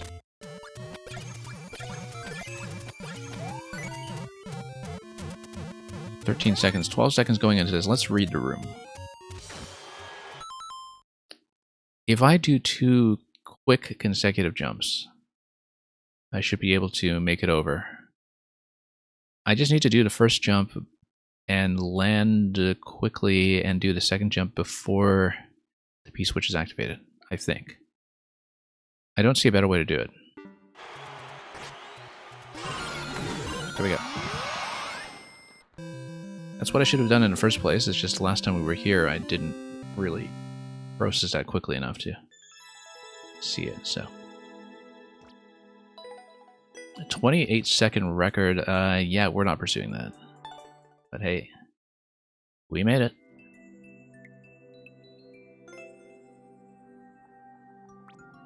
Yeah, pretty satisfying to actually get done in the end. Multiplayer versus matches played at 2. I hope they had fun. But yeah, like I said, I mean, you developed this fairly early on. I would say that the slowdown to not run over the single trampolines was maybe one slightly awkward thing. If you were short on entity space, then, you know, stuff like the global loading of the jump detector mechanism probably could have relaxed that a bit. But it was pretty interesting to kind of like adjust to a time constraint once I noticed it, though, and realized that there actually is lots of time left over if you are careful. And if you don't, just take forever. And thankfully, we didn't run into issues with the sword despawning out of range or anything like that. Or getting repositioned somewhere inconvenient, but...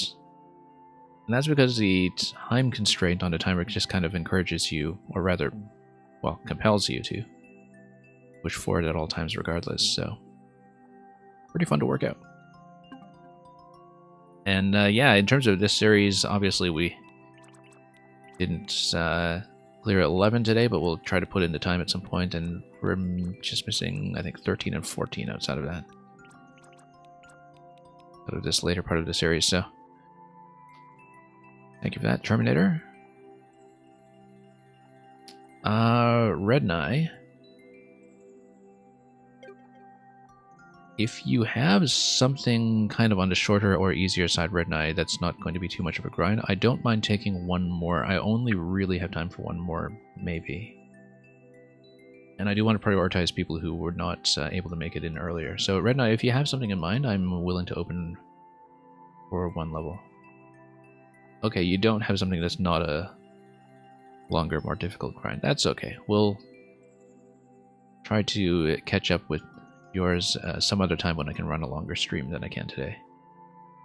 But today I do need to take off a bit earlier. So that's going to be it for this session then. Now that we're finished with Kirby, we will be doing Maker content again throughout the week. For the most part, I think.